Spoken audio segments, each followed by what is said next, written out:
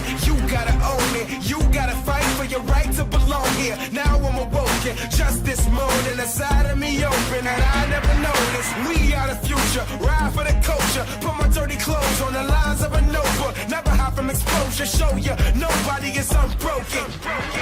Remember my name. You see my face every breath that you take. Just when you think I was torn down in flames, I'm born again. All of my dark days are gone. You will remember. Yeah, you will remember.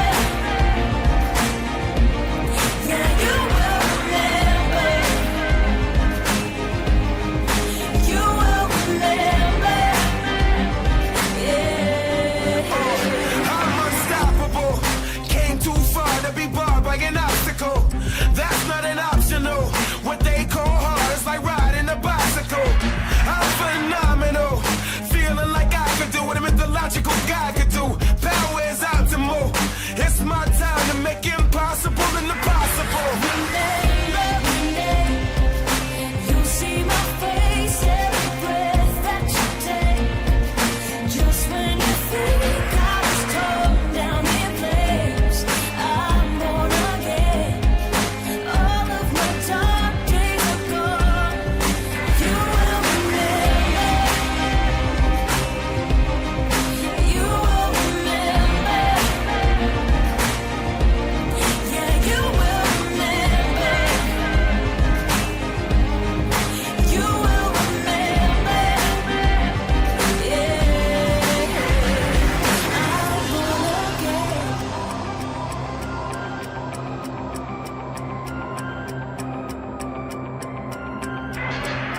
I'm born again. All of my dark days are gone. Remember my name. You see my face every breath that you take. Just when you think I was torn down in flames, I'm born again.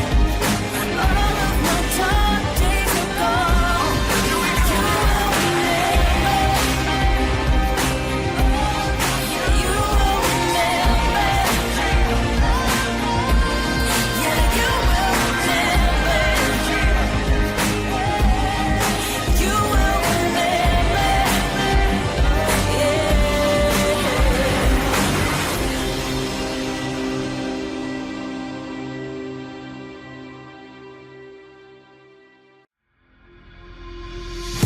Back in the city, it's time, ain't no turning back. Rewind, it's all or nothing, put it all on the line. I see it, I want it, I take it, it's mine. It's a Super Bowl. Who you got, who you rooting for? You with them or with us, yeah, we toe to toe. Look and see them, they shook, man, they losing hope. Sin City, but I got with me, yeah, the pressure on, still calm in me. All the blood, sweat, tears hard on me, but the highs and lows making harmony. Hold up, whoa, y'all are not hearing me, whoa. It ain't no fear in me, I hear them cheering. 60,000 in the stands, 100 million tuned in. It don't get any bigger than this. It don't get any bigger. It don't get any bigger than this. Touchdown to my dance, whoa. 60,000 in the stands, whoa. It don't get any bigger than this. Couple ends with the NIL. You could tell my opponent I wish him well. I'm a big deal with it, can't you tell? Got him maxed out in the NFL. Couple rings and mementos. Whole team keep it 10 toes. Got my head high at the same time. Keep my head down, gotta stay low. Sin City, but I got with me. Yeah, the pressure on, still calm in me. All the blood, sweat, tears hard on me, but the highs and lows making harmony. Hold up, whoa, y'all are not hearing me, whoa. It ain't no fear in me, I hear them cheering. 60,000 in the stands, 100 million tuned in. It don't get any bigger than this. It don't get any bigger. It don't get any bigger than this. Touchdown to my dance, whoa. 60,000 in the stands, whoa. It don't get any bigger than this.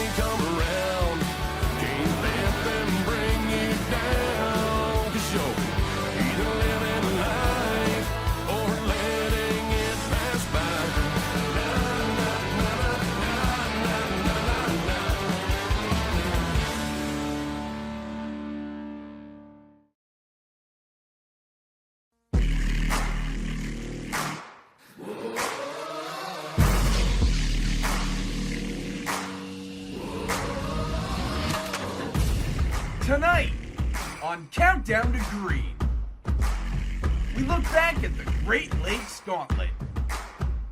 The crew prepares you for the Old Dominion Classic. And we've got wheels to give away with Logitech G. All of that and more coming up on Countdown to Green.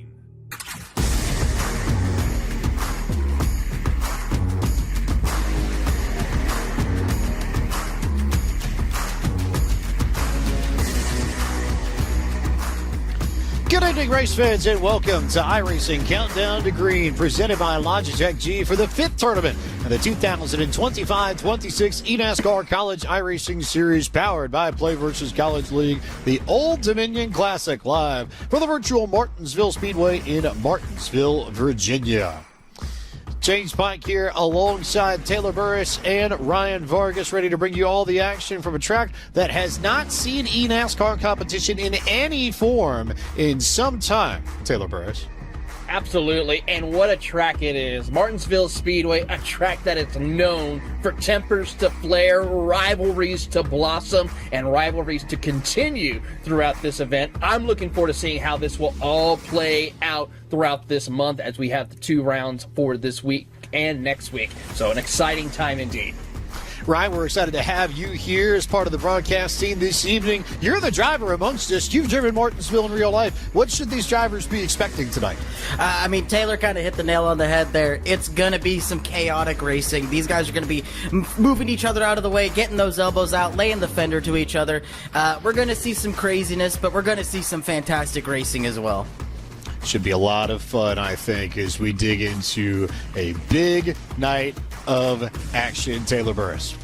Absolutely, and speaking of which, some other exciting action is the iRacing Arcade, which is now available on Steam right now. Scan the QR code to get some more information, but of course, you're talking about some amazing styles of cars with tracks like Mexico City, Bahrain, and more cars like the Porsche 911 GT3 Cup car that you see here on screen. Also, Barber and Imola, as we get set for some more exciting racing action outside of the amazing platform of iRacing.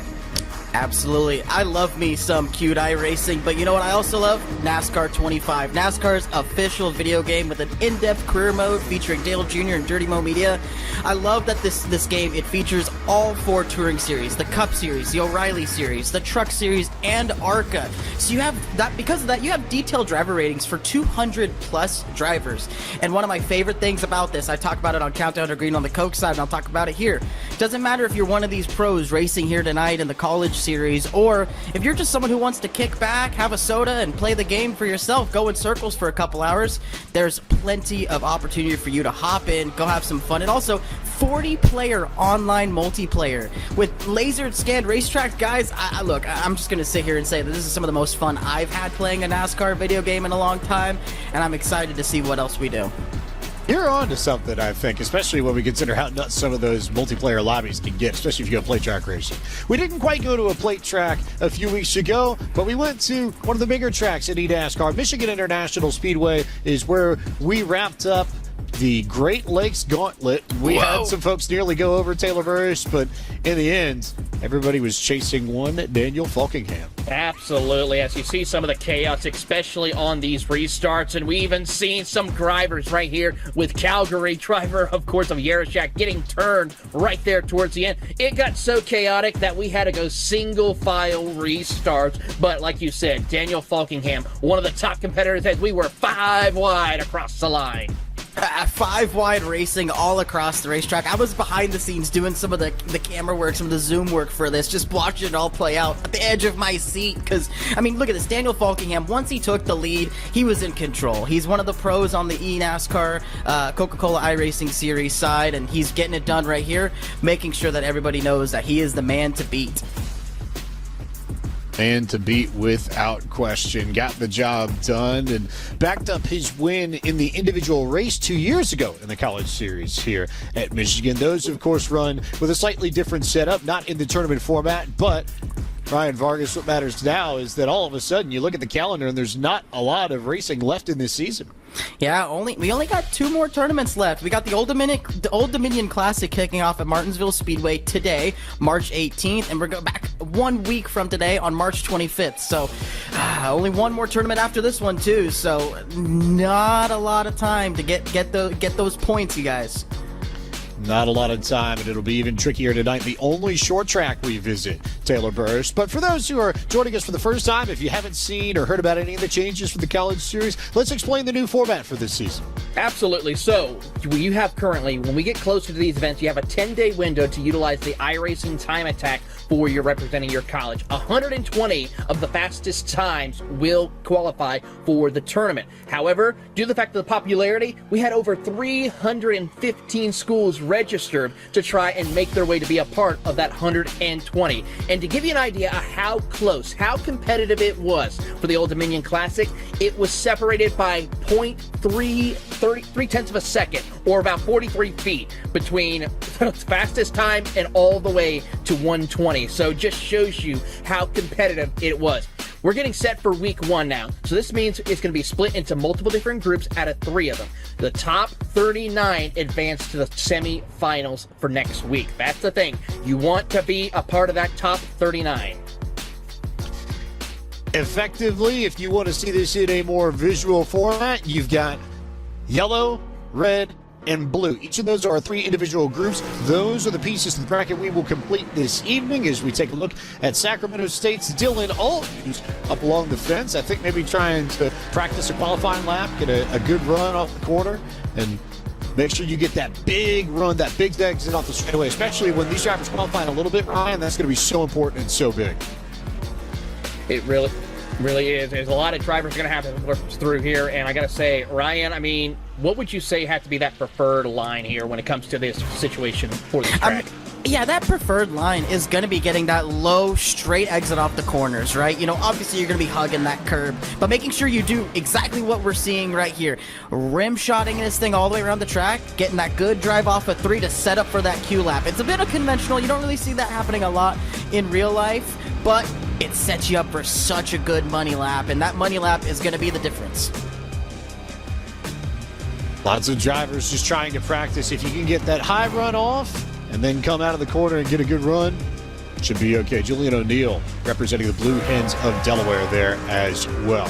A reminder that if you have registered and competed in at least one time attack during the season, you will automatically be entered for a chance to win a prize pack, including a Logitech G923 True Force iRacing wheel and pedal set for the Xbox or PC, and iRacing credits, and a special edition eNASCAR College iRacing t-shirts, amongst other things. And more information in the full set of rules are available at bcl.gg/pages/eNASCAR.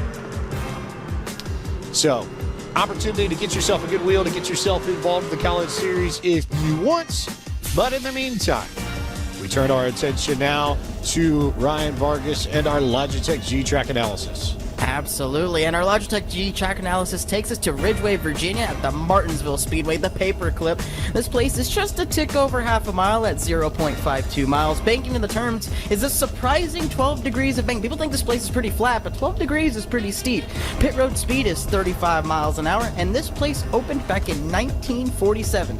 This is the first race for the College Series at this track, so already the winner tonight is going to make some eNASCAR history. There is going to be a lot of history made, I think, at the end of this. So you've got a lot of people that are trying to stake their claim. You've got a lot of people that are trying to put themselves in the history books. And a lot of people, also Taylor Burris, that are just trying to survive more than anything else. I think that's going to be the biggest thing for a lot of these drivers here, especially due to the fact there's no cautions during our heat races all the way up through this week. So drivers are going to have to be careful with when they get into that locked-in position of not trying to overexert themselves or make mistakes. And then, of course, for those who are outside looking in, they're going to have to get up on the wheel and be aggressive to find their way through. Let's take a look at some of the storylines that we will be watching this evening. Taylor Burris, more schools, another tournament. We've got new folks in. Absolutely. We got some exciting new colleges joining us here this weekend. 23 new drivers making their debut at a 19 unique school. A couple of new ones, the University of Georgia, Florida State, University of Pittsburgh, Central Connecticut State, Villanova, and Embry-Riddle. And I got to say, we got some new stuff also to talk about, Ryan, with this beauty.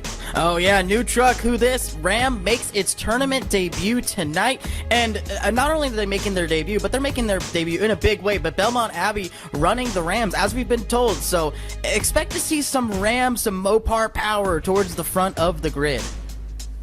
Absolutely, and of course, even though it's a little bit of a comeback, not entirely new, but it's been over 2,300 days since the last time we ran a eNASCAR event here at the Martinsville Speedway, and I hope we get more opportunities to come back to the paperclip. A great way to do that, but also we have some other rivalries to keep an eye on. This is a track to showcase it, and Ryan, this is a rivalry to watch. Absolutely. I mean, look, welcome to the party, right? You have, between the three colleges of UNCC, UNOH, and Belmont Abbey, that combines for 19 trucks in the field. You have 8 from UNCC, 5 from UNOH, and 6 from Belmont Abbey.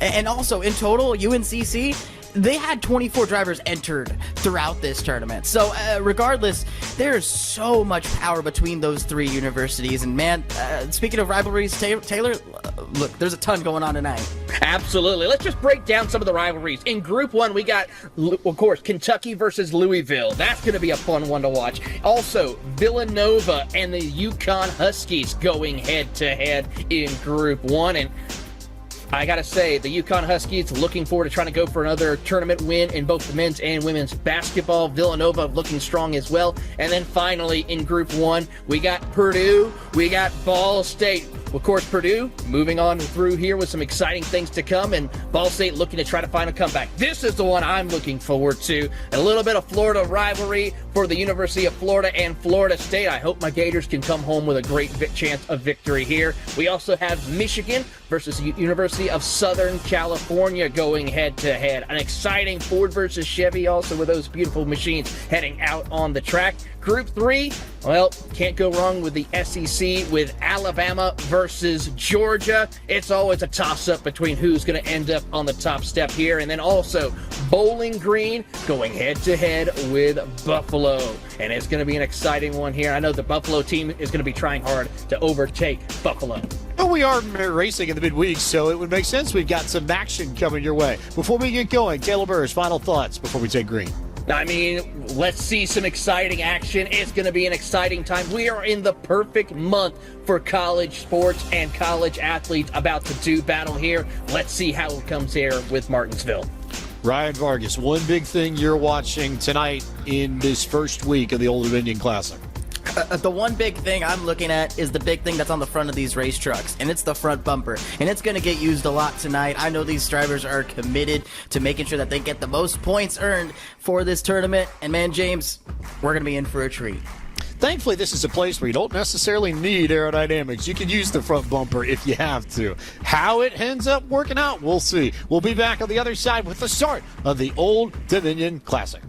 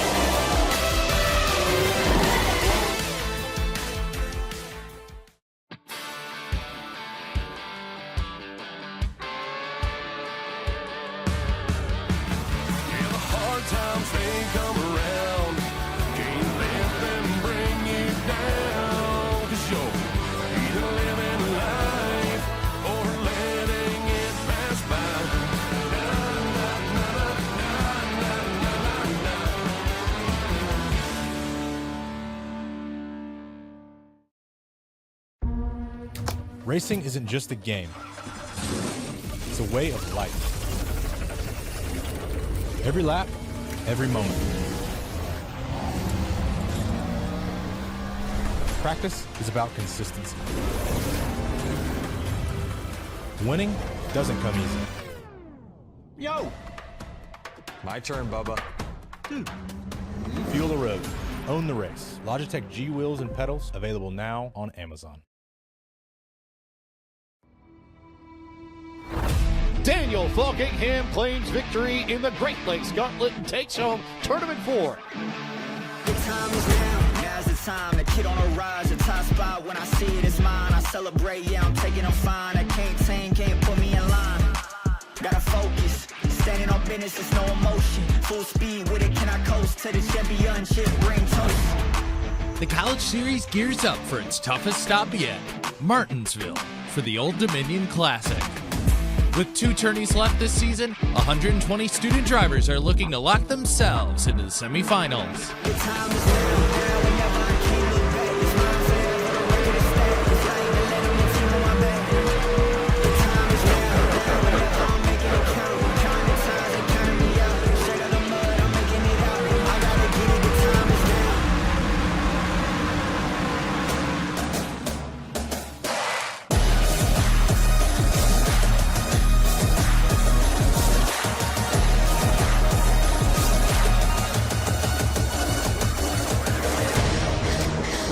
Good evening, race fans, and welcome to iRacing's coverage of Week 1 for the 5th tournament of the 2025-26 eNASCAR College iRacing Series, powered by Play vs. College League, the Old Dominion Classic, live from the virtual Martinsville Speedway in Ridgeway, Virginia.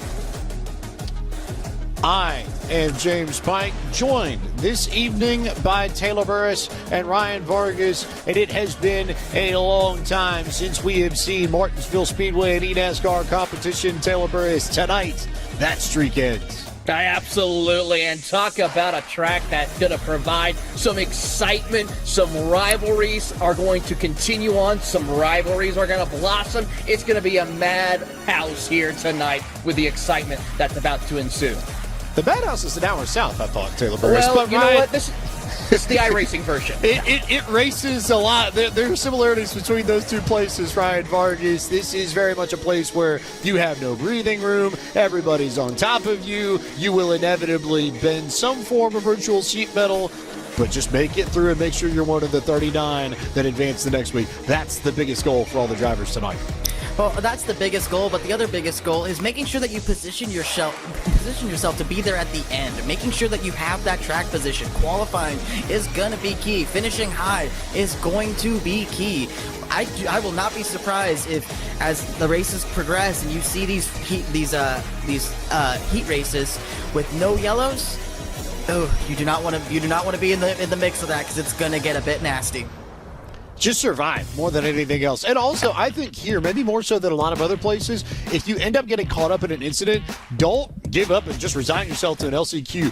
Get your thing turned around and keep going. We're going to see people spin out tonight. It's Martinsville, right? So, I mean, the biggest thing we got to talk about is don't get eliminated. I mean, we got to see that here for all these drivers. If you get spun out, you go a lap down, you're going to have a chance to continue fighting, because someone else is going to get a lap down. Someone else is going to get spun out.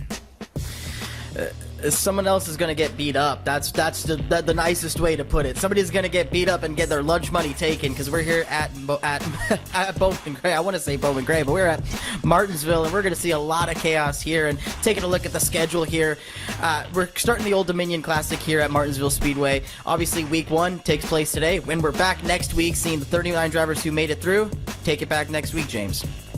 Yep, and just these 2 tournaments left on the calendar. So for those trying to make a late charge of the points and try and run down Connor Yarashak, now you need to start moving, Taylor.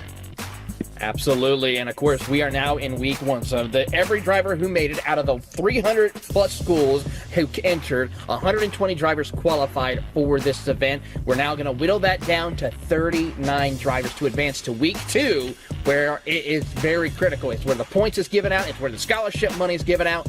25 drivers for the finale next week for Week 2. The top 6 finishers will earn scholarship money, as will the champion at the end of the season. But we turn our attention to the bracket and what it looks like. The yellow and red and blue portions we are going to cover this evening. Everything in orange will wait until next week. So we're not crowning a champion tonight, but in order to finish first, you must first finish, Ryan. And that's the goal for all 120 of these drivers. It's the goal for all 120 of these drivers because, look, at the end of the day, right, putting yourself in that top 39 is so important. Making sure that you just get through this race. Get through it. Finish the race. See the checkered flag. If you do that, you're more than likely going to be in position. Get there some way, somehow, and avoid as much of the chaos as we've seen. We've not been to a short track Taylor Burris. These drivers have not been under these kinds of close quarter conditions, and this should be a lot of fun, I think. I mean, that's the thing, and especially when it comes to these styles of drivers. I mean, we have some world championship competitors competing in here. We have a regular group of college drivers, and then we have some rookies also competing here in with us tonight. So it's a matter of who's who. How well are you going to be able to manage it? And I know for a fact a lot of these drivers practicing to get set. It's time for us to stop analyzing and debating, and it is time for us to introduce our first heat of the evening. We take off with Group 1. Our locator shows us we're the upper left-hand corner of our bracket to start things off with the Old Dominion Classic. And starting on pole, a familiar face, Logan Clampett, representing the Titans of Cal State Fullerton. On pole alongside UNC Charlotte's Brandon Hudson, Ball State's Daniel Nanny, and Cégep de Victoriaville's Mick Zingras. Starting in the 4th position, Jose Solis Jr. representing the Yukon Huskies, and Folsom Lake College's Brendan Argenio rolling off from 6th. Moving on, we have Leon Lascelles from Ontario Tech University with Tyler Skosen from the University of Northwestern Ohio. Moving on to row 5 to round out your top 10 from the University of Delaware, Julian O'Neill and Tanner Ledford from the University of Central Florida with the Golden Knight. Casey Bentz from the Eastern Illinois University, and Kutztown's University of Pennsylvania, Nick Miller. Rolling off of the 13th spot, it's the DuPage Chaparral Martin Dunn. Justin Gillum representing the Louisville Cardinals starts 14th. 15th from Truman State is Dennis Orth. Colby Goldschmidt from Barton College. The Bulldogs out of Eastern North Carolina rolls off 16th. 17th on the grid is Carson Bowers. And representing the Thundering Herd from Marshall University out of Huntington, West Virginia, starting 18th. Shotgun on the field for this first heat, Sam Smith, who's got some experience this season in the college series already. We'll look to build upon that here at Martinsville Speedway.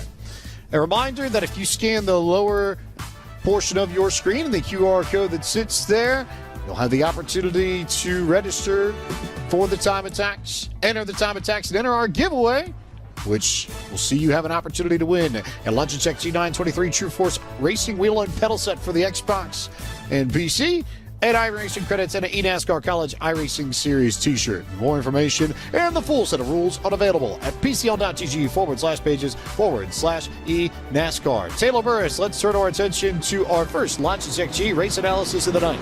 Absolutely. For this first round of heat races, we're going to go 30 laps around Martinsville, so it's going to be very quick, very exciting racing. Setup is a fixed setup, so it's all about how well you drive for this little over 15 miles the distance. Top 8 will advance to the second round. Those 9th on back will proceed to the first round of LCQs for tonight's action. Get yourself in. Make this easier on yourself, Ryan Vargas. If you can finish top 8, you avoid the LCQ, you run one less race, and especially at a place as demanding as Martinsville, the sort of fatigue that builds up for the drivers that have to go run the extra set of laps. I think that can be more important tonight than it might be in any other tournament we've had so far this season. Absolutely. I mean, and not just fatigue, but mental fatigue, right? You know, these guys are ripping around this racetrack here at just a tick over 19 seconds. So it feels like you're on that straightaway for only 2 seconds. And then by the time you're down at the end, you have to get ready for the next corner, set up for the right exit, get that drive off the corner, and make sure that the guy behind you is getting smaller in that mirror.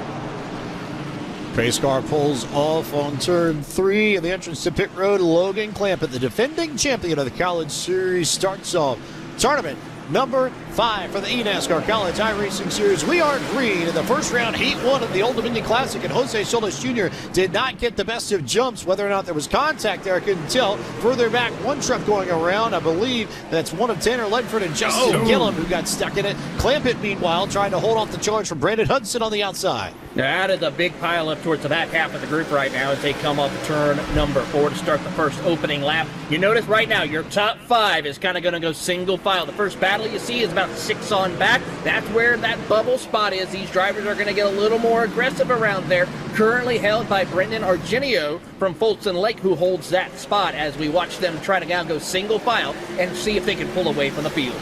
Dennis Orff and Nick Miller got caught up in incidents on lap 1-2. They run 16th and 17th. They're a little bit further back.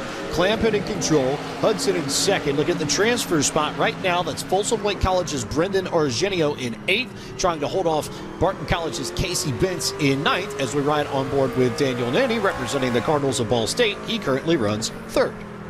And the biggest thing here is you see this train right now, right? All these guys in the top 5, top 6, top 7, they are trying to just ride it out. They know they're right now, barring any changes, they're in the show. So just manage your time. Just stay in it. Don't worry about where you're finishing now. Yes, it's going to help if you finish a little higher, but at the end of the day, as long as you're in the big show, James, that's what matters.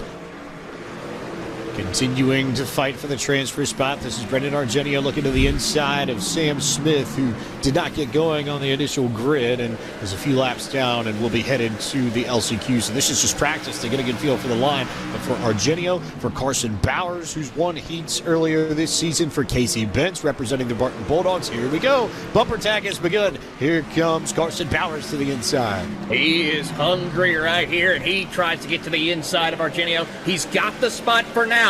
But that's also a problem right there for Brendan Argenio because Casey Bentz is right there looking to fill the gap to follow through as they go side by side. You ride on board with Casey Bentz from the Eastern Illinois University as he tries to find his way through. Couldn't get the door open, but here comes Argenio back to the bottom trying to cross over Carson Bowers. Argenio's going to have to figure out how to get better runs out of the corner. That's the one thing I'm noticing right off the bat. And I don't know if you're seeing anything, Ryan, maybe that we aren't. But, well, of course, I say that, and then all of a sudden Bowers misses the corner. But up until that point, Bowers had been getting better exits out of the corners than Argenio. That's why he got the spot early. Well, Carson Bowers, he's doing a really good job. Watch him right here. He gets a nice straight drive off the corner, whereas the car behind him, Argenio, he's about, I would say, maybe a foot and a half higher on the exit. And a lot of that comes down to that rotation in center. Again, once again right there. It was very marginal that time, maybe half a foot. But that little bit of a drive, that cut through the center to get that power down on these straightaways. I treat these straightaways here at Martinsville as little drag strips. And to get that power down, going in that straight line, making sure you get that launch, that is so key. And right now, Argenio's having a tough time getting that power down. Turning our attention further back up front, Jose Solis Jr. and Tyler Skozin, Scooty T, as he's called, running in the 6th position. This is a good battle just on the edge of the top 5. Both of these drivers in position to qualify for the second round automatically and avoid the LCQ. And I guess this gives us our first touch point to a certain basketball tournament that may or may not be happening a little bit later this week, where the UConn Huskies are the number 2 seed in, I believe, the East region. Yes, Taylor? Yes, they are. They're going up against number 15 Furman right for that event on March the 20th. And, of course, UConn, one of the heavy favorites. Also, their women's basketball team is number 1 in the regional division, going up against the University of San Antonio, the Roadrunners. UTSA in the building. As we continue to watch Jose Solis Jr. Decent gap there amongst this group, but as it stands, watching that battle here with the transfer. Bowers, Argenio, and Casey Bentz starting to lose touch a little bit, but Bowers just doing a really nice job of maintaining this gap at this point. Not necessarily overdriving it all that much. He's got the track position. If anything, he's starting to gain on Liam Loisel a little bit, and we have more of a battle for 7th than we do the transfer position. Yeah, and making that pass from Loisel is going to be really important for Bowers here because while he is building that gap, we are just now creeping up on halfway through this heat race. If he's able to put a little bit of cushion on himself, getting into that 7th spot, that's going to make him feel a lot calmer. He's probably going to loosen that grip on the wheel, be a lot less sweaty, and be ready to go for the main event. Bowers has run down pretty much everybody here. Started off in the 17th position. Ooh. Did not have a good qualifying effort, but 9 spots up from where he started on the grid. This is a place where if you know what you're doing, you can make some hay very quickly. Carson Bowers clearly has a really good feel for how to get around Martinsville early on.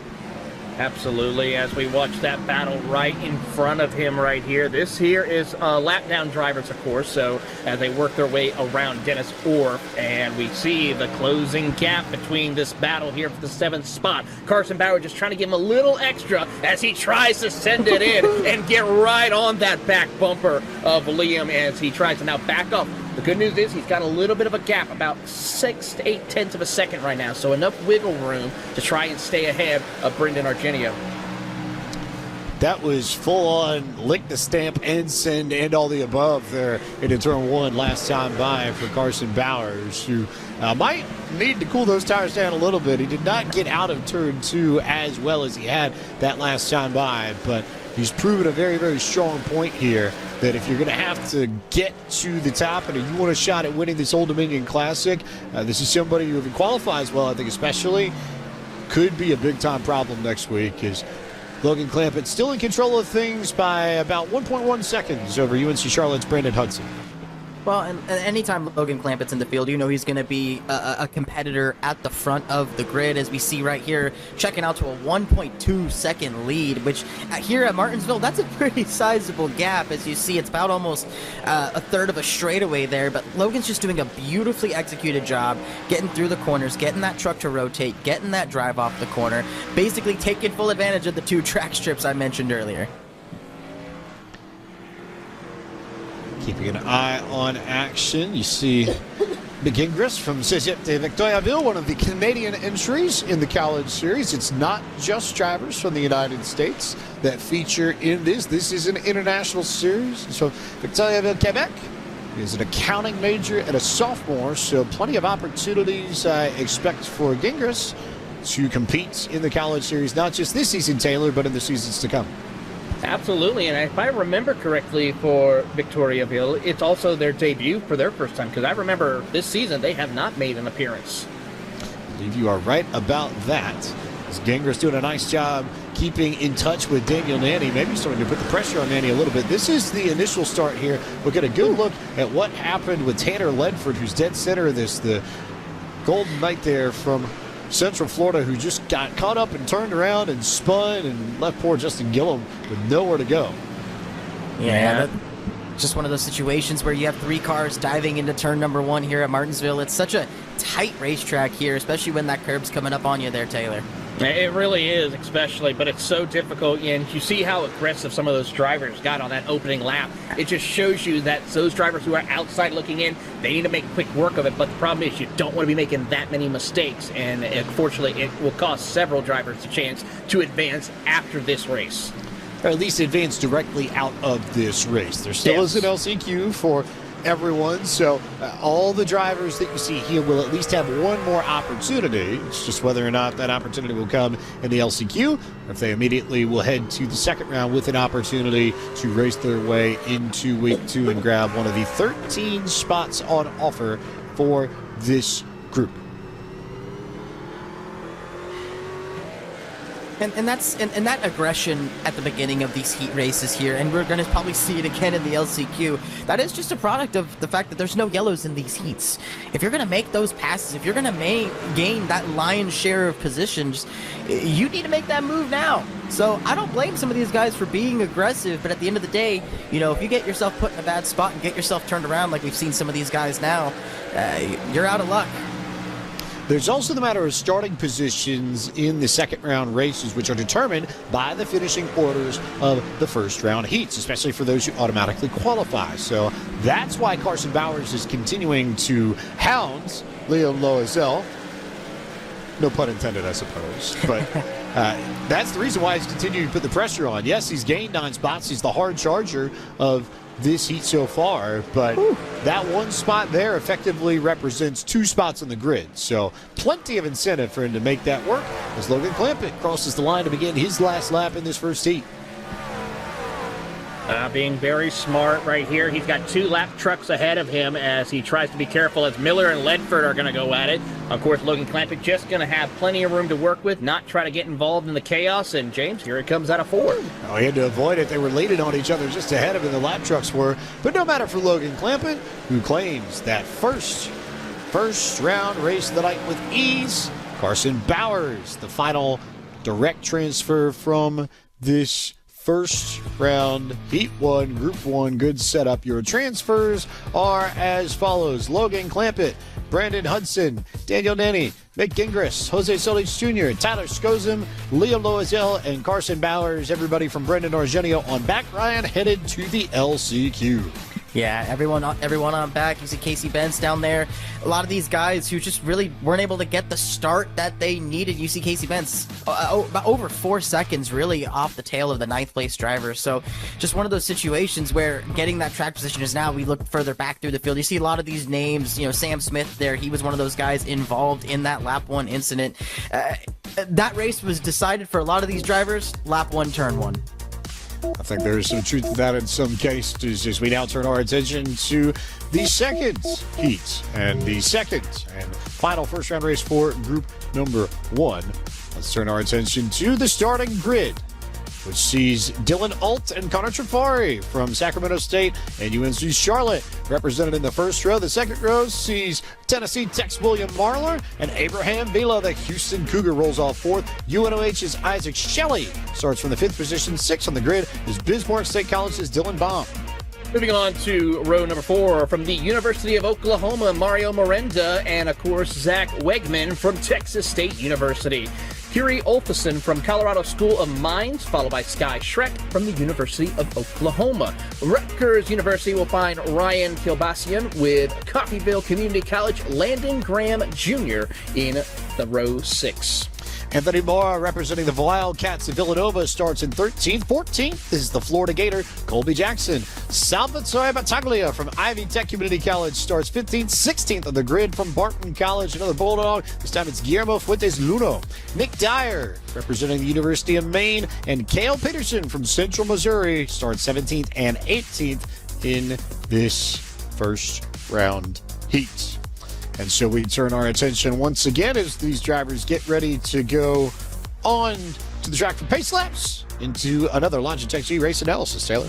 Here we go. 30 laps around the circuit here. We will go. Top 8 will advance to the second round. 9th on back, we'll see you in the LCQ. And James, last race we saw 2 heavy hitters that are competing in the fast NCAA tournaments, both in men's and women's. This one, we got a couple of other heavy hitters. You got Villanova in there. You got number 1 ranked in the South Division, University of Florida in this battle. It's going to be an exciting one here today. University of Houston also ranked number 2 in the South Division. It's going to be a fun one to see how these 3 will be able to do head-to-head.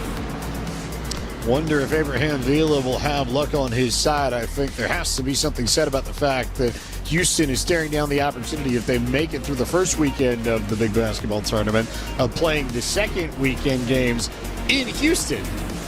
Doesn't necessarily seem fair to your Florida Gators as the number 1 seed, but sometimes that's how things go.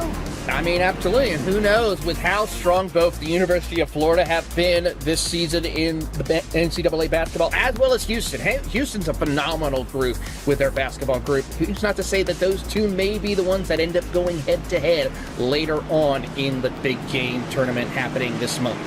Distinct possibility. You might be on to something there as we turn our attention back to race cars and our tournament here. The Old Dominion Classic, which sees a lot of green up front. Appropriate. We just had St. Patrick's Day yesterday, so maybe fitting in that sense that Dylan Alt and Connor Trifari will lead us to the green. The question is what happens behind them and how does this initial start shake out? Pace car pulls off onto pit road out of turn 3. Alt and Trifari here to lead us. What sort of chaos will follow behind? the leaders go. They didn't necessarily go particularly well. A little bit of trouble between shifting, a little bit of contact there. Ooh, big hit there for Kilbashian, who caught the inside of the wall. They're 3 wide a little bit further back, but Trafari stayed alongside, all trying to find it. William Marler just sent it in on Connor Trafari, and Abraham Vila gets caught up in that. That is not a good situation here, and I'm pretty sure someone's going to be hot under the collar to try to get back up through the field as they come out of turn number 2 down the back straightaway. I am sure, though, we're seeing that California State Fullerton driver working his way through, and here comes the field Alto running away from the competition. William Marler, I think, will do well to stay away from either one of Trafari or Abraham Vila, because I would think, Brian Vargas, that both of them are not particularly happy with the Tennessee Tech driver. I mean, they're not going to be happy, and that's really going to put a damper in really just how the whole tournament here is going to go. I mean, Vila and Trafari, they are consistently front runners in this series, and now they're at the tail. They're at the trunk right now, as we're going to get a replay coming up here in a second of just exactly what happened with Marlar. So you see right here, Marlar's trailing them going into the corner. He just dives it in. I mean, look, I get it, there was a hole, but it looked like, to me, Trafari was kind of expecting the hole, not for there to be a car there, but Marlar closed the gap quick enough. I think 2 cars just met in the same spot. It's hard for me to really put blame on either or. A few more incidents happening further back in the field while we took a look at that big incident up in the front. Ryan Kilbashian went around, Colby Jackson, Guillermo Fuentes Luno, Cale Peterson also in trouble, Anthony Mora. So those 5, along with Trafari and Vila, the ones who have been involved in incidents here. However, impressively enough, Connor Trafari is currently scored in 11th, Vila in 12th. They're not terribly far outside of the transfer spots already. Here's a look at the battle for 7th. Ricard Olofsson, Landon Graham Jr., Sky Schreck, Nick Dyer are all there racing for position, but they need to be careful, because if they start fighting with each other, I am not ruling out the possibility that Connor Trafari finds a way around Nick Dyer and gets himself into the battle for the transfer directly, which would be especially impressive given the incident he went through in turn 3. Absolutely here, and we're possibly going to see some upsets in this as we watch these drivers work their way through, and keeping an eye on that battle for 3rd. Isaac Shelley. How about Dylan Boehm right here? Really been consistent since making his debut earlier this season in the college series, and really showcasing some incredible driving, staying clean right now as he works with Mario Miranda, keeping the pace up with Isaac Shelley as they negotiate through lap traffic. Continuing to work their way around lap traffic. Good moves there from Bam and from Super Mario. Mario Miranda there tucked in right behind Bam on the rear bumper is the Oklahoma Sooner. We go on board now with Bam riding behind Isaac Shelley, one of the many of the UNOH brigade, and William Marler, who has been able to pace this group after that incident with Trafari at the very beginning of this heat. And I love taking a look at this because people think, oh, Martinsville, it's only a 1-lane racetrack. Well, yes, but there's different ways to run that lane. I loved looking right there at Shelley's car. He was getting that wider center, letting it wash up in the center of the corner, and then diving down on the exit. Same situation right here with Morendo trailing Dylan Baum. He's getting a good exit off the corner, and that's going to be the key to getting that track position. As we see here, just a couple guys moving up the way. Oh, contact there. This guy Schreck almost gets turned around. Jafari couldn't get loose. And look at Abraham Vila, who's going to take advantage of all of that and clear both of Jafari and Schreck. How about that? Pick up the 2-for-1 special there for him as he tries to work his way through. Now he's got to run away from this, and this should put him right on the edge, if not just on the bubble to transfer over. As there you go on board with Sky Schreck across the line. And she's got to get herself ready to go as she goes toe-to-toe with Trafari once again. Schreck continuing to run here, but losing time to both of Trafari and Vila, and even Dyer as well. The person who's loving this, we've not talked about him all that much, but Landon Graham is loving all of this. The red truck sort of right off to the corner of the picture, the one ahead of the blue truck and Dyer, sort of halfway down the back straightaway now, looking from Schreck's on board. That's the actual transfer spot right now, Ryan. Yeah, and Dyer, he is clicking off pretty decent lap time, but I mean, they're not all that much better than Landon. So, I mean, really, if I'm Landon, I'm enjoying this. Look, you know the car behind you isn't going to really gain, and he's also going to be having Abraham Vila breathing down his neck, so just ride it out. Make it to the end. You're halfway through. Keep those tires underneath you. Don't burn off that right front. Keep that right rear underneath you because there's still a long way to go. The one problem, though, for Graham is that Nick Dyer is consistently about 0.2 of a second faster per lap, so that gap has come down to about 0.4 of a second, and if Landon Graham's not careful, he will have a rear-view mirror absolutely full of Nick Dyer as we look off the rear deck lid of Kyer Olofsson, representing the Colorado School of Mines. Absolutely, of course, for him, he wanting to try and get into motorsports as we see him a little contact. In fact, one driver is around. That was William Marlar. Marlar, who had been in the top 5. So an incident with William Marlar and one of the UNOH trucks at the end of this. Couldn't quite tell who exactly.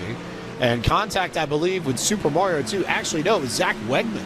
It was Wegman and Mario Miranda who caught damage in all that. And yet somehow, still in spot. Let's take a look at the replay here, Ryan. We'll get a good look at what happened. All right, you see Mario Miranda trailing right there. Oh, he just misses the corner. He misses the corner, maybe has a little bit too much rear brake, and oh man, I'm sorry, that's Miranda right there getting a big piece of it. Nowhere to go for a lot of these trucks here, and I mean, and that's just product of Martinsville Speedway. It is so easy to overcook the corner, and if you're one of those guys that's dialing more and more rear brake into it, if you miss that braking point by just a skosh, you might be finding yourself wheel hopping and missing the corner just like that. You know, if you like irony, worth noting that Marlar falling out and essentially relegating to the LCQ, heavy damage for the Tennessee truck driver. You know who that put in the top 8, Taylor?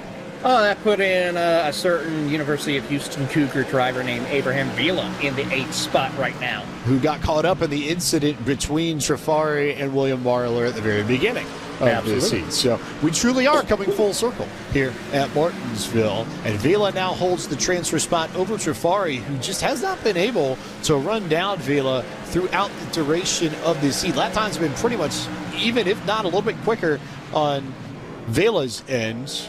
Trafari was half a tenth faster that last time by, but it looks like for the two of them that got involved in that early incident, only one of them is going to be able to have the luxury of advancing directly to the second round, unless we see some craziness here with Nick Dyer and Landon Graham at the very, very end of the season. Yeah, if you're Connor Trafari, you're kind of hoping for a bit of a miracle here, or you're looking for a little bit of speed out of your pickup truck here, because right now it's going to be really hard to gain. I mean, you're looking at just over a tick, just a tick under a second, maybe it's just a tick over half a second there, the difference between Vila and Trafari, and that's a big gap to gain here at Martinsville Speedway. Looking at Mario Miranda going to the inside of lap traffic. Meanwhile, Dylan Alt is L-O-N-G long gone. 2.5 seconds over Isaac Shelley in second. And you can see there's Shelley. Almost a full straightaway that Dylan Alt has been able to build up in these almost 30 laps. Yeah, there's no contest here. Dylan Alt, he's just kind of set sail. He let all these guys wad each other up, and it was aided by Marlar getting turned there as we see a bit of a battle here further back. Couple lap cars going around, so still a lot of spots to be determined. We got a battle for the transfer.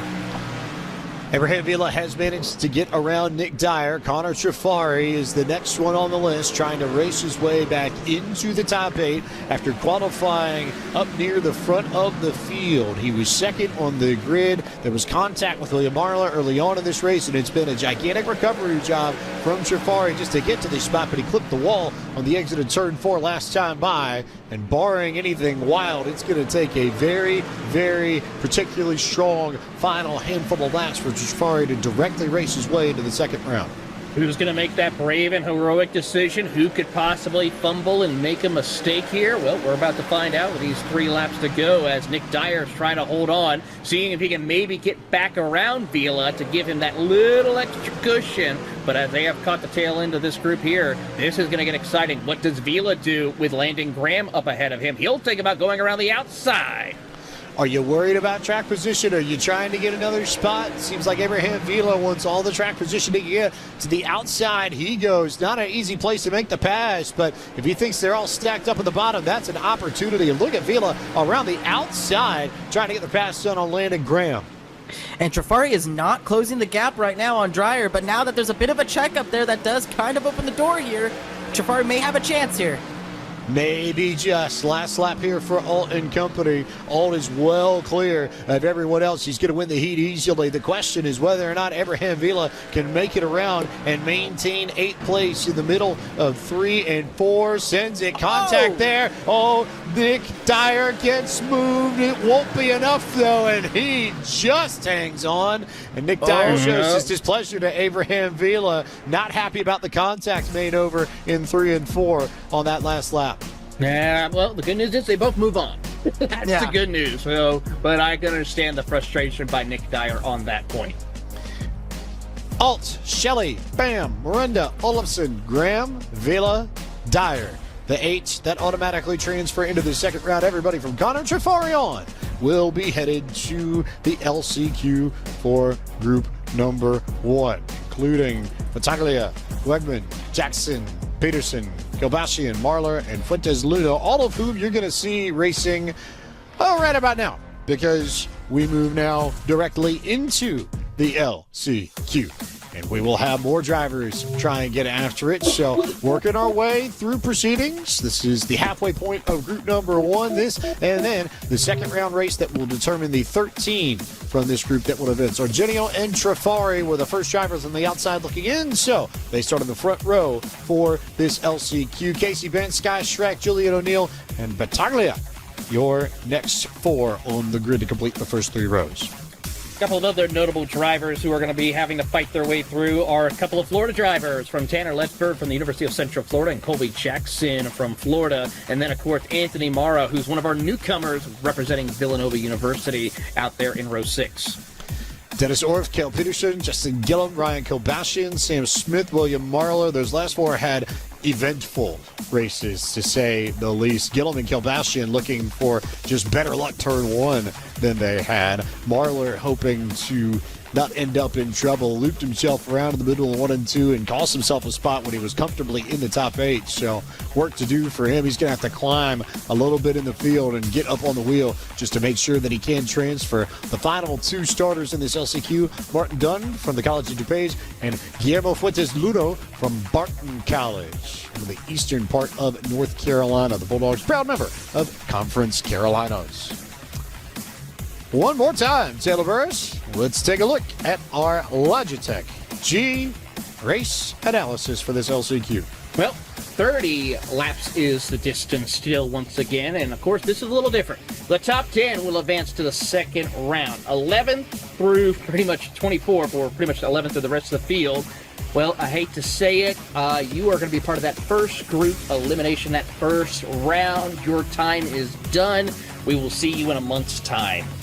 Which means, Taylor Burris, that the goal in this race, more than anything else, is to make sure that you don't get eliminated. We got to work on that a little bit more. That was We'll cool, teach you. guys. That was cool. I liked that. We'll teach you. So That was fun. For those who are big fans of certain Japanese TV shows, you'll appreciate that one as much as we do here in the booth as we get set for a little bit more racing. 30 laps coming your way. Another set of cautions. Did you learn anything watching those first 2 heats, Ryan? Is there anything that you can take away from those that you think maybe changes your perception of how people are going to attack this LCQ? I mean, my perception hasn't really changed in terms of having that track position, right? As long as you bide your time, keep your fenders on it, you're going to have yourself a good race and put yourself into the next race here tonight. But if you're one of those guys that gets turned, I mean, we saw Trifari and Vila both get turned, both get wrecked in that race. And while Vila made it, Trifari didn't. Man, they were the 2 that were making their way forward, fighting for that transfer. So if you have some trouble early, stick with it. There's a whole lot of racing to go. You know that Connor Trifari is going to want to redeem himself. He's starting in the exact same place on the grid in this LCQ as he was in his first round race. He's going to try and make it out this time cleanly. A little bit of a stack up further there. They get together. Oh, and Argenio spun the tires on the initial start and ends up losing all sorts of track position. And there they go. And now everybody spins behind in trouble in turn 1. We've got some people that made it through, but Argenio goes all the way from the pole back to the 9th position and is only just in a transfer spot. It's just a transfer spot, but the thing is, for those drivers inside the top 10. Pretty much Tanner Ledford, hold on, just keep logging laps, don't get eliminated, you're in the spot. Meanwhile, though, for Justin Gillingham, you gotta go and try and chase down the Central Florida driver of Tanner Ledford. Drivers going way wide there. That was Nick Miller, who ended up way up near the marbles in 3 and 4. If you're Gillum, though, maybe you don't have the track position, but I feel like you take this, given that last time out you ended in trouble as Ryan Kilbauchian gets turned by Sam Smith in the middle of 1 and 2, and then Smith is going to turn and bounce right down into, I believe, Cale Peterson. Yes, and more trouble. More trouble. Oh my goodness, we have chaos all over the racetrack. Got one truck parked against the outside wall in turn number 4. That's going to be a tough spot. This field is very spread apart here with all the incidents we've had. Everybody's all over this half-mile racetrack. There is nowhere to hide right now. Oh, Connor Ferrari almost had a moment there. Zach Webman was just trying to get the thing straightened out, and he almost drove right up into Trafari. So helter-skelter moments for this field as we start separating everyone and figuring out who has a genuine shot to make it and who likely is done. Dennis Orr and Colby Goldschmidt had pulled off. Zach Wegman is trying to battle on, albeit his Texas State Bobcat machine with immense amounts of toe damage to the left front, and the transfer spot now belongs to the Louisville Cardinal, Justin Gillum, as we ride on board, or rather get a good look at the Delaware Blue Hen of Julian O'Neill, who happens to be running a Ram this evening. That is a change from the last tournament we had. Absolutely, and that Dodge Ram, I have to say, is really showcasing some great pace around here. Holding strong inside the top 3. Julian O'Neill just needs to take care of his truck, don't make any incidents here, and hopefully can move on into the next race. We go on board with the Dover, Delaware native. Plenty of familiarity with Dover Motor Speedway, but the Ram was an addition to the 2026 Season 2 build that dropped on iRacing last week. So now all 4 manufacturers, the NASCAR Custom Truck Series, are represented. And O'Neill making the choice to go run the Ram. It was not an option at Michigan. The truck was not in the sim. It is now, and he will not be the only driver participating in a Ram. Be curious to see who else decides to jump into a Ram later on as William Marler gets underneath Justin Gillum and takes away the final transfer spot. We saw there from Gillum, and he was trying to get around Martin Dunn right there, and unfortunately Dunn kind of moved him out, and then that opened the door for William Marler to sneak his way through as we go up the field to Colby Jackson, who's trying to recover, currently in a comfortable spot inside the top 5, chasing down Casey Benz. Benz, Jackson, and Battaglia all in transfer spots as it stands. Trafari clear of Sky Shrek by almost 2 seconds, and then O'Neill, and then this really good battle for, call it, what, 4th, 5th, 6th at that point? Benz, Jackson, Battaglia, Miller, Ledford sort of on their own, Marler in 9th, and Martin Dunn in a transfer spot too. Yeah, and Brendan Argenio, one of those trucks that started up at the front of the field, I believe he was stopped on the front straightaway there. He's now in pit road, so it looks like he may have taken a tow there, so he is effectively out of the running here. And look at this. We got the fender ripped off of this thing. Martin Dunn just looking like a modified out here, but currently in a transfer spot and making the most of it. That fender might be done, but his fight is not.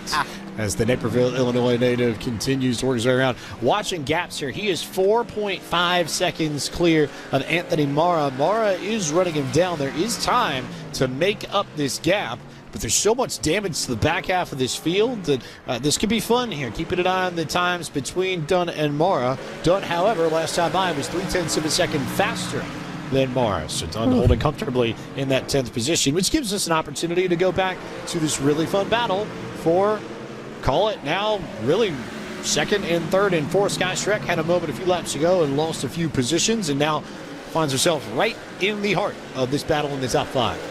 Colby Jackson really putting on a great run right here, picking him up, putting him down carefully, just trying to find his way, tiptoeing around the circuit as we'll take a look at the replay of the start. There you see the wheel spin right there, and that just changed the whole outlook of this with Brendan Argenio getting a wheel spin, now allowing Trafari and company to really pull away from the rest of the field and cause that breakaway that we're seeing now.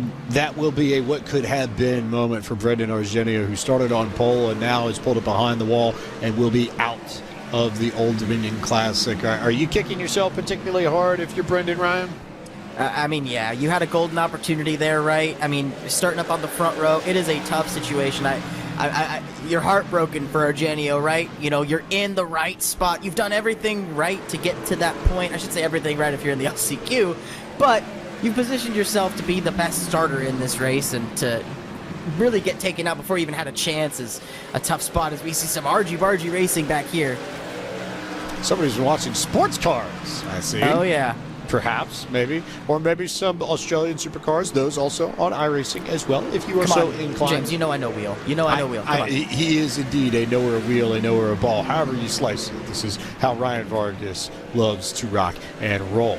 As we see a little bit more shuffling here amongst this group, keeping an eye on all of proceedings as Sky Shrek leads the group for 5th and 6th. And then you've got the lap truck of Kilbashian and Nick Miller trying to get around, and just, I almost want to say, got tired of waiting. And Kilbashian gets out of the way, and Miller loses a position to Tanner Ledford in the process. Yeah, that's going to be a big issue right here, but that now allows a couple of other drivers to try to work their way through, closing the gap. Now we have two groups as we take a look at that replay here, with the Rutgers driver of Ryan Kilbashian. Just hits that curb, goes up the track, and here comes Zach Wegman. Oh, actually, no, Nick Miller turning him around right there. And that will end his night for Chatham. Moving on. Ryan, I want to come to you on this because I think that incident offers us a good opportunity to have this discussion. If you are lap traffic and you're off the pace and a few laps down, what sort of responsibility and to what degree do you have a responsibility to make sure that you get out of the way for the drivers in the lead lap? Yeah, I mean, we're in a bit of a unique situation here, right? Because 11th place is 18 seconds back, and 12th place is 1 lap down. And really, that's the next 2 spots for the transfer. So, yes, every position matters. Yes, fighting and staying in the dogfight does matter. But when you are a lap car and you're getting put down a lap by these guys who are in a safe transfer spot, nobody wants to be that person who robs a guy of a spot. And luckily right there, it didn't really result in anything big there, but man, disaster avoided, let's put it that way. Could have been a lot worse. Justin Gillum spun around and has pulled his truck to the pit road, so the Louisville Cardinal will not advance into the second round. Kilbashian struggling too. Still in a battle here, though, between Scott Schreck and Casey Benz and Salvatore Battaglia. All good fights here, and Nick Miller and Tanner Ledford have not only gained back up to this group after the contact with Kilbashian, but Miller has also managed to get around Ledford. So, in a sense, no harm, no foul outside of maybe the potential starting spots that were lost in that exchange, because, again, your finishing position in this LCQ determines where you will start in the second round race to close out Group 1. Absolutely, here as we watch these closing few moments here around the circuit, and we're watching Ledford. He's just trying to get that little extra as he works his way up the running order, just to make sure he's got plenty of room to work with. But so far, he just can't seem to find that opening. I think it's safe to say those tires are starting to bleed off a little bit for him, as Miller is trying to also find his way around Battaglia as they come down the backstretch. Miller looking for a way, Ledford looking for a way, Battaglia a little bit tight on corner exit, didn't get a good run there. Also arced it a little bit more as Ledford and Miller's effectively trade lanes there on the front stretch, and now Battaglia is going to let them go and just say, you know what, I don't want to get caught up in this. I know I have a transfer spot already, and I'd rather not get run over as a result with as hard as he saw both Miller and Ledford racing. So Battaglia, that I wonder, does that count as heads-up racing, Ryan, in your eyes? It's massively heads-up racing, right? I mean, I can only assume that he did just let them go right there. I mean, look, you saw Ledford going down the straightaway, banging it off the boards, right? So he's charging towards the front. He wants to try and get all the positions he can, understandably so. But, at the end of the day, everybody's in a transfer. The last car in a transfer is the last car, on the lead lap. There's no need to push it. There's no need to press the issue and get yourself wrecked. Just ride it out to the end as we get ready to take the white flag here in just a moment. Connor Trafari will have the opportunity to avenge things, and he's going to start pretty much right behind Abraham Villa, who he battled with in a lot of his first round race. Had to run the extra 30 laps, so maybe that extra practice will help him out. But in the meantime, it's Connor Trafari who will claim the LCQ. And Martin Dunn, half a lap away with no useful right front whatsoever. Love it. From locking in a place. How about this effort? I think we're going to see a few stories like this evening, and the College of DuPage driver is going to get the opportunity for a reset and a clean race truck and a shot at week 2. Martin Dunn gets the final transfer spots out of the LCQ. So moving on are Trafari, O'Neill, Jackson, Schreck, Bentz, Miller, Ledford, Battaglia, Marler, and Dunn. And everyone else, unfortunately, Taylor Burris is, in fact, eliminated. And certainly is. It's a tough break because you're looking at those drivers right there, 11th on back. Those are 2 drivers in there that were part of the men's tournament, and unfortunately, that's not a good look for them to represent with Louisville and Villanova out. All right, so eventful first round races, eventful LCQ in Group 1. It's time for the last race of Group 1. We're going to figure out which 13 drivers are going to move on to the semifinals next week. Cal State Fullerton and the defending champion of the College Series, Logan Clampett, going to roll off from pole. Once again, Dylan Alt looked great in his first round race. He'll start outside pole. Brandon Hudson from UNC Charlotte and UNOH, 2 stalwarts of this program, going to roll off from 3rd and 4th. Isaac Shelley there representing UNOH. Nanny and Bam starting 5th and 6th. Moving on, a couple of other heavy hitters. How about a newcomer from Mick Gringas and, of course, a staple of Miranda and Jose Salas Jr. Tyler Scozen also there in row number 6.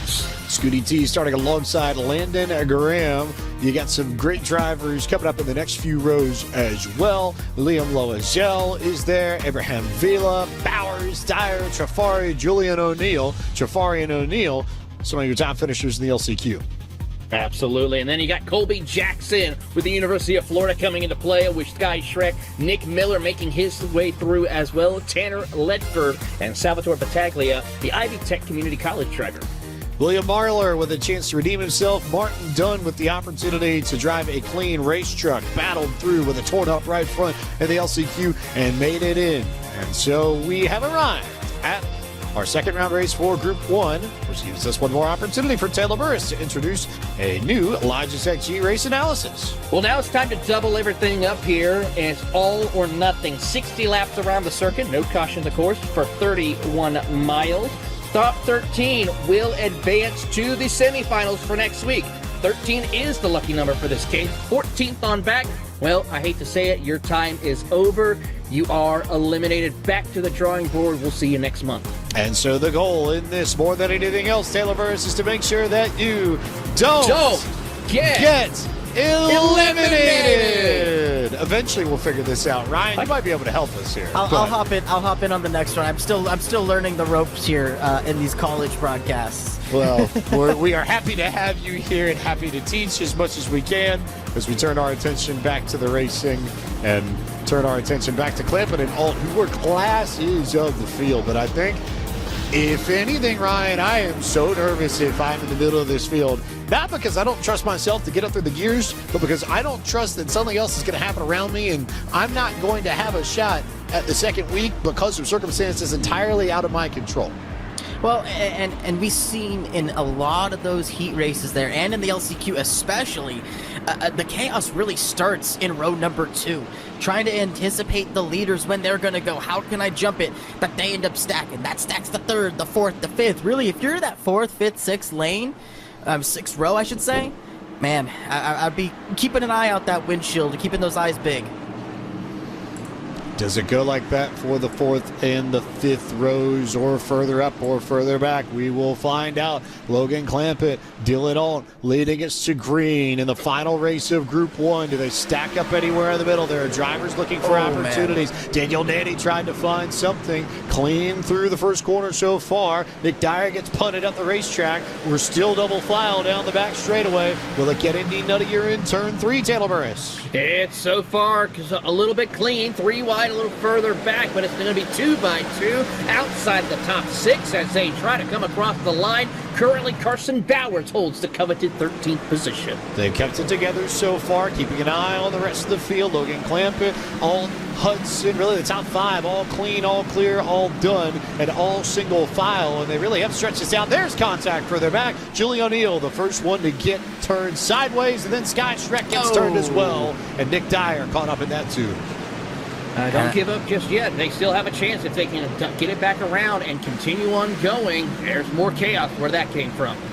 So Dyer and O'Neill now a little bit further back in this group. Shrek and Battaglia. Shrek with damage. Battaglia has already pulled it down pit road. You can eliminate Battaglia from contention in this Old Dominion Classic. Meanwhile, Nick Ingris racing with Super Mario, who's carrying the flag at the moment for OU. But the problems that Sky Shrek has run into, one truck around further back, it's Abraham Vila, who looked so strong in his first round heat race, but now he all the way back with some damage, in trouble. That's what happened between Sky Shrek and then Julian O'Neill and Nick Dyer. That's how those three ended up in trouble. In the meantime, Logan Clampett, Dylan Alt, Hudson, Manny, Shelley, Gingras, Miranda, Bam, Solis Jr., and Kyer Olofsson. Your first battle side by side for 10th. Everything. Yeah, that was an intense start there. A couple trucks going around, obviously, there, but now everybody's starting to settle in. They have a long race ahead of them, 60 laps here. It's kind of long, but really for this racetrack, it'll probably be done in the next 15-20 minutes. But that's going to be the toughest 15-20 minutes that these drivers have had in a long time. Can you gain track position? Can you find a way? And remember, worth noting that to our point of not getting eliminated, in a sense, just being in the top 13 is good enough because you're going to requalify for your semifinal race in round 2 next week. So the finishing positions here do not transfer over. All that matters is that you make it into the top 13. That's a unique twist with these second round races. Absolutely. So it really is all about just making sure you be finishing in 13th as we ride on board with Dylan Alt, who is comfortably in second place, doing what he needs to do. And of course, Sacramento going to be one of the homes for some of the great games in the men's and women's basketball tournament. We will keep an eye on Dylan Alt. And let's listen to this engine, because Ryan Vargas, you and I think we all had an epiphany moment here at the same time. Yeah, I kind of let out an audible yes, because I heard producer Drew point it out, and I mean, you could hear it on the audio here. Listen to this. Little downshift. Back up to speed, getting that RPM up, and a nice short shift back to 4th. That's going to be so important right here. We talked about tire wear in the couple heats there. Those were short races, only 30 laps. But keeping that right front underneath you is so important, and one way to do so is to cook that right rear. It is a balance that you have to work on here because it is the fastest way around. No doubt about it. If you're downshifting in the middle of the corner, you are going to put together faster lap times consistently, Ryan. However, to your point, you do it wrong, you'll burn off that right rear faster than you would if you just kept it in 4th. Exactly, and one thing with the trucks here at Martinsville Speedway is it does like to build tight. As the race goes on, if you're not one of those guys shifting, as someone who's run a lot of B and C class racing here on the iRacing service, if you're not one of those guys shifting and making sure that you take care of those right side tires, because like you said, you could absolutely overcook those rear tires by downshifting too much. See, Landon, he is also shifting here, so I think everybody's starting to get the hint here. Hey, doing that quick little downshift is going to be what helps get that rotation, and right there you see Scoxy get a really good drive off the corner there. I would not be surprised if word is spreading throughout the grid here. I want to get a good shot. You might have heard it there just ever so slightly. Oh, no! Landon Graham goes sideways and around. How quickly can Graham get that truck turned around? It already scored in 20 seconds, so that might be curtains for Graham, perhaps. But I don't want to rule out anything here, honestly. With as nutty as we saw some of the on-track incidents in the LCQ, Pete, Taylor Burris, I'm not calling anybody out yet if you're on the lead lap. Absolutely not, and that's the thing you don't want to be doing here as we watch the battle between Purdue and UConn with Jose Salas Jr. and Carson Bowers. But one thing also we touched on with that downshifting, you don't want to be doing that and getting on the throttle too quickly, because that exactly is what will happen. Exactly. We saw. You got to be so smooth on those inputs, not just mashing that throttle coming off corner exit. Fair points all around. This is the battle for 7th. Super Mario, Mario Miranda, Dylan Bam from Bismarck State College. Oh, how about that for a send and a half? As Dylan Bam used all of the front bumper and then gets Mario Miranda sideways. Jose Solis Jr. is going to try and run that top line. Bam did not get a great run in the corner. Are we going to see more bumper tag? Not yet. Maybe Solis might have the opportunity to take advantage of this. I feel like DW in the booth shaking my head, doing a bunch of hand movements all over the place, because, fellas, you're safe. Take it easy. My goodness. Take it easy now. There's no sense in wrecking each other, but as you see right here, lots of side-by-side racing bumpers being applied, and oh man, just settle it down. And we got a car backwards in the middle of the racetrack. That was tight. That was a scary moment for Isaac Shelley and Mick Gingras. There are cars around on the front straightaway, too. Abraham Vila was turned around and backwards on the exit of turn 4. So an incident there, and trouble with Sky Schreck as well. So Vila and Schreck had pulled it off and are behind the pit wall. I think that's curtains there. And this is only even more complicated now. Oh my goodness, we're 3 wide off of turn number 4, and they're still bobbling. You see the hands right there from Jose Salas Jr. You saw a beautiful shot. He was sawing at the wheel, holding on for dear life, trying to make sure he doesn't loop it around off 4. I can only imagine what some of these onboard cameras with these drivers in their cockpits look right now if they're part of this group, because I have to believe you've got eyes the size of saucers if you're any one of these 5 or 6, because it just seems like all of this is a powder keg ready to explode in some way, shape, or form. It almost did there. Shelley and Bowers make contact middle of the front stretch. And Carson Bowers is not one of those drivers you want to mess around with. He is a very fast, very speedy driver, but he's not afraid to get aggressive, get those elbows out, nudge you out of the way, and you see it right there. Shelley, I don't know if that was a bit of a frustrated jerk to the inside, or if that was just him trying to force his way to the inside, but nonetheless, Carson Bowers is going to take advantage of that move and move up into the 10th spot. Also, somewhat related, but not totally related, are we particularly surprised that the hard charger so far in this race, yet again, is UNC Charlotte's Connor Trafari, 8 spots up from where he started on the grid? Not at all. Not at all one bit. He was so fast in those heat races. He was so fast in the LCQ. It is not a surprise at all to see him building that gap. I mean, Taylor, the cushion that he's building by running up into the 9th spot now. He now has 4 cars between him and the transfers. Take a look at this replay. Yeah, we're taking a look at the replay from the Eastern Illinois driver, Casey Benz, just right in front of the field, and then, more contact, and I say some aggressive driving that unfortunately did not go the way of Abraham Vila with that situation. Trouble for Mario Miranda in the middle of the corner, and Carson Bowers all the UNOH trucks get into him. It is a track blocker for a little bit there on the inside. We got one on its side. And the track's blocked again. Mario Miranda's trying to get it fired back up. He's going to get rolling. It looks like he may still hold on to a spot. Logan He's just outside. I got to say, Logan Clampley, I think, almost nearly bit the dust coming off of turn 4. And that moves Isaac Shelley into the transfer spot. 2 UNOH cars at the transfer at the bubble right there. Got caught up in that, have some damage, but I almost wonder that I think everybody else behind the UNOH trucks has damage too, so I think on some level it's a bit of a moot point. And you're going to have some frustrated drivers here. I would not be surprised to see lap traffic come into a play here, whether it's intentional or not. We're going to get a good look at the replay here. Mario Miranda was the first truck we saw go around. Mistimed the downshift. He mistimed the downshift. He may have either gone 1 or 2 gears too low. Wonder if he's doing sequential or paddle shifts, but you see right here just nowhere for a lot of these trucks to go. This track is so narrow with walls on both sides, so big incident there, and nonetheless, a lot of trucks taken out there. Colby Jackson made it through, even on his side, he's still out there running. He's got quite a bit of time to make up, though, on Isaac Shelley. He's closing, though. He's closing quickly.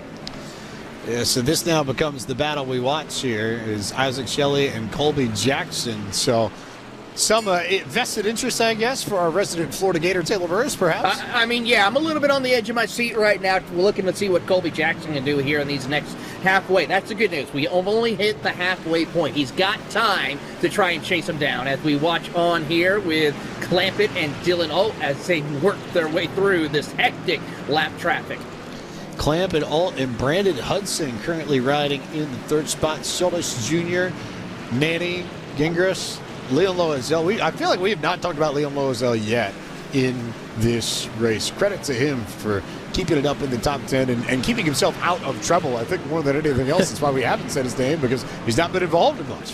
And speaking of keeping out of trouble, Nick Miller up in the 8th spot there. I think on the ticker there it's up 14 positions, and I could only assume that a lion's share of those spots were because of the track blocker in turn number 4. So, we talked about it in Countdown to Green, keeping the fenders on your truck, simply seeing the checkered flag pays so many dividends.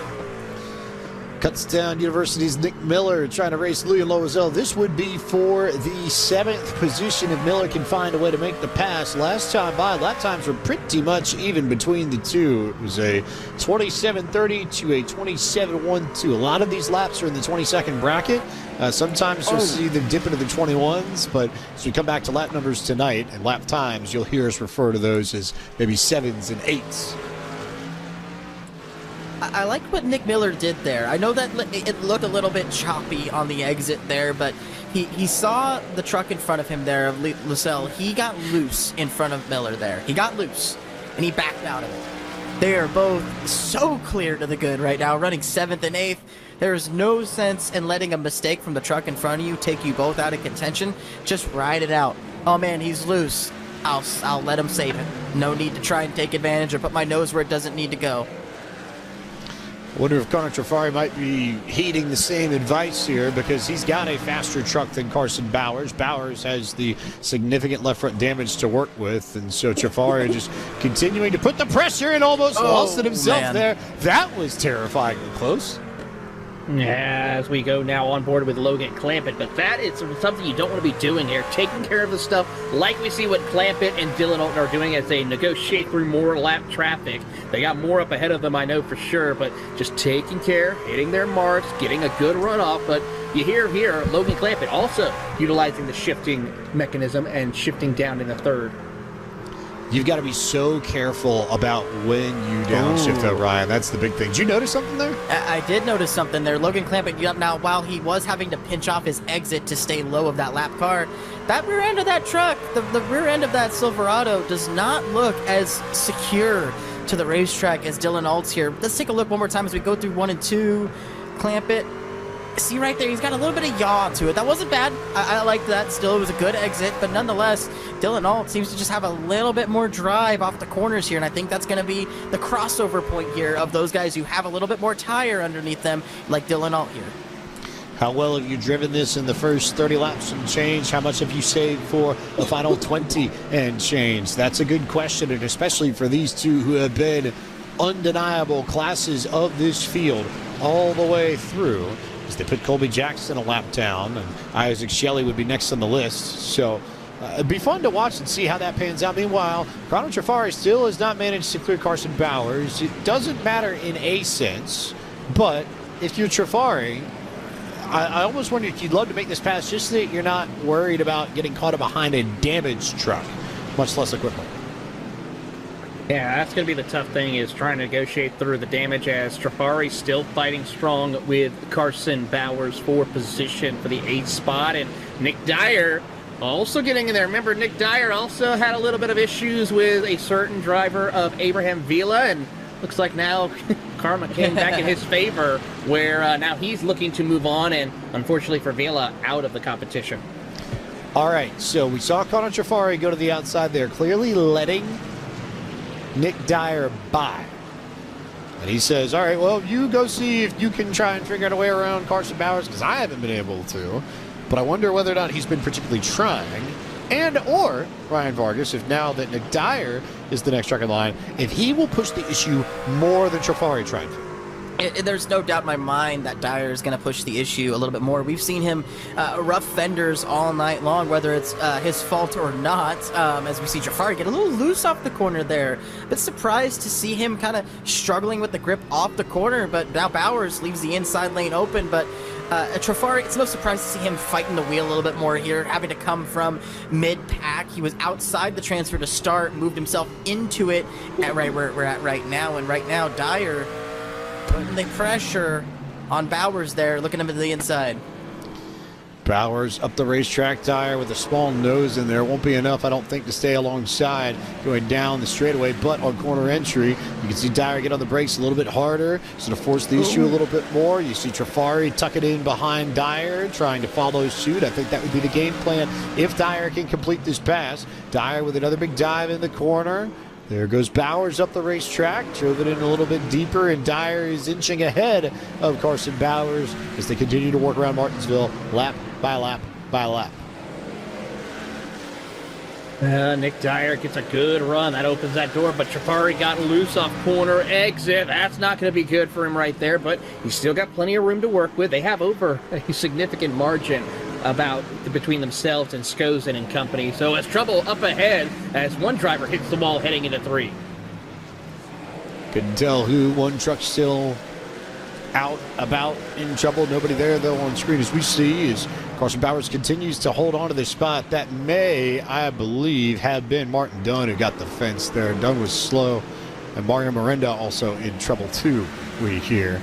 As Carson Bowers continues to pace Trafari, and Tyler Skozen now next to the line. So Skozen and Shelley have managed to close up to Bowers. And I sort of think at this point, if you are Trafari, you're just saying, you know what, I'll take this and we'll come back in it next week and we'll try this again against the best of the best in the college series as we turn our attention back to the 6th position where Nick Miller, Liam Loisel, Daniel Nanny, and Nick Dyer are all pretty much in line. Impressive to see Dyer start making the run that he has.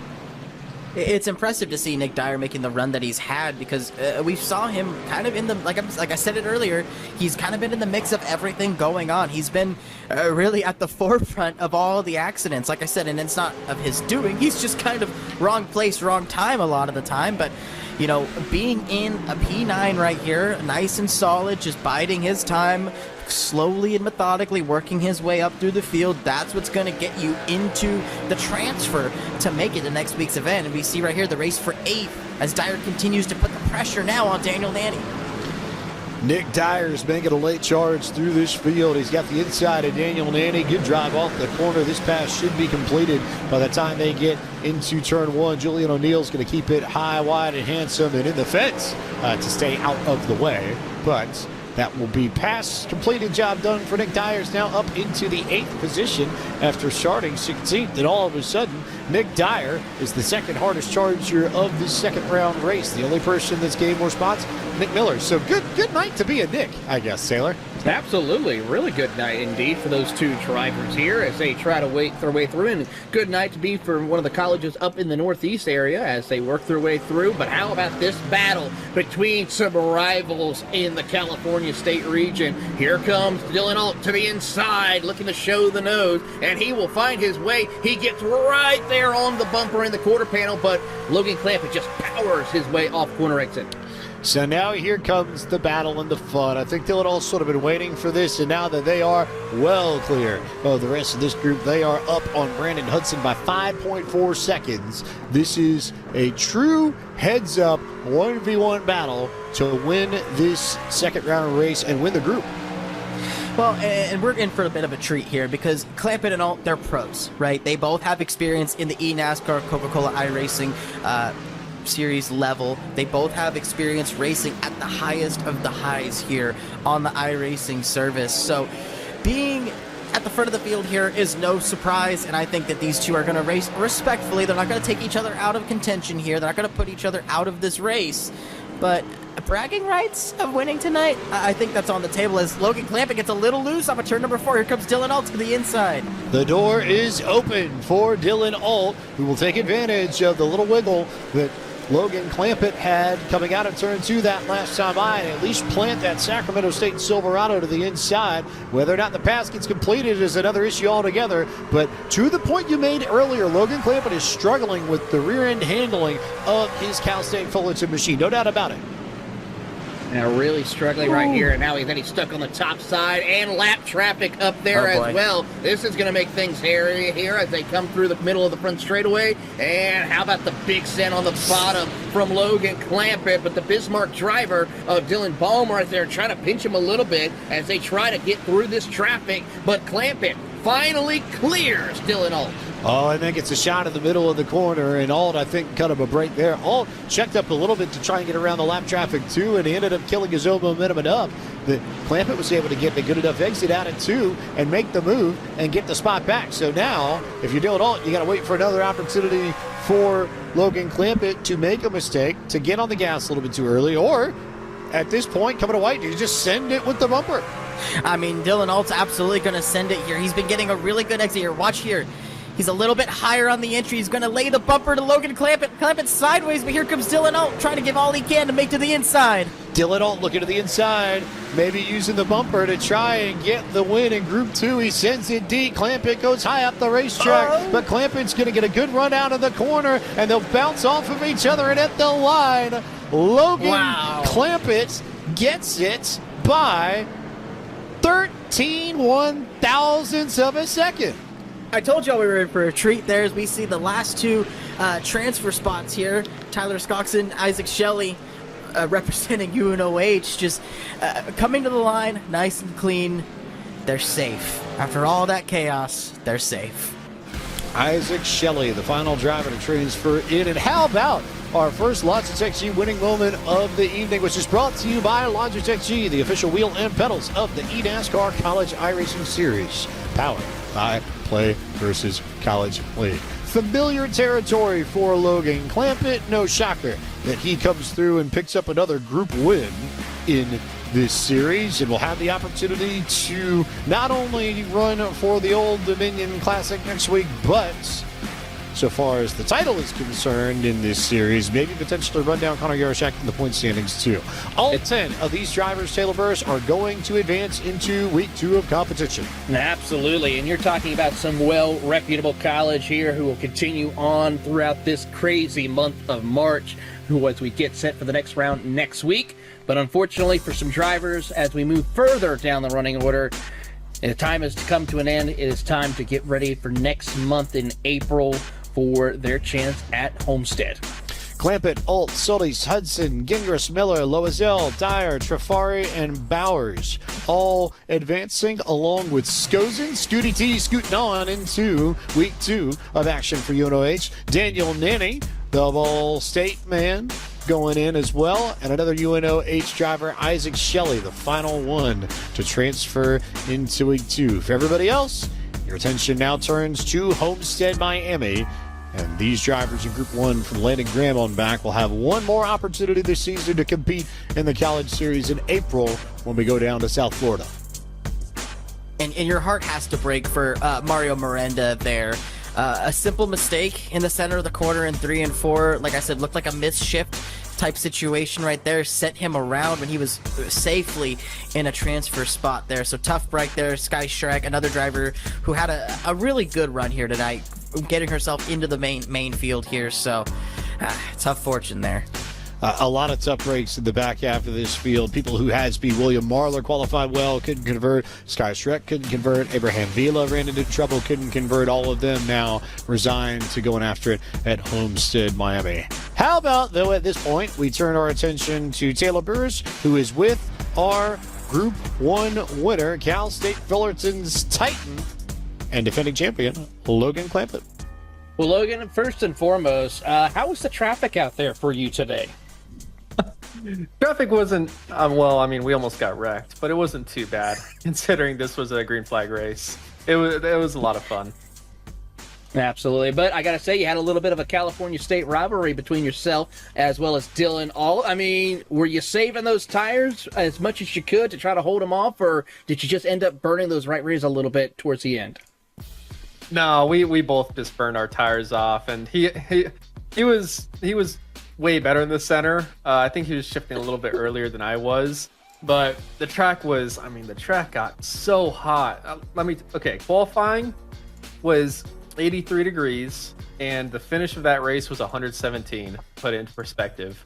And we're just sliding everywhere. We're fishtailing down the straightaways. It was so much fun. It doesn't feel great on a hot lap, but once you get into a run, this truck is it's a lot of fun, man. That was a fun race. We were both in Discord with each other. We were laughing our butts off the entire time, and it was a lot of fun. I'm glad we had a exciting finish there for you guys. Absolutely. We look forward to seeing you and Dylan Alt next week in the second round, and I gotta say, it's gonna be an exciting one for sure. Yeah, for sure. I think it'll be exciting. Logan Clampett, Group 1 winner. One down.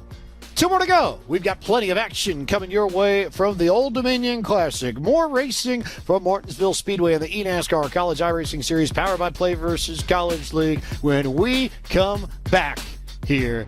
Lots of fun to be had from Martinsville.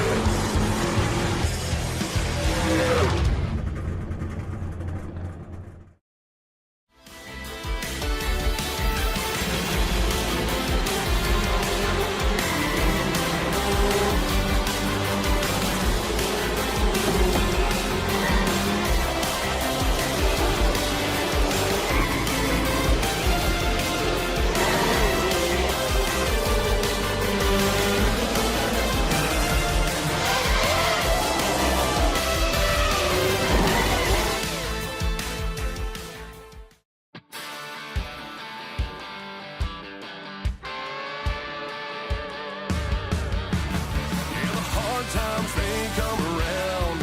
Can't let them bring you down, 'cause you're either living life or letting it pass by.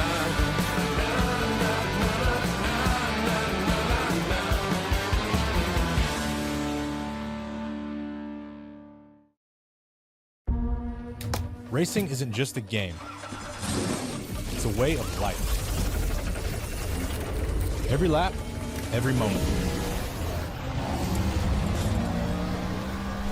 Practice is about consistency. Winning doesn't come easy. Yo! My turn, Bubba.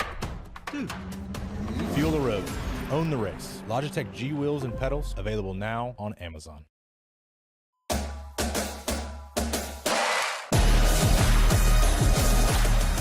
This portion of the broadcast is brought to you by Logitech G. Through design, engineering, and a love of driving games, Logitech G takes racing simulation to another level. Logitech G, the official wheel and pedals of the eNASCAR College iRacing Series. And by Play vs. College League, the largest collegiate community bringing in the new era of esports for students across the country. Learn more at pcl.gg. And by NASCAR 25. Available now on the PlayStation Store, Xbox Store, and on PC with Steam. For more information, visit NASCAR25.com. Welcome back to coverage of the Old Dominion Classic for the eNASCAR College iRacing Series, powered by the Play vs. College League, live from the virtual Martinsville Speedway in Ridgeway, Virginia. And a reminder before we get Group 2 going that if you have competed in at least one time attack in the 2025-26 College Series season, you will automatically be entered for an opportunity to win a prize pack, including a Logitech G923 True Force iRacing wheel and pedal set for the Xbox or PC, and iRacing credits, and an eNASCAR College iRacing Series t-shirt. And for more information, you can visit pcl.tg/pages/eNASCAR. Before we turn our attention to Group 2, let's look back to the rest of what happened in Group 1. Well, I gotta say, it was a race full of attrition, chaos, and it started right there on the opening lap of race 1 as these drivers try to negotiate through some of the chaos of starts and events here. Trouble also with wheel spin in the middle of corner and off corner exit, but no one was afraid to put the chrome horn out like we see right here. And there you see the mistakes continuing for several drivers who thought they were safe, but unfortunately could not. Thought they were safe. To me, that's just the word of, I think, that whole group thought you were safe. Because there were a lot of drivers that thought they were safe, Ryan, and then ended up not being in that spot. Well, at Martinsville Speedway, the half mile of mayhem, there's no such thing as safe. Safe is an illusion here in Ridgeway, Virginia, but you see right there, Mario Miranda, he thought he was safe. He was running in the 6th or 7th position right there, and now he finds himself on the outside looking in. So Martinsville continues to provide a great show, and we saw right there between Logan Clampett and Dylan Alt, it came down to a photo finish here at this paperclip, but it came to be that Logan Clampett got the job done. Logan Clampett, by 16 one-thousandths of a second, is the Group 1 winner. He, Alt, Solis, Hudson, Gingras, Miller, Loisel, Dyer, Trafari, and Bowers, along with Skozen, Nenny, and Isaac Shelley, the 13 that transfer from Group number 1. So, that's enough talk about Group 1. Let's turn our attention to Group number 2. A whole new batch of drivers, a whole new set of races to go through, and a whole new cast of characters to introduce, which begins with the Michigan Wolverine, number 1 seed in the basketball tournament on the men's side, and number 1 on pole here in this first round race for Group 2. Timmy Holmes from Horry Georgetown Technical College out of South Carolina starts second. Aiden Crawford from Central Piedmont Community College in Charlotte starts third. Mateo Mitchell from UNOH is fourth on the grid. Fifth on the grid is Valencia College's Eugenio Acosta making his debut in the college series. And Wyatt Thompson, representing the Wolves of Wilson Community College, rolls off sixth. Moving on into row number 4 as we take a look at some of these great colleges. It's going to be Oliver Racine from Cégep des Alpaches, followed by Carson Niels from the University of Florida. Malachi Drake from Liberty University, and My rival, of course, there, Bailey Brannon from Florida State University rounds out your top 10. John McAleer and company as they work their way through the field here, James. The ETSU Buccaneer and Matthew Burton rolls off from 13th. 14th is University of New Brunswick's Malcolm Burns. 15th is Martin Roberg, the Yukon Huskies, starting alongside Newberry College's Tanner Patterson. Michael Winchester from Volunteer State Community College starts 17th. 18th on this grid is Ryan Arnold from Bryan College, and he is the final starter here in this. This is Group 2, first round, Heat 1, and another opportunity for a Logitech G race analysis. Absolutely. 30 laps around the circuit, still utilizing the same fixed setup. Top 8 advance to the second round. 9th on back. We'll see you in the LCQ. How they will take to this and how things will change and how they will approach this based upon how nutty that first group got at times. The LCQ especially, I think, got a little bit testy. But Ryan, I think on some level that's to be expected. That's sort of how this works.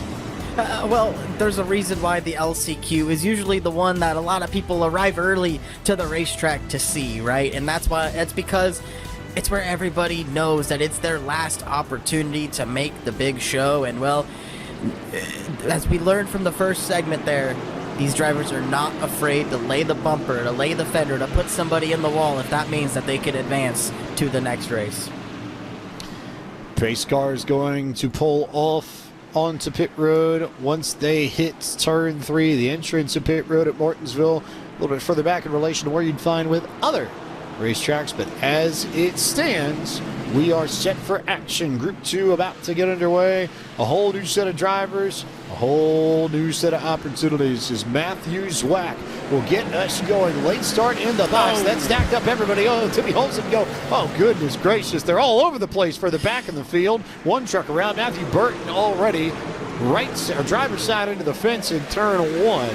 I couldn't tell immediately who got stacked up. More trucks in trouble on the back. Everybody bouncing off of each other in the middle of turn 1. Another truck in the fence there. Malachi Drake in trouble. Eventful lap 1 here. Par for the course, I suppose, tonight, right, gents? Par for the course. I mean, look, it's just so many drivers forcing their way into position there. They know that these starts, it's the only time that everybody's bunched up in these heat races. So getting those positions here early, that's going to be really helpful as the race progresses when it comes to advancing into the next event. But at the same time, when you put yourself in a compromising position, you end up usually being on the losing end of the stick.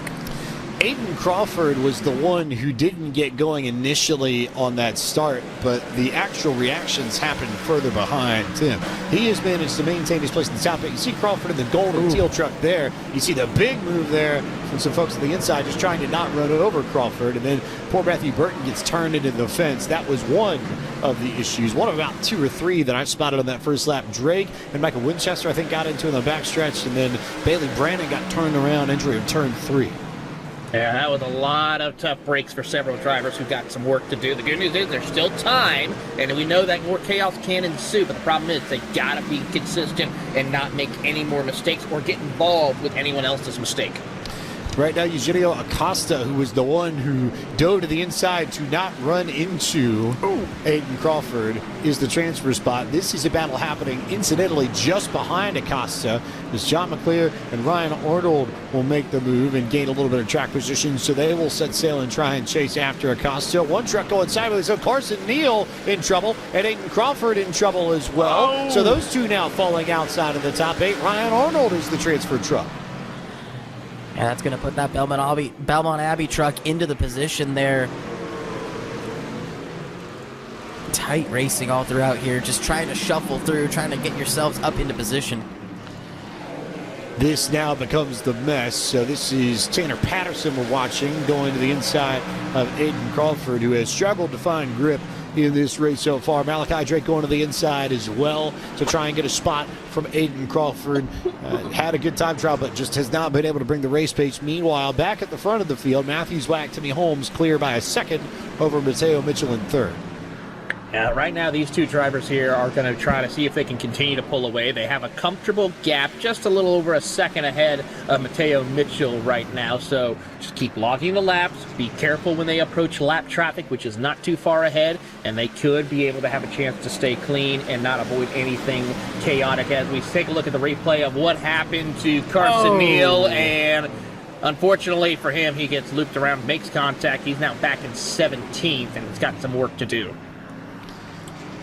Timmy Holmes has kept Matthew Zwack honest in this heat so far. 10 laps in, 20 laps to go. They are clear of Mitchell, and they continue to expand the gap. It's 1.3 seconds on these straightaways. Mitchell, I can't tell if he's falling into the clutches of Wyatt Thompson and Olivier Racine, but nothing particularly wild amongst the top 5 as it stands. And actually everybody largely spread out until you get to Thompson and Racine. Well, and the top 2 here kind of feels like a repeat of the previous race we just watched, the big final race there between Dylan Alt and Logan Clampett, 2 pros on the iRacing service. We have another situation of it right here with Matthew Zwack and Timmy Holmes. Those 2 guys, again, familiar at the top levels of iRacing, so it's no surprise to see them at the front. It's no surprise to see them battling for the win. Good look at Martin Roberg, almost there. Getting into Hewlett-Kauser, that could have been a lot bigger than it was as it stands. Roberg still in the 10th spot, needs to gain to John McClear from Rollins, has the final transfer spot at the moment. But Kauser is making a run and starting to close that gap down. There we go. A little bit of Florida State action here between the driver of Neal and Brandon. This is not where they want to be, though. Neal's trying to find his way to see if he can at least get ahead of him to have a better position for his LCQ. Battle for the Sunshine State there. Battle between Coke Series level drivers here. Both drivers who have competed at the pinnacle of eNASCAR in previous seasons. Zwack and Holmes trying to find their way around. Zwack also is a former College Series winner. He won at Darlington a few seasons ago when this was a single race format, not the tournament that we have now. Timmy Holmes just continuing to keep pressure, and if nothing else, just make sure that Matthew Zwack doesn't get particularly comfortable.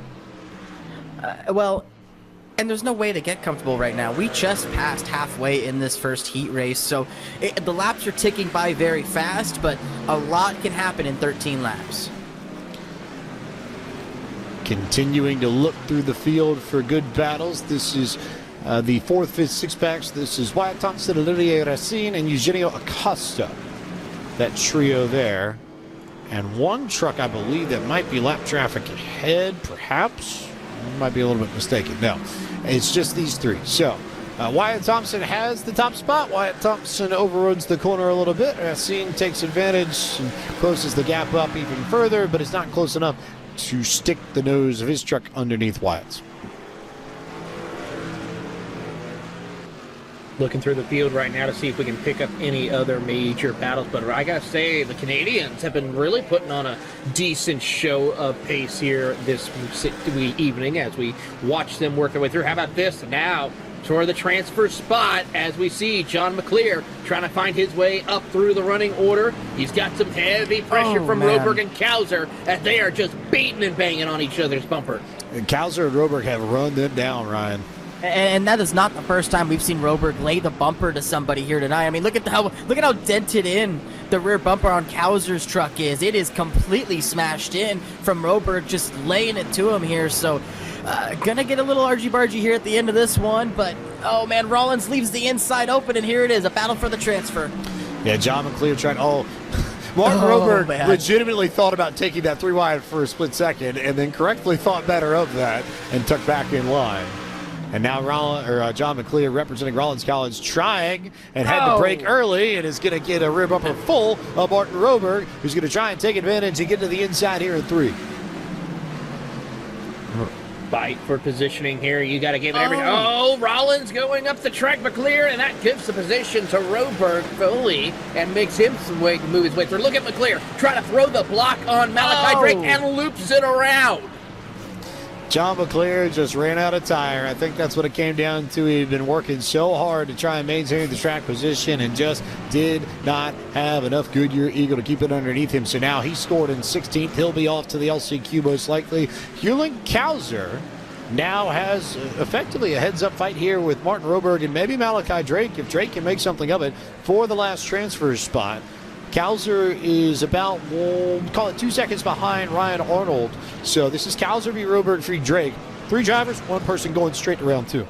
Well, and Roberg, while that last lap he was actually a little bit slower than Kauser, he did close the gap on him. He was right on the tail of Kauser when they caught up to McClure there. So, oh man, it's not over between Roberg and Kauser, that is for sure. Another truck in the wall. Can Roberg run down Kauser? Last time by, 251 to a 308. Kauser was half a tenth quicker. So Roberg will need to find some pace. Meanwhile, leaders here still amongst lap traffic and clear of everybody else. 2.6 seconds back to Mateo Mitchell now. So just Zwack and Holmes and then everybody else in the final handful of laps of this heat. It's all about just taking care of your equipment, not pushing the envelope right here as we watch these drivers of Zwack and Holmes make their way through the lap traffic of the driver of McClure as they come down to the bottom, being smooth, but also you see Holmes is ready to capitalize if a mistake was coming. And maybe just trying to survive there. That is John McClure, who is still struggling for grip and struggling to keep that truck going in a straight line. He'll fall back behind the race leaders. Matthew Zwack still in control of this. You wonder whether or not Timmy Holmes is going to press the issue or whether or not starting third in the second round race will be more than enough. I think if you're Timmy Holmes here, you're probably just content riding to the checkered here in second. But as I say that, he dives into the corner and closes it right to the rear bumper as we get ready to take the white flag here for heat race number 1. All eyes here on Hewlin Kauser and Martin Roberg. That's your battle for the transfer. Pretty good gap between those two as it stands. In the meantime, here's the gap between Zwack and Timmy Holmes, who will have one more opportunity. A little bit of a deeper drive than most, but they'll bring it home orderly. It's going to be Matthew Zwack in control of this from start to finish, flag to flag. He wins this first heat in group number 2. And look into here, Hewlin Kauser is going to be able to hang on to 8th spot. Claimed the last spot automatically in the second round race. Martin Roberg will be, I believe, on pole for the LCQ. Your immediate transfers to round 2 from this first heat of Group 2 are Zwack, Holmes, Mitchell, Thompson, Racine, Acosta, Arnold, and Kauser. Roberg and Drake will be off to the last chance qualifier. Going to be a tough break there for some of these drivers, some heavy hitters. Same thing with Neal, Patterson, Crawford, Winchester. They got some work. McClure, I think if he just didn't make that mistake, he'd be in the talks of that. But unfortunately, he has to go through the LCQ here in a few moments. And so we turn our attention now to the second heat in group number 2, which is where we will move to the board now. You see where we are in our gigantic tournament bracket. We turn our attention now to the starting grid for this heat. Connor Yarchak, the points leader, the Calgary Dino, starts on pole alongside Zach McCandless from the University of Saskatchewan, Adam Garza from Triton College, and Zach Probst from UNC Charlotte, rolling on 3rd and 4th. Chase Schwenk rolling in from Chattahoochee Technical College in Tennessee, and James Potts, another UNC Charlotte 49er there in the front. Absolutely. And then, of course, we got Joe Huerta from the California State Polytechnic University, along with Tom Appleton from Belmont Abbey College. Caleb Gordon from the University of Pittsburgh, one of our newcomers coming in, with Aiden Stevens from the University of Northwestern Ohio, with Andy Trippiano from the University of Detroit Mercy, and Brockton Packard from the University of North Carolina at Charlotte. Landon Slagan, another UNC Charlotte 49er. Jacob Martin from Belmont Abbey, rolling off from row 7. Dylan Syracusa from Warren County Community College, and another UNC Charlotte 49er. Blake Wynn starting in row 8. A record for number of drivers from a single school in one heat this season for the 49ers. Jeremiah Taylor from Belmont Abbey, making it a pretty strong representation for the Crusader as well. And Faraz Khan from the Banana Slugs of the University of California at Santa Cruz your 18th and final starter.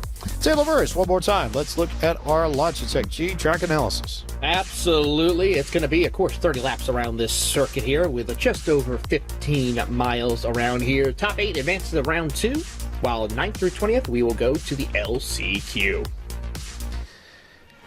Drivers getting ready to roll. There's a lot of Belmont Abbey and a lot of Charlotte in this, no doubt about it. That's, if ever there's a theme immediately, Ryan, that.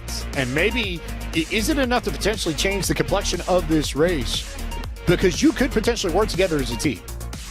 You could work together, but you could also cut each other some breaks, right? We've seen a lot of drivers get shuffled out, get shoved out of the way, whereas if you have some teammates with you, some classmates, those are going to be some guys that you can trust that are not going to take you out of a position.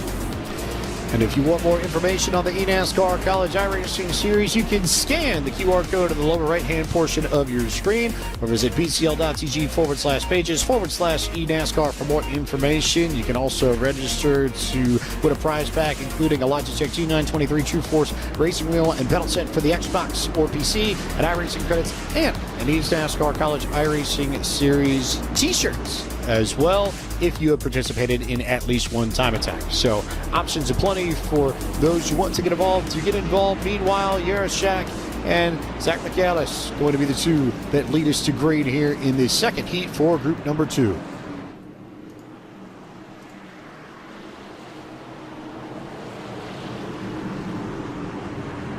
Michaelis on the outside, Yarashak to the inside, and then Probst and Potts representing the 49ers of Charlotte there. Nose to tail, it rows 2 and 3. You have to believe they're probably trying to work together on these initial starts here for as difficult as they have been for everybody. Yarashak to lead us to green. We are off and away and going. A little bit of a stack up towards the middle of this field, but okay so far. A little bit of a checkup here as we go 4 wide off of turn number 2. Now back to 3 and possibly 4. The 49ers are ganging up on the UNOH drivers, but we see they are not giving an inch as he tries to do so. And there you see the rivalry kick into play. One driver got sent. James Potts out of the way. Tom Appleton also caught some of that too. And then Adam Garza and Chase Swank now the ones sort of rolling from the back to the front to try and make some moves. So the transfer battle immediately falls around Caleb Gordon, the Pit Panther, in that yellow and that blue. Pretty easy car, or truck in this case, to spot. The last one on the right side of the bubble as it stands. Landon Slagan there. Oh, big send there. One of the Charlotte trucks got moved. Blake Wood gets sent way up the racetrack. And that's going to be the name of the game here, guys. They're absolutely sending it in on each other right there. A little bit of hip check right there. As we get up further into your top 10 here, this is going to be the time that the money is made. Get that track position now because you don't know if you're going to be able to get it later. Trouble there as we continue to make moves. Another truck around. It's Jacob Martin. Makes contact with Aiden Stevens. Continuing to work our way through the field here. Good battle. This is Andy Trupiano that we're looking at up, and Joe Huerta are right on top of each other on corner entry. Trupiano was all on top of the curb entering turn number 3 there. I don't know what happened there. Maybe just got a little bit offline. Maybe just being a bit of a big send, but nonetheless, Trupiano using all the racetrack here.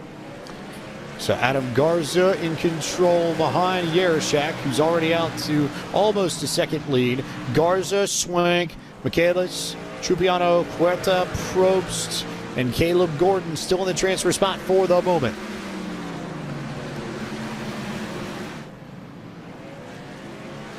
Good look at Triton College's Adam Garza there, who is in a pocket all by himself. If anything, you take this right now, Taylor Burris, because you can start figuring out your lane, your line, run your race, and your lap times, and make it work for you.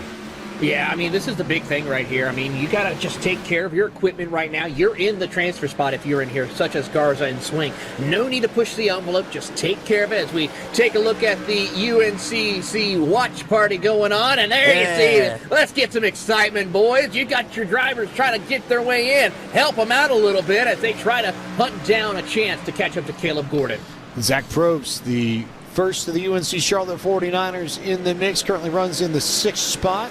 Landon Slagan in 10th. They'd love to at least get 2 drivers into the second round directly from this first round heat, but keeping an eye on things. There's that moment of like, hey, there we are. We're on the broadcast. So there we go. About time you realized. Yeah, probably a little delay there. A little bit. I definitely saw a classic "What's up" face as well from one of them. So this group is spread out though at the front. I think the most interesting thing about this particular heat so far is that you have a bit of a bunch around 8th, 9th, and 10th, but really no immediate battle for position yet amongst the top 8. Not a battle for position yet, but I've got my eye on Landon Slagan here in the P10 position here, about 3/10 off the P9 position there, and from there it's just a little bit bunched up, I would say, but I mean that battle for the transfer, it's a lot tighter than we've seen in some of these heats. Good look here at a good fight between Trupiano and Michaelis. And then we turn our attention to Farah's going to remember. So it goes around, gives sideways, got help, I believe, from somebody. I couldn't tell who immediately. Wow.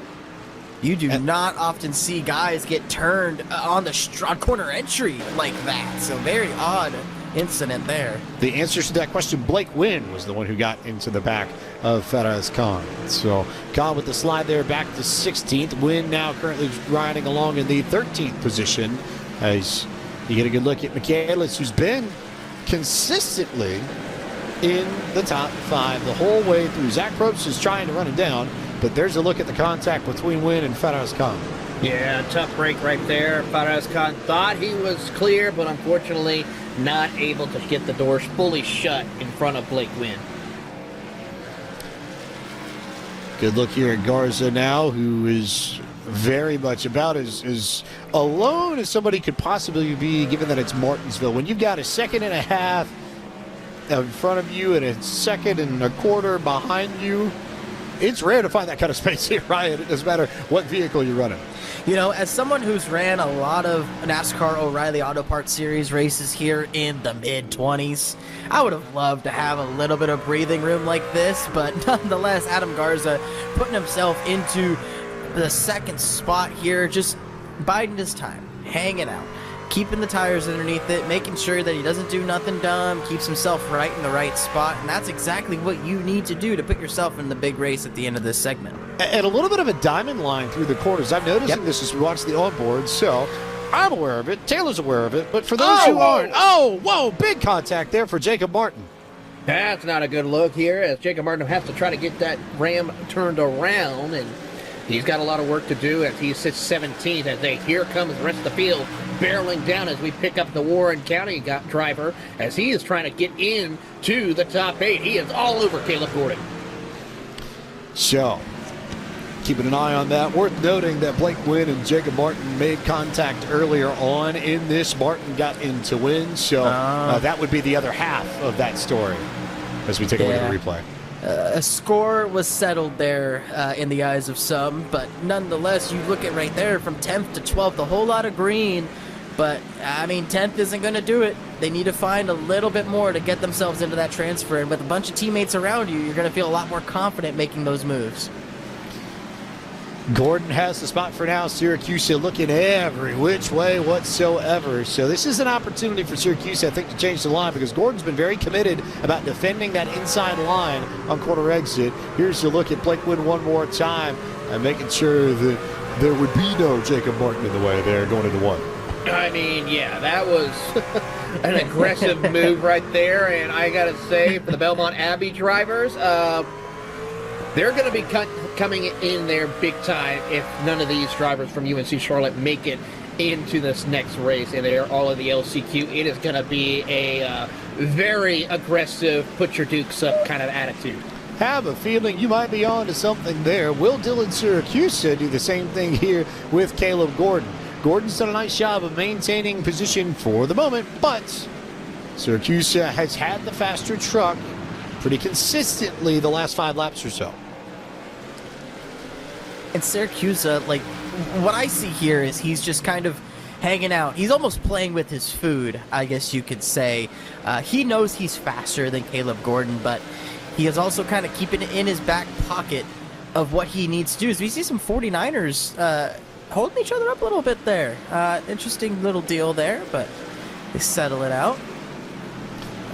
To your point, Taylor Burris, we have an LCQ that right now as it stands is going to feature 7 drivers from UNC Charlotte and Belmont Abbey. That's effectively half the field from 2 schools.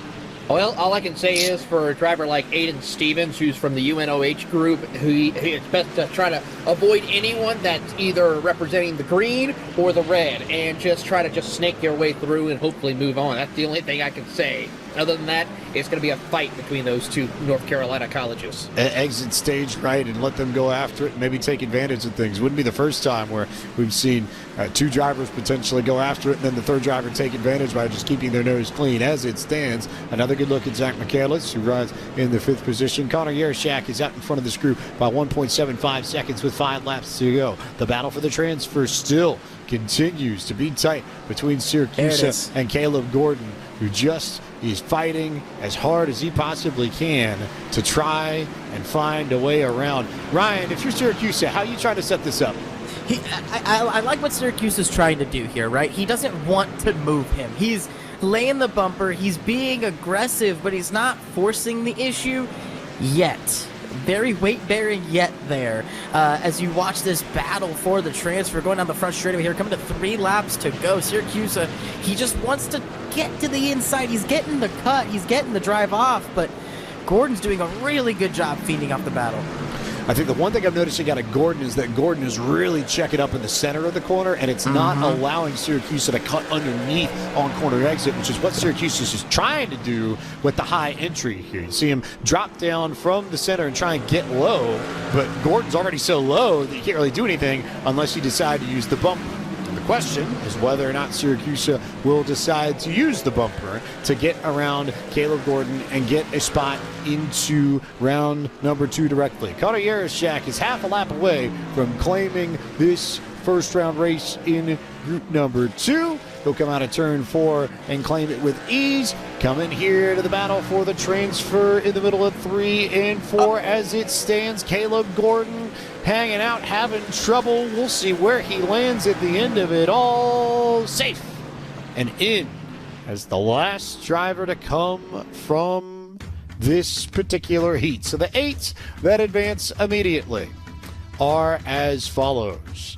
It will be Yarashak, your points leader. Garza, Swank, Trupiano, McCandless, Probst, Huerta, and Gordon. And then Syracuse will be on the outside pole for this LCQ. That's going to be an exciting one for sure, but how about this? Look at all the UNC Charlotte, the Belmont Abbey drivers.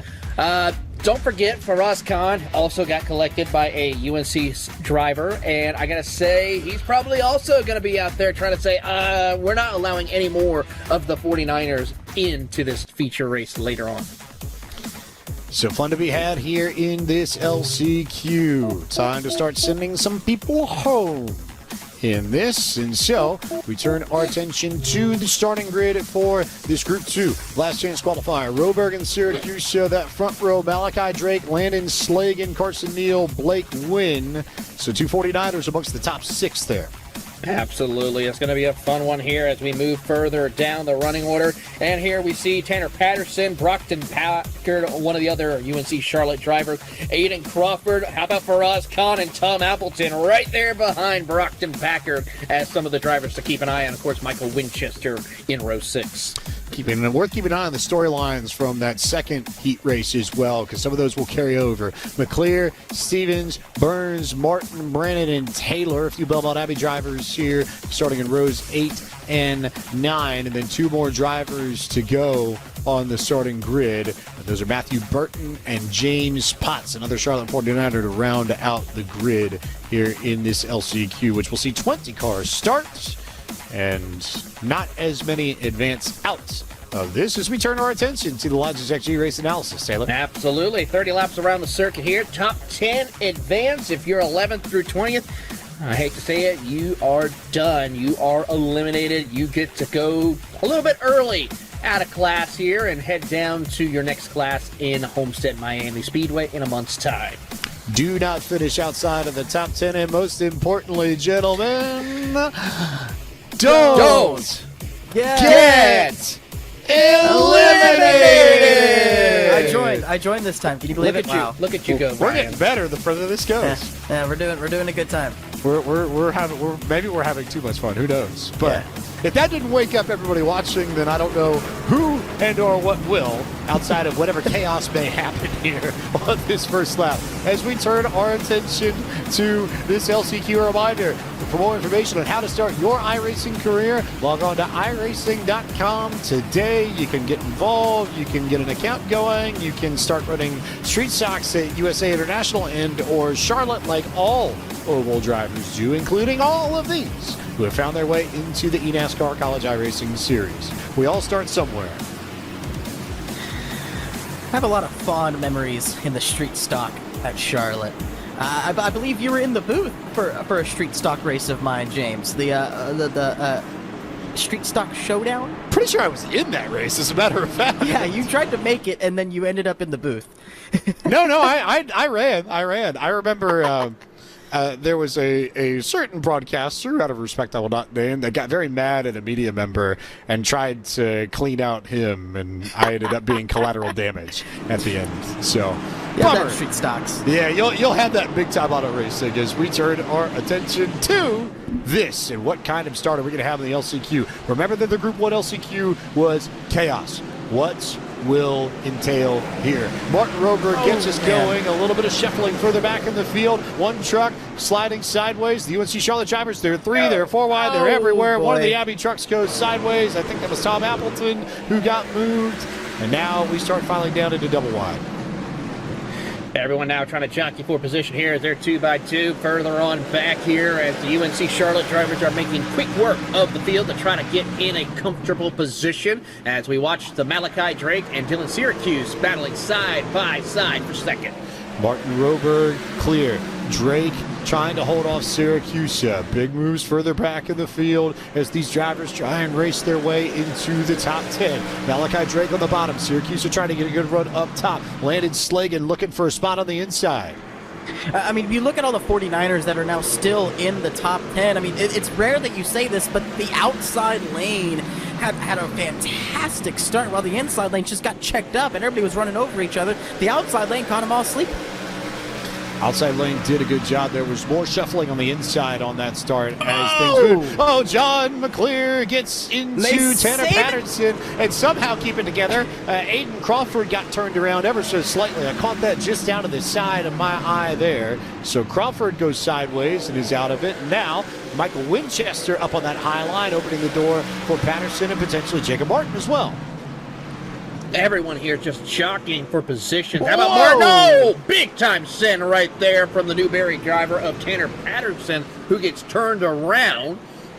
And Winchester out there looking to try to throw some haymakers left and right. Winchester completely missed the corner, just going to lose track position to both Belmont Abbey drivers and Taylor and Appleton. Meanwhile, the transfer battle now belongs to Jacob Martin and John McClear. Big send way deep in the back of this, and then Tom Appleton, I think, got sent to the fence too. Yeah, it looks like they were just really checking up there, the last truck in line. You know, when you're behind all these trucks here, right, these spoilers, they're so tall. These trucks are so just big and bulky that you can't see what's going on in front of you, right? So when you're that last car in line and that big of a checkup happens, you really have nowhere to go. As we get a big send from McClear, and he's going to take him out. Great catch there from Jacob Martin, and then they all get stacked up and they all get turned around on the front stretch, and Faraz Khan ends up the loser out of all of that. And we have another one around. Chaos everywhere. We're trying to keep abreast of it as best as we can. In the meantime, Martin Roberg is in control of this. That's what we do know. Martin Roberg looking like he's about to go through, running through a minefield, trying to just avoid all the chaos that's in front of him, left and right, just all the way through. And here we see the battle for third. Syracuse, Salagan, Drake, all sort of part of this bunch. Here comes Syracuse to the inside with a really, really good run there down in the corner. Drake, I think, not trying to cause any trouble. He'll slide back to third. Slagan's in fourth. Carson Neal is in a UNC Charlotte sandwich as it stands. And then Brockton Packard also in that mix too. I'd say if you were to give a score to the 49ers versus Belmont Abbey here, it looks like the 49ers kind of have them cleaned up here. Got 3 of the 4 49ers in the field here, up in the transfers. So looking good so far, still a long ways to go. Yet the Niners have 3 of their drivers of the 4 in the mix. Belmont Abbey has 1 of their 3 in the top 10 as it stands. So keeping an eye on Jacob Martin and Jeremiah Taylor. They have work to do to try and go catch up Tom Appleton as we continue to see the 49ers work over poor Carson Neal, who just has nowhere to hide. He certainly doesn't. He is just struggling right now to try to just stay ahead and not get turned around by Blake Wynn. And I'd be a little worried about Blake right behind me. We saw how aggressive he was in his heat race a little bit ago, and I'm just trying to make sure he just doesn't overuse it and try to push me out of the way. We still got plenty of racing. We're in the transfer spot. There's no gaining position, no gaining points. It's all just trying to just move on to that next round. Watching the transfer battle closely because Matthew Burton's been able to gain on Tom Appleton. And Burton is starting to put the pressure in. Well, one truck stuck up in the side of the wall. There's Jeremiah Taylor, who is stuck high in the corner. And Taylor is stopped in the track and likely done for the evening. How about Matthew Burton, though? He was that driver who was stuck backwards, lap 1, turn 1 in the first heat. Didn't even make it to turn number 1, was a victim of circumstance. He finds himself now in the transfer. He has taken the transfer spot and is now looking at making it to the feature race here in segment number 2. So fantastic work by Burton there. Burton with a good job there just to patiently wait and work over Appleton for about 5 or 6 laps, and then just got a good drive off the inside when Appleton left the door open and now is beginning to set sail. You can see that gap increasing pretty quickly as Appleton, I think, bounced off the fence there coming out of 2 last time by. Appleton appears to have a pretty considerable amount of damage on that right side of that truck. I would not be surprised if, aerodynamically, while we are at a short track, it does matter a little bit, but that or maybe some suspension damage is definitely going to hinder the performance of that truck. So Appleton going to need to try and run down Burton. John McClear, remember, who had just all the struggles ever to try and make sure that he could make it into the second round race directly. In his heat, ended up spinning while trying to defend, now trying to hang on to a spot in the top 10. Also worth noting that Carson Neal has a black flag. So the Florida driver with some trouble in the mix of all of this. And his spot now advancing out of the LCQ is in question. If for whatever reason he doesn't make it, that would then move the transfer battle to Appleton and Potts. I'm curious to see what the reason would be for the black flag. Hopefully we can get some information regarding that here as we watch the battle between Burton and McClear as they try to catch their way through, and as Neal finally makes his way down pit road to serve his black flag. Good look here. We'll see maybe if we can get an answer as to where the black flag was or wasn't. Oh, wow. Oh, that'll do it every time. Pit commitment line.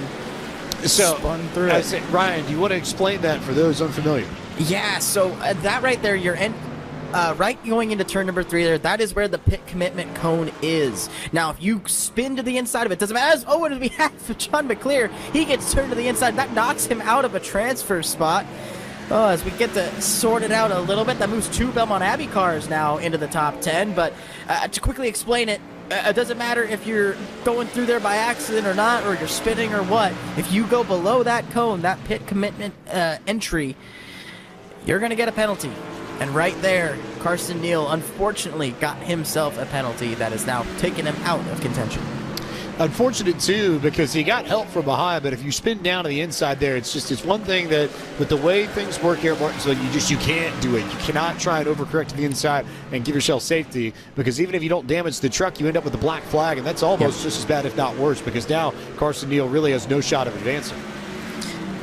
No, he doesn't, and that's so frustrating right there. I mean, he was racing clean, racing hard, and unfortunately for a driver to just send it in there, yes, which is kind of crazy to think, because there was no room for error. And as we take a look at the watch party going on between the 2 UNC drivers and Belmont Abbey, as they're starting to come together a little bit, it's a matter of just like, you're in the transfer spot, why risk it? And unfortunately, some drivers here were being a little too overzealous, in my opinion. Watching Jacob Martin in particular, no, he's going to go. He's going to try and make the move as You see the two UNC Charlotte drivers going, but Martin trying to go to the inside of Tom Appleton. So the Abbey drivers racing each other. Appleton with no ability to get down to the inside. Martin was faster. The problem, though, is that that's let James Potts get in at Tom Appleton's expense. Here we go, though. Appleton, though, looks to the inside as Potts goes a little bit too wide off corner exit. That's going to cause them to go side by side into the corner. What will Appleton do? He's going to try and see if he can move him out of the way a little bit. Watches up the track. That allows Appleton to clear him just a little bit as they come down on the front straightaway. Really nice work there from Tom Appleton to sort of regroup and regain that track position as Jacob Martin has managed to clear all this. So this is going to be the battle for the transfer with 4 to go. Potts got a little bit sideways. Appleton did too. This is going to be fun to watch, I think, here for the last handful of laps to see which drivers make it. Appleton does not have the truck to maintain the position, but he does have the capabilities right now. He is holding on to the position with a clearly ill-handling race truck, and all James Potts needs to do is really just take advantage of the mistakes. You can see right there, he hit the wall. Appleton did down the straightaway there, and that sent him off his line. As long as Potts can keep applying pressure, he is not out of the battle here. So if you're Potts, you want to stay on the rear bumper. If you're Appleton, how do you approach this, Ryan? I mean, really, you just got to limit the damage here. You have got to just calm down. Keep those rear tires underneath you. You see how uneasy this truck is driving. Look at that. He was sideways on the entry going into the corner, but we're taking the white flag with Martin Roberg. Roberg and Syracuse clear here, and they're going to make their way into the setup, and they are going to be the ones good to go as Roberg is going to go and cross the line. Meanwhile, Appleton got loose in the middle of the corner, and so now is there going to be an opportunity to the outside to try and make it? No, there won't be. Appleton's going to run out of time, and the mistake coming into 2 that last time by is going to cost him a spot in round number 2 as James Potts survives. And to your point, Ryan, sometimes just being consistent is enough to make sure that you make it. Absolutely. James Potts did a fantastic job right there. When he cleared him going into turn number 3, he lifted early. He made sure that Appleton could not cross him over, and that is exactly what locked him into the feature right there. Fantastic move by Potts. So, all these drivers going home. It's Zwack, Yershak, Holmes, Garza. Well, rather, no. Take that back. Roberg, Syracuse, Drake, Slagan, Wynn, Packard, Stevens, Burton, Martin, Potts. Your 10 that advance. All these drivers will turn their attention to Homestead, Miami next month. And so, to the final race of group number 2, the second round race where as long as you're in the top 13, that's what matters. It's the top 13, and the top 13 that matters the most. Zwack and Yershak, 2 former winners in this series. Up front, Holmes, Garza, Mitchell, Swank, the rest of your top 6. Moving on through the rest of the field here, we got Wyatt Thompson, Truppiano, and Oliver Racine, and as well as Zach McEllias and Eugenia Acosto and Zach Prost right there in row 6. Continuing to work, lots of drivers with plenty of speed. Arnold Huerta, Hewlett Kauser had a great run, I think, in his second round race, got it done, or rather, second heat race. Caleb Gordon with that incredible defense on Syracuse to make it indirectly. Guess who starts right behind him in this second round race? Ryan, Dylan Syracuse himself. There you go. I mean, it's lots of big names coming through here. Malachi Drake representing Liberty University there in row 10. Brockton Packard. You see a whole lot of green here, a whole lot of Niners right here. Aiden Stevens from UNOH and Matthew Burton. I would say one of the feel-good stories making his way up through there. Martin and Potts, the last 2 on the grid as Abbey versus Charlotte continues another chapter here. We might have a rivalry properly developing between those two, given how much they got into each other in their first round races in the LCQ. One more time, Taylor Burris, it's another Logitech G race analysis. Well, let's double it up a little bit here, ladies and gentlemen. It's time to go 60 laps around the paperclip, over 31 miles. Top 13 will advance, and then, of course, the rest of the field will have to go back to class because they will be eliminated. So the biggest thing and most important thing, James, is what? Make sure that you don't get eliminated. Don't get eliminated. So we keep our eyes up and we keep our eyes going and we keep our attention on especially the top 13 here.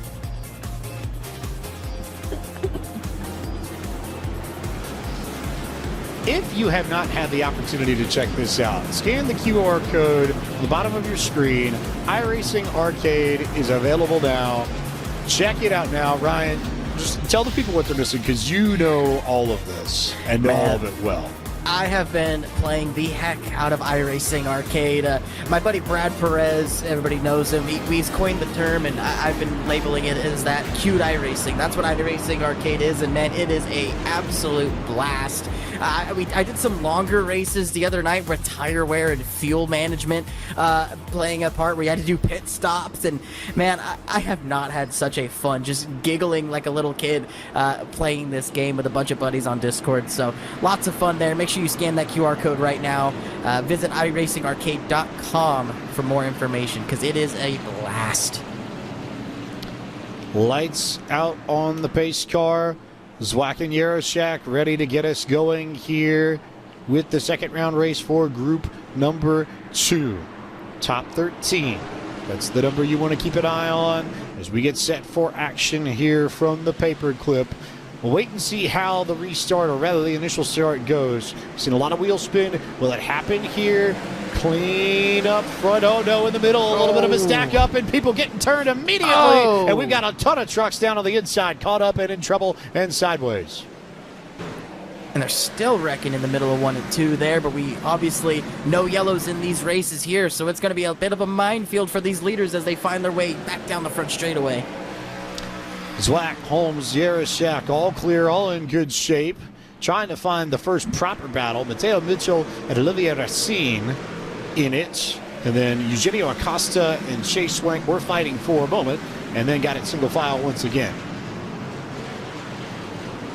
Field now works their way around as we watch through. Everyone's trying to get single file inside this group of 10 right here, and as they do so, that's going to be a big help for a lot of our competitors. But watch on here with the Bryan College driver as he tries to fight his way through the middle. A couple other drivers getting loose off turn number 2. A little bit further back, but again, Zach Michaelis is the transfer driver as it stands. All these drivers just ahead. This is a look at all the trouble that we saw on the initial start again. We're seeing wheel spin, we're seeing stack ups, and it happened on that outside line, and then trouble for one of the Charlotte 49ers and a few others getting swept up. Martin Roberg, I think, had to be very, very careful to survive that.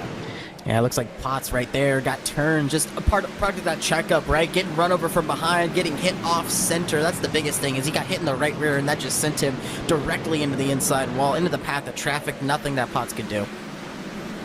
Single file pretty much all the way through your front runners, and nobody double file until about Dylan Siracusa, Brockton Packard, way deep in this field. Looking through the field right now as we watch these drivers single file right now, the calm before the storm as we keep on the action here. But Adam Garza and Yaroshak trying to keep pace with your front runners as Matthew Zwack hopefully doesn't burn up those tires here to cause some issues later in the race. Watching Yaroshak again. Top 13 is all you need, and your positions effectively will reset because you'll requalify here. So now we go on board with Brockton Packard, Siracusa with the defense there down to the inside. These two racing for 17th and 18th, which is fun and entertaining, but the problem is that as it stands, neither of them would transfer. Well, it's fun looking at this visual. You see right there, Brock has his, he's reaching down, grabbing the shifter right there. It's hard to see. You're only seeing the top of his head. You're seeing his eyes locked in on the screen, but nonetheless, watch right there. You see his hand reach down, does the downshift, and comes right back up off the corner, making sure that he gets that rotation. Just trying to set up Siracusa here. Doesn't get it done. Kind of fakes him out right there. Really good stuff there, but Brock, you know, using the energy from the Jeff Gordon stand-up in the background there, looking over his shoulder, trying to make what he can up going through this field.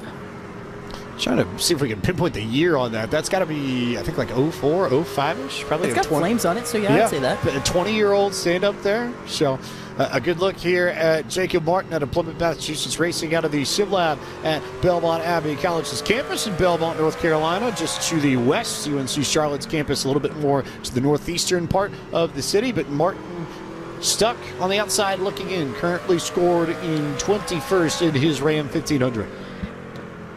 And I got to say again, the commitment from some of these universities, some of these colleges here. UNC Charlotte, they have 8 students competing here tonight. UNOH has 5. Belmont Abbey 6. All these universities really putting a lot of effort, a lot of emphasis behind the iRacing service. It is so amazing to see all these students really get out here and fighting for that tuition money, fighting, to make it in sim racing. I think that is super impressive, and the commitment these universities have put behind it is truly impressive. Very intriguing to see. I think consistently throughout the year, we've seen a handful of programs. UNOH, UNC Charlotte, Belmont Abbey, both Purdue and Indianapolis have been sort of repeat submitters of names of students to this. And we are starting to see, I think, some of the schools really jump in and take their positions in the college series with both hands and make it work. Well, and it's all across North America too. You see, universities from the West Coast in USC. You see colleges from up north, up in Canada. It's really fascinating and awesome to see the impact that sim racing has right there. Just get a little bit of bumper tag right there. A little bit of bumper tag. Caleb Gordon playing defense once again. This is same song, second verse as it was in his heat. And one truck around sideways. Ryan Arnold's going to fall out of the top 13. And what kind of chaos is that going to bring just behind? What that will do is pit the UNC Charlotte drivers against one another. And that will leave Zach Michaelis and Joe Huerta racing door-to-door for spots that would be in as it stands. Yeah, oh my goodness, this is some chaos that we're seeing here amongst these drivers. It's a sea of green amongst all the competitors as they try to work their way around. But the UNC Charlotte drivers, Slagan and Wynn, doing everything they can. The thing is, they got to work together if they want to try to transfer over. We're over halfway through as we take a look at the replay of the Bryan College driver. Did he get some help? Yes, he did. Looks like it may have been Eugene Acosta, maybe wrong there. Acosta, I think, might have been the one. Meanwhile, how about this battle up on the top side of the screen? This is for the transfer. Michaelis has it, and Landon Slagan wants it on that high line. But look at who's on the inside. Dylan Syracuse, who's just been consistently solid. Maybe not the outright quickest truck, but has been there. Look at Blake Wynn going to the inside there, trying to throw a bump to Michaelis instead. That just created a domino effect, and Blake Wynn just moved his teammate up the racetrack effectively. He certainly did, and hopefully those two will kind of behave themselves as they try to find their way further. In fact, three of your UNC Charlotte drivers are lined up nose to tail as they work their way through. And how about this? They try to get around Zach Michaelis, and trouble for one driver into the wall, Landon Slagan. Landon Slagan tried to send it and missed. It ends up losing track position a little bit further back. Michaelis is hanging on to the last spot. Contact there. One of the Belmont Abbey drivers, I believe that might have been Martin, who got into Landon Slagan there at the end. So Slagan gets sent. It moved. Martin still the outside looking in. Michaelis and Wynn are the ones fighting for the transfer. I don't know why Slagan tried to force it on the top side there. He had a gap to the inside behind his teammate. He could have tucked in right there. There was a good 2-3 car length gap there, but you saw right there, overcooked the corner, got close. It almost looked like Slagan was chastising, as producer Drew kind of mentioned there, but it's so easy to get lost. But right there, just getting up in the dirty stuff, the marbles, definitely getting on the tires here. That is something here on the iRacing service that they've been able to replicate here on the sim, is the marbles getting on your tires, getting you loose. And right there, contact, I don't actually know. I thought Martin had contact from behind, but he did not. He just got into the back of Slagan there. So contact there sends Slagan around, a little bit of a stack up there. Meanwhile, this is Andy Trupiano, Wyatt Thompson, Mateo Mitchell, 5th, 6th, and 7th. And Olivia Racine is the green truck just behind this group.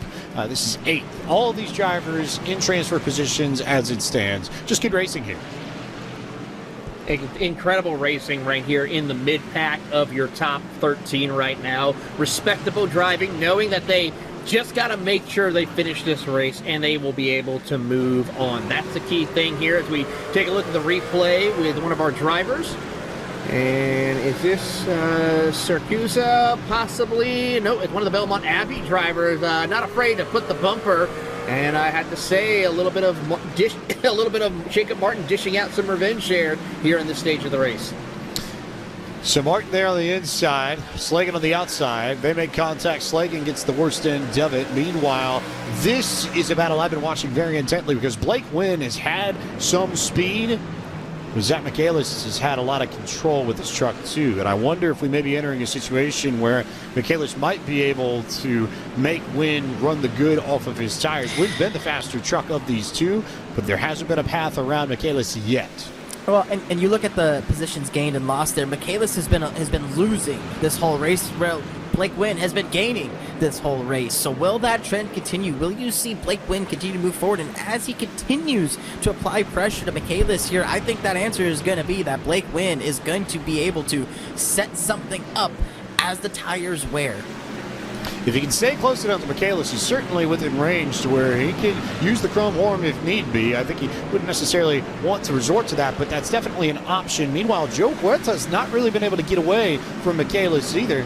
And Caleb Gordon, if anything, has been able to stretch this out just a little bit on everybody back here. He really has, and I've been impressed with how much he's been able to continue putting some pressure on and moving forward ahead in this position. Of course, for Acosta, this is, I believe, his first time making it into this event, so really good pace, and he'll pick up another spot as well as we watch these two UNC drivers trying to find their way around Zach Michaelis and Joe Huerta. Interesting point there for all the UNCC and all the Belmont Abbey representation, and we talked about UNOH too. Mateo Mitchell from the University of Northwestern Ohio is the only one from those three schools currently in a transfer position. A lot of 49ers right around the bubble on the outside looking into the stands, but nobody from sort of our big three in this group in positions to transfer yet. And I'm looking at this battle between the two Niners here, between Blake Wynn and Brockton Packard. It looks like Brockton actually has a bit more pace in his truck compared to Blake Wynn at this juncture of the race. I'm curious to see if it eventually gets to a point where Blake says, all right, teammate, you go by. You try and see what you can make of it. Racer fifth, top of the screen, transfer battle, bottom of the screen. Huerta maybe backing up a little bit to Michaelis as it stands. Gordon absolutely has run off the front of this group. So now is maybe Huerta the one that is backing up everybody? It's a possibility. I'm looking at the lap times right now, and Huerta is kind of just being that little cork in the bottle, I have to say. If Michaelis is able to get around, I think Huerta might be in some trouble. Get stuck on the outside, maybe get freight trained here as Michaelis can get it in. Meanwhile, trying to see if Hewlin Kauser will find a way to the inside of Brockton Packard. Packard was a little bit high on corner entry last time in 3 and 4. Up top, pretty good spread amongst two drivers running right around that fifth position. No real particular battles yet. And they look more clean. And one truck sideways there. That's one of the UNC Charlotte trucks right there. It was James Potts that was sideways on the racetrack there. He's had a lot of action around him tonight. And stuck there on the apron. That was almost scary for a lot of the transfer drivers. But Potts looking like that truck might come down pit road. That might be end of the night for that particular 49er. Meanwhile, still just consistent driving here between Huerta and Michaelis. And Blake Wynn has not found a way around either of them yet. In fact, they're actually running away a little bit from him. He picked up a couple of tenths here and there, and Huerta is just doing everything he can. He's trying to at least stay right there in the grasp of Caleb Gordon in case Gordon does make a mistake. So I gotta say also Michaelis really starting to get aggressive here, knowing that there's some drivers that are hungry to get around for position. So now Huerta and Michaelis continuing to pace. Huerta a little bit up wide and out of turn 2 that last shot by, but Wynn has not been able to hang on the rear bumper, and I wonder whether or not Wynn pushed too hard, or is Wynn saving for a shot at Michaelis later on, and maybe late enough to where if he can get around Michaelis, then Michaelis won't have the opportunity to get him back. At this point in the race, there's no sense in trying to make an enemy, trying to force a gap, trying to nudge a guy out of the way just yet, diving it into the corner. It's just going to set yourself up for an attack from behind once again. So if I'm Blake Wynn, just hanging out, I just want to hang out, let this sort itself out. If I feel like I have the truck to contend with Michaelis, with Huerta, then I'm just going to hang out, let it play, and see what happens next. But Wynn's also starting to lose the rear end of his truck as well. Meanwhile, the leaders here, we haven't spoken much about Zwack or Yershak or Timmy Holmes or Adam Garza, for that matter. But those four have pretty consistently stayed together throughout this race. They're 1, 2, 3, 4 as it stands still well clear of Wyatt Thompson in fifth to the tune of about 2.7 seconds. Yeah, just taking care of their stuff, not really pressuring each other. And they know they are guaranteed to move on as long as they can avoid the chaos of lap traffic and just take care of their equipment. I mean, there's no point. There's no, if you finish first, you get a good starting position for next week. It all gets reset as here we go. Some Belmont Abbey and Northern Illinois drivers about to do battle here as up the track goes Jacob Martin, allowing Ryan Arnold to get around for position. Yeah, Martin just got up in the marbles there, tried to set it too hard on the outside where there's no grip, there's room. And I think we've seen that a few times now, Ryan. There's room to get to the top side all you want, but the marbles get up there, and the line where the marbles are here at Martinsville is so much lower compared to everywhere else. You might see real estate and daylight in that sense, as you see Connor Yershak look to the inside of Matthew Zwack, the race lead. But the problem is that when the marbles are already up there, you lose grip the moment you go up top, and more often than not, you end up going wide. Well, and for the viewers at home that don't know what marbles are, you look at the top lane here where Connor Yershak's driving, you see a little lot of black specks. That is the marbles. That is the chunks of rubber. We're going to get a good look at it right here. As we run way high, you see a lot of chunks actually coming off these two trucks. They both missed the corner right there. That's actually going to allow Timmy Holmes to close in just a smidge. But that right there, when you get too high into this stuff, Connor Yershak here is really finding that line and actually going to make it to the outside of Zwack. Going to make a challenge for the lead on the top. Battle for the lead for the first time really in the second round race. 16 laps to go. The lap UNC Charlotte car pulls to the inside. Zwack has got the bottom. Can Yershak work the high line and get enough of a run on the outside to take over the race lead for the first time here on lap 45? Yes, indeed. That is one of the more impressive passes that we have seen. To get it done on the outside here at Martinsville is a particularly difficult feat, and Yershak made it look very, very easy.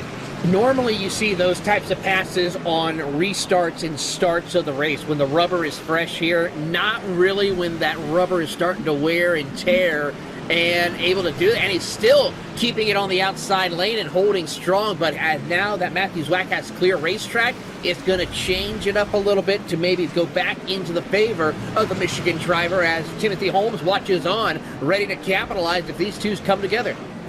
You have to be so precise with the way you enter the corner, and honestly, like, to what degree you push the brake pedal too. I think that's the most impressive thing, is that there's a very finite window in which that outside lane works the way that Yershak is driving it right in, and he's finding speed still somehow over everybody else. Well, and what Yershak's doing right here is he's finding some green racetrack. And what I mean by that is you look at the racetrack, you look at all the rubber that's been laid down on that inside lane. Once you get to a point where that rubber is just so chunky and so stacked on top of each other, it starts to kind of almost lose grip. That's when you kind of want to start looking for fresh racetrack, and that's exactly what Connor Yershak's doing. He is pulling away from Matthew Zwack by using the second lane right now, and that is something that you do see at times at Martinsville in a longer run. When you see tire wear, when you see rubber get laid down, drivers will search for that grip, and right now we are seeing that play out in full force. Everyone in the top four, look at this, they are in a conga line on the second lane. All running that second lane. You know what this reminds me of as well from a little bit earlier this year, albeit slightly different circumstances, but when they came back from what was a hail delay at the Clash at Bowman Gray, same sort of setup where the dry track, the cleaner racetrack, actually was up along the fence, and for the first time in my lifetime, we saw people riding the safer barrier at a quarter-mile racetrack of all places. Similar sort of thing here, where drivers are moving up the racetrack. They're finding more speed there because we're late in the run, and the drivers in the top four are taking advantage of it to go where everyone else isn't to try and find some speed. Taking a quick look as we watch the battle for second and the battle for the transfer spot right now, as Zach McKellius still holding strong. Blake Wynn doesn't really have any of his dancing partners with him right now. He is all by his lonesome as he tries to see if he can find any way to get around Zach. Same thing with Zach getting around Joe Huerta as they try to close the gap. 8 laps to go. Not a lot of time left for those in the transfer position. I do not want to be Zach Michaelis right now because I think the strategy decision he's got to make is just about impossible. You'd love to get around Puerta and really lock down a place in the top 13, but if you do that, any sort of contact, any sort of side-by-side racing may open up the opportunity for Blake Wynn even more than what the situation sets up as right now, where you just got Wynn about a truck length off the rear deck lid of Michaelis. So is the play maybe for Michaelis to ride behind Puerta and just make sure that he's in at Wynn's expense? Absolutely. Michaelis has to ride behind Huerta because you have Blake Wynn, who, while you do have a little bit of a gap, however, that gap just shortened immensely right there in just one set of corners. You are running out of time. You are simply running out of time. Blake Wynn is now on your bumper, as you see right there. Blake Wynn has found some speed in that truck. He is not going to be patient with you. He is going to take the spot. Do you use the chrome horn? How much do you try and send it? Do you get an opportunity from Michaelis to get close, or do you lose some of this ground in the end? He lost ground out of 4. That's how by. Looking forward to seeing here as we watch our leaders negotiate through the lap traffic as well. Don't forget, that could also change the game of who ends up winning in our Group 2 event here as they try to negotiate. Yarashek still working the outside as we ride on board with Zach Michaelis, holding strong in 13th and actually starting to pull away a little bit. Pulling away a little bit. You can see a little bit of a change in the line from Blake Wynn. It is almost last chance saloon. He's got to find some speed here. And will Matthews Whack make it fun with Connor Yarashak? Yarashak almost looped it off of turn number 4 there. He got really sideways off the turn number 4, maybe buzzed the rear tires a little bit, getting back to it. We're at that point now. We're at that crossover point where the tire wear really comes into play. Oh, as we have some lap traffic kind of hold back Matthew Zwack as he had a really good exit there, but white flag in the air. White flag out. Zwack's going to look to the inside. Yarashak with that good run on the high line. Is Matthew Zwack going to go to the bottom here in 3 and 4 to try and find some space? There is lap traffic up ahead of Connor Yarashak. That made it a little bit interesting, but Yarashak will claim the spot now to the transfer battle. And will Zach Michaelis hang on over Blake Wynn? One last big moment, and it will not be enough as Michaelis takes a conservative exit out of turn 4. Michaelis is the last one in. Blake Wynn goes home. Tough break for a lot of drivers here, and if you notice, none of the UNC Charlotte drivers transferring into next week. None of the Charlotte drivers, none of the Abbey drivers. Between our trio, Mateo Mitchell from UNOH carried the banner for the big schools as we look at tonight's Logitech G winning moment in Group 2, which is presented to you by Logitech G, the official wheel and pedals of the eNASCAR College iRacing Series. And it's the defending champion, the points leader, that have gotten the job done in Groups 1 and Group 2. The opportunity to chat with Connor Yarashak in just a moment. He's Wack, Garza, Holmes, Thompson, Racine, Truppiano, Mitchell, Acosta, and Swank. All really consistent throughout this group. All well-deserving of spots in the top 13. Absolutely incredible drive by all of our drivers inside the top 10. And then, of course, we have a couple of more drivers who will transfer over into next week. But got to talk, of course, once again to our race leader. There you see the rest of the field. Gordon, Huerta, and Michaelis for Blake Wynn and company. Their time is done. We will see them in a month's time. So 7 drivers on this page that are done for the Old Dominion Classic, and those who finished 21st on back also going to be going home early. Packard, Burton, Probst, Slagan, and Potts, in addition to Aiden Stevens. All of them will turn their attention to the 1.5 miles in South Florida for our final tournament of the 2025-26 campaign.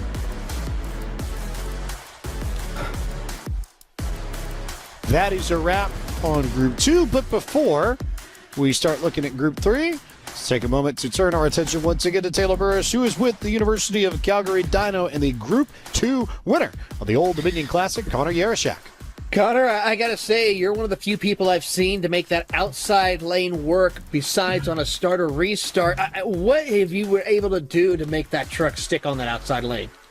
Yeah, I mean, dynamic tracks, definitely working good. And I was on the bottom saving and then moved up to the middle and then just kept creeping higher and higher out of the rubber, and it was pretty fun. But the last 10 laps, when I was in all those lappers, it really started to, I think, hurt me that I was up there. I was just sliding the rear tire a lot, but I mean, it was fun and it was neat. I've never had to run like that at Martinsville.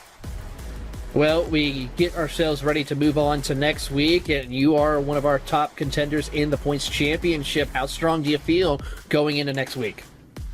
Yeah, I mean, I felt good there, obviously, and had good pace, but with cautions being enabled for next week's race, you're not going to see a run that long. So it's all going to be about maximizing restarts and taking advantage when you can. But I mean, I feel fairly confident going into it. Well, we wish you the best of luck. Connor Yarashek, your winner in Group 2. Thanks, guys. Connor Yarashek wins Group 2. That means we've got one more group coming your way this evening. So we'll take a quick break and then turn our attention to Group number 3 as the Old Dominion Classic rolls on from the virtual Martinsville Speedway. More eNASCAR College iRacing Series action coming up after this.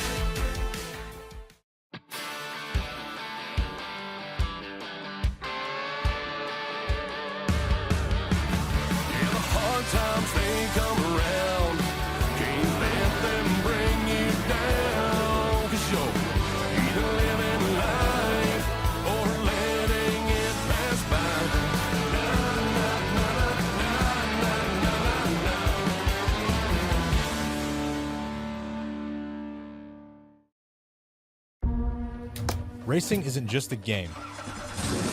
It's a way of life. Every lap, every moment. Practice is about consistency. Winning doesn't come easy. Yo! My turn, Bubba. Feel the road. Own the race. Logitech G wheels and pedals available now on Amazon.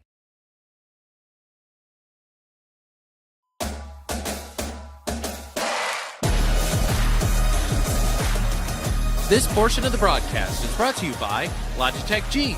Through design, engineering, and a love of driving games, Logitech G takes racing simulation to another level.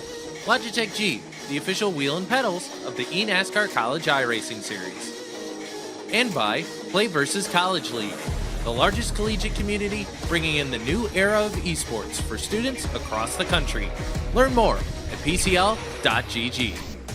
And by NASCAR 25. Available now on the PlayStation Store, Xbox Store, and on PC with Steam. For more information, visit NASCAR25.com.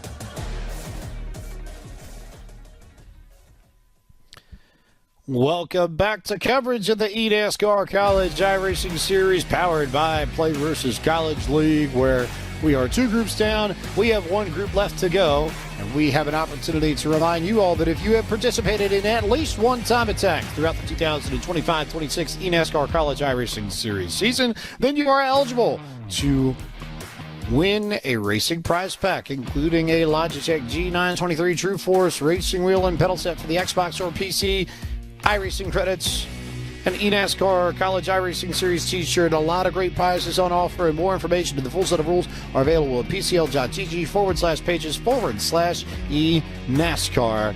We do indeed have wheels to get you going in your college series career. So we have seen 2/3 of our 120 take to Martinsville. We have one more opportunity to try and get some drivers in. 13 more slots up for grabs in the finals of the Old Dominion Classic that will take place 1 week from tonight. Same time, same place, 7 p.m. Eastern Time, eNASCAR.com/live.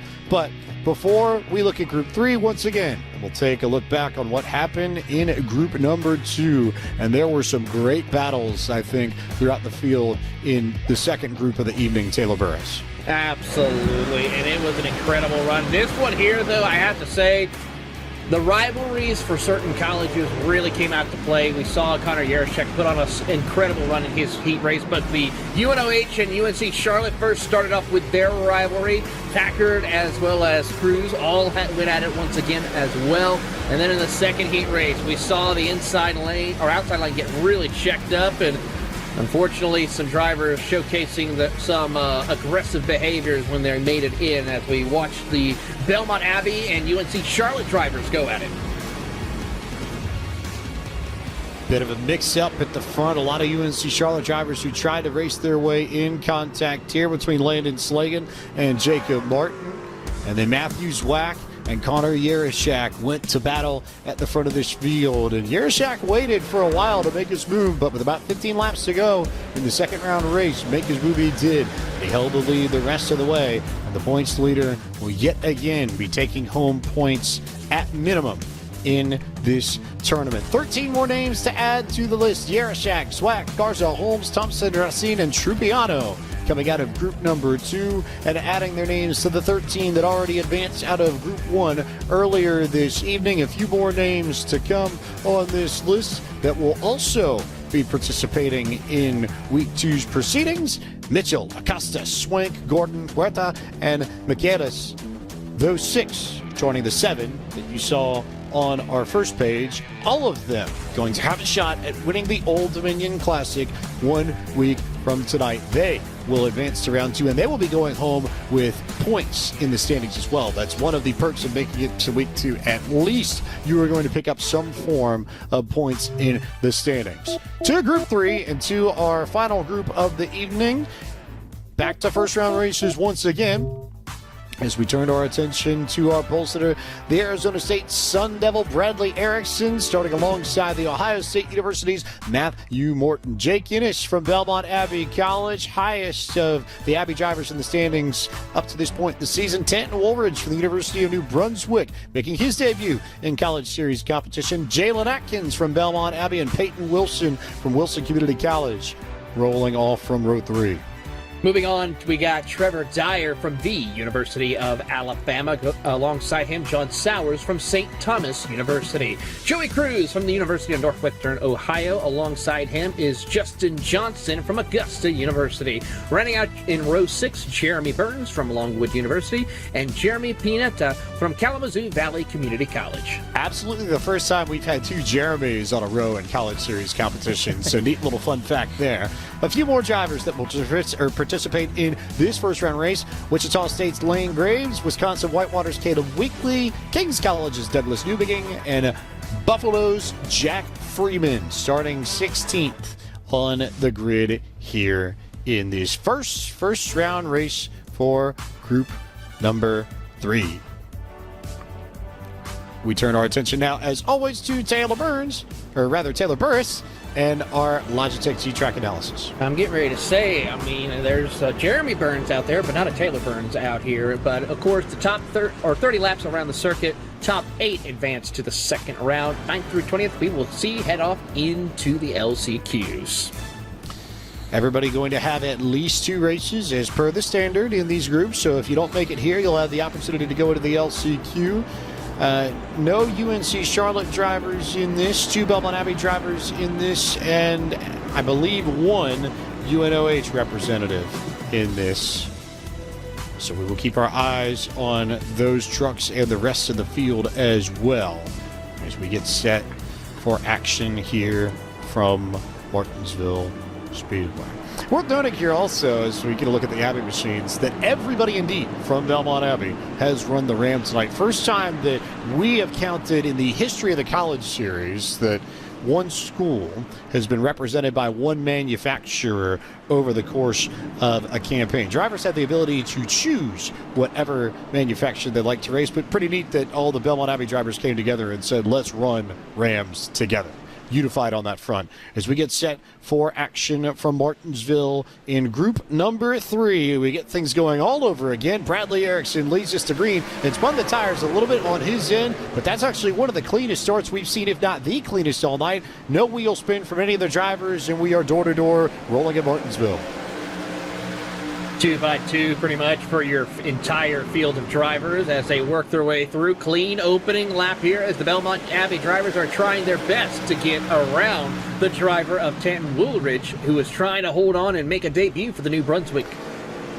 Woolridge needs to make this happen quick, because if he doesn't, he was at risk of getting freight trained, but as it stands, they'll get in line and they'll all go single file. And now we'll start seeing everybody string out safe for Peyton Wilson, who looked to the inside of Jalen Atkins and then decided to tuck back in line. So single file all the way through. Cleanest single race so far up to this point. We'll see if that changes, but you have to go back to Jeremy Pienta and Douglas Newbigging to find your first side-by-side battle all the way back in 13th and 14th. I wonder if these drivers watched the tape, watched what happened over the course of groups 1 and 2 and said, you know, we want to race things a little bit differently. I mean, I would sure hope so, but I mean, you look at this blimp view here of the whole field all running together. That is the first time all night long that we have not had a car go around in turn number 1 or a first lap incident. Everyone in the field is competing still for position, and that is a great sight to see. And you see right here a lot of people trying to take advantage of their short run pace early. Jeremy Burns sent Justin Johnson up the hill, and now Johnson looking for a spot back on that inside line, but loses 2 positions. The problem is that Trevor Dyer is the one who holds the transfer spot, and Trevor is ahead of all of the drivers here. Talladega, Alabama native, representing the Crimson Tide and trying to run down John Sauer from St. Thomas University, who would be next in line. Dyer having a good run here, of course, looking to try to have the chance to, if I remember correctly, looking through the history, for the University of Alabama to make their way into the feature race for next week. They have yet done so, I think. Looking forward throughout the rest of the season and see what they can do as he has to deal with Joey Cruz right there, hot on his heels. I think Jeremy Pienta may have gotten the fence entering 3 last time by. First major mistake we've seen from anybody. This is Johnson and Newbigging in 12th and 13th. Good battle, but again, behind the transfer line. So whatever they are trying to do, they need to sort it out quick so they can go chase the drivers ahead of them. Well, and the big thing there is if you're one of those guys that started, mid-pack, back of the pack, you looked at some of those other heat races and said, oh, well, at least there'll be a first lap incident. Maybe I could gain some spots. But so far, we're clean and green. As we're right on board with Peyton Wilson here from Wilson Community College. And, this is a perfect visual right here of what these guys are seeing. Going all the way into turn number 1 here, getting that downshift, getting a good drive off, and James, it's kind of funny to look at this. You have Wilson Community College with a car piloted by Peyton Wilson, living in Wilson, North Carolina. I think that's a bit of a funny little thing right there for. Wilson from Wilson goes to Wilson, as our producer Drew says, which the two of those are sort of a given. It's, Wilson Community College in Wilson, but then he has the last name there too, Wilson. Icing on the cake, I think. As we look at Matthew Morton trying to hold off Tanton Woolridge, who has found pace as we have gotten under green. Woolridge did not quite have the initial short run speed right after that start, but all of a sudden, Woolridge is driven away from both Innes and Atkins and has really made it into the 3-horse race up front. He really has, and I gotta say, the pace that he is showing right now has been very impressive out of the field of driving, especially for being a newcomer as well. Putting some incredible lap times right now, keeping up with some of our favorites of Morton and Bradley Erickson as they come off of turn number 2. Clean track up ahead. That's what you love to see.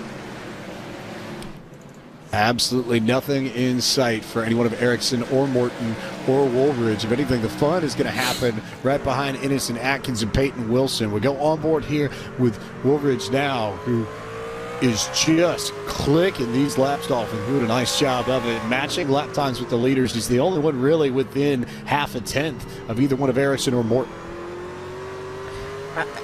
And that's really just what you want to keep doing. You just want to kind of bide your time, hang out, try and follow the tire tracks of the car in front of you. You obviously want to keep a bit of a nose out, either in or out, but nonetheless, everybody in the top 5, really just top 5, top 6, really just kind of playing it safe, all hanging out, single file, and right there you got Peyton Wilson all over the back of Jalen right there. Jalen Atkins and Peyton Wilson, this is the best battle on the racetrack right now. Peyton Wilson has decided not to push the issue. I'm wondering whether or not, to what degree there's sort of teamwork in the midst of all that, because Innes and Atkins racing in the same room together. So plenty of opportunities to work together with some team strategy on that. And that might be a case of let's just hold station and maybe we won't necessarily press the pace because we know we're qualifying for the second round no matter what if we just hold our spots in the top 5. So certainly a potential for strategy there, and they're not the only example of that. We know likely true with the UNC Charlotte drivers as well. Some of the UNOH drivers I know have worked together in these college series. So again, sort of creating that theme of institutions putting together frameworks for teammates and for cooperation. Couldn't agree more, and I got to say they're doing it a lot better than what we saw for some of the other times we saw the Belmont Abbey drivers work their way through. Just, of course, for Inez and Jalen Atkins, they're more of the veterans that we've seen compete in this series over the course of the years and the eNASCAR College iRacing Series as they continue to just hold station, not push the envelope. Everyone, I think, is kind of learned something, Ryan, with regards to the last two, where it was just chaos after chaos every other lap. Here, it's more of just settling in, taking care. If you're in position to transfer, don't overdo it. Yeah, you don't see anybody really pushing the issue, pushing the bar. They're really just riding in line. You have the 2 Belmont Abbey cars right here.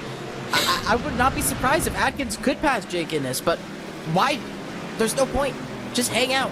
You both are in. You see a couple cars bang off the fence there for turn number 4, but I mean, it has been clean and green. We do have one car on pit road. That's Jack Freeman. He is pulled to the pits, so he effectively is out of the running, but I mean, that's it right there. Everybody's out there.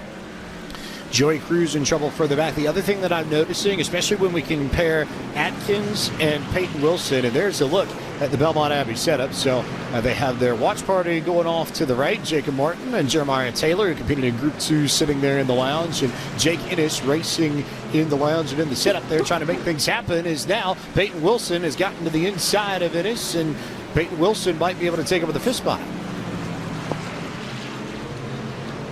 Looking through here, Innes is just taking care of his equipment right now. Just lets him by. Peyton Wilson knows that is there. You see the Belmont Abbey drivers showing a little bit of a wave right there. As we go up to Matthew Morton, who is settled in, trying to keep pace with Erickson, who is slowly just pulled away lap after lap. I was trying to figure out what happened there, and Joey Cruz was coming back up the racetrack, and it looked like that Innes checked up to try and avoid hitting Cruz, and that checkup was enough for Wilson to get the spot. So a bit of an unfortunate piece there, but again, it speaks to the main game of week 1. Maybe you're a little bit bummed that you lose the track position, but as it stands, the most important thing is to make sure that you make it into the second week above all else. Absolutely, but one driver I got my eyes on right here, we'll take a look at the replay right here, but we'll get a better look at it later. But Douglas Newbigging, he started at the tail. He started at the tail here, and oh man, nothing. So that explains the first part of Joey Cruz, and then we'll see here. The piece that I was talking about with Innes will come up here. So Cruz will get going again, and just here coming out, you'll start seeing Innes and Atkins come, and you see that Innes got crossed up because he wasn't necessarily certain where Cruz was going to go, and then Cruz ends up just parking it open 3 and 4 and calling it a day. His left front is broken right there. You can see it's not really attached to the truck. It's touching the ground. You can see it there, but it's not really turning. But back on Newbigging, he's going to run out of time. He doesn't have the time to catch right now, but man, he has definitely been the biggest mover of this race. I think he started close to the tail of the field as we see the end of Joey Cruz's episode there, I guess. Joey Cruz in his own odyssey as it stands. As Bradley Erickson with 3 laps to go and plenty of opportunities to make sure that he will be rolling on into the second round right off the bat. I think, if anything, we're starting to see a good battle develop between Innes and John Sauer for the 6th and 7th positions, as Erickson will take the white flag. Bradley Erickson looking to try to put on a great performance here today for Arizona State. They are getting ready to go head-to-head with Virginia tomorrow night to see if they have what it takes to be a part of the Regional 4 bracket for the NCAA Women's Tournament. So, great way to kick it off, give the Sun Devils a chance, and, of course, Bradley Erickson, your winner.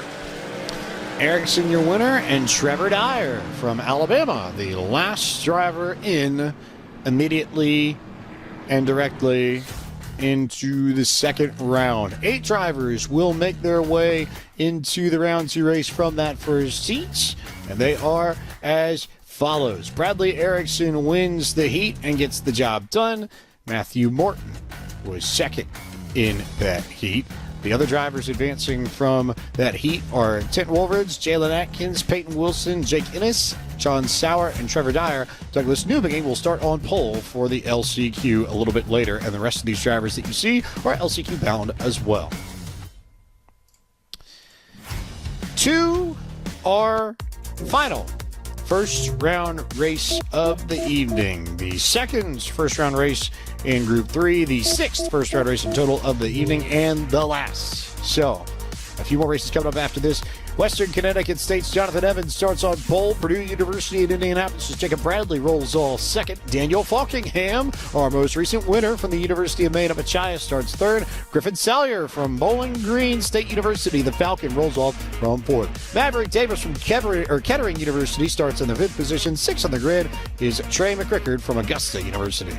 Moving on into row number 4, we will find Zach Sprouse from George Mason University and Avery Mendoza from the University of Georgia. Elijah Wells from Texas Tech University. Alongside him, rounding out your top 10, is Aaron Brown from Eastern Shores Community College. Row 6 will find Cody Johnson from Belmont Abbey College and Kyle Martin from Central Connecticut State University. 4 more drivers that will run in this heat. Ricky Burbank is another UNC Charlotte 49er who will roll off 13th. Jake Cummings, the Pottstown, North Carolina native from Converse University, starts 7th. Emilio Campo from Tarleton State will roll off from the 15th position, and Owen English will start from 16th, representing Embry-Riddle Aeronautical University. One more time, let's look at our Logitech G race analysis. Absolutely, and it's going to be, once again, 30 laps. The top 8 advance to the second round. 9th through 20th will proceed to the LCQ. Pretty straightforward at this point. We know the drill. Top 8's where you want to be. If you're not top 8, you have one more shot to make your way into round number 2. Keeping an eye and waiting on the drivers to get going here. Lots of action to be had. And lots of fun to be had on NASCAR 25 as well. If you have not partaken, Ryan talked about this a little bit in pre-race, but we have a video game on consoles. It's available now on Steam, on PlayStation, on Xbox. You've got drivers from all 4 national touring divisions of NASCAR. You've got driver ratings for 200 drivers, 30 plus NASCAR tracks that have been laser scanned, 40-player online multiplayer. What else can you say? So much fun to have on NASCAR 25 Ride. Tons of fun to be had, and the best part too is, whether you're a pro like these drivers out here in the college series, or somebody who just wants to go have fun, sit on the couch, crack up with a soda, and go turn some laps, there's a playability for you. It tailors to drivers of a variety of skill ranges, but a bit of drama here. The pole sitter disconnected. Issues with Jonathan Evans' connection, so effectively the equivalent of a mechanical issue in real life. And Evans, who qualified on pole, is not going to start up there, and that will give pole to Daniel Falkingham and move the inside row up 1 position. So that changes the math a little bit. How it changes the racing remains to be seen, as it will be Falkingham and company going as we all start seeing the drivers make the move. Big moves further back in the field. Elijah Wells stuck center of a 3-wide battle as they come down the back straightaway. We all are off and away. That Texas Tech driver really stuck in the middle there was Belmont, Abbey, and Georgia as they try to work their way through as they come across the line to start the opening lap here. A little bit more chaotic than we saw in the previous heat race here as we watch Elijah Wells and company try to hold that coveted 7th and 8th position. It's going to be a good transfer battle. All bit of contact there. Zach Sprouse all over the rear bumper of Jacob Bradley, and Griffin Salyer all over Sprouse's rear bumper too. So not really anywhere for those two to go. Oh! We got one truck around right here. That's Zach Sprouse, I believe, right there in the middle. Yes, it is. Up to the outside wall in turn numbers 1 and 2. He is out. Sprouse and Salyer got into it. That was building from the way they were racing off of turn 4, and that's moved Kyle Martin now into the transfer position. Jacob Bradley, you see on your screen, running in 3rd. No one around. Plenty of space for him to start setting his own pace, running his own race. Really good work there from Bradley to find a nice little window to work within and plenty of breathing room with respect to the cut line as well. A little bit of a slide on the racetrack there opens the door for Avery Mendoza to look underneath Kyle Martin. This is for the transfer position early on in this first round race. Kyle Martin with a very loose truck up there. He's wow, he is just all over the racetrack. He was sideways entering turn number 1 and 2 there, and now is fighting to hold on to the truck down the straightaways. Again, a good look at the replay here. Just contact from behind. That's Slater in the back of Sprouse, and they both get stuck. And looks like Sprouse, maybe a little bit of a overcorrection to even the score there, James? There were 2 drivers involved in that incident. That's what I know for sure.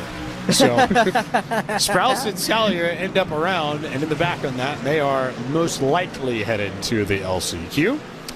And Avery Mendoza and Jake Cummings now are the battle for the transfer position as Martin has fallen off and is fighting the handling of the race car. Cody Johnson a little bit sideways, stack up here. So now 3 drivers fighting for 2 spots as Avery Mendoza and Cody Johnson continue to go. Johnson with a little slide up the racetrack. Mendoza to the inside with a good run, and Jake Cummings just waiting patiently, to his great credit. Not trying to particularly get involved in this battle, waiting to see which of these lanes is the right one to pick and which is the right one to go for. How about this for Avery Mendoza right here? Making his debut, of course, with the College of the University of Georgia. He is a mechanical engineer pursuing his career in motorsports. Drove his school's Formula SAE team and helped design their 2026 car with the suspension. In fact, he had a chance to win an iRacing Trophy.ai giveaway contest that helped him get the opportunity to drive a Porsche Cayman GT4 at Donington last year. So he is definitely having some fun as, trouble in front of Miguel Campo and company as Martin and Johnson are just banging wheels as here comes the UNC driver Ricky Burbank through the middle.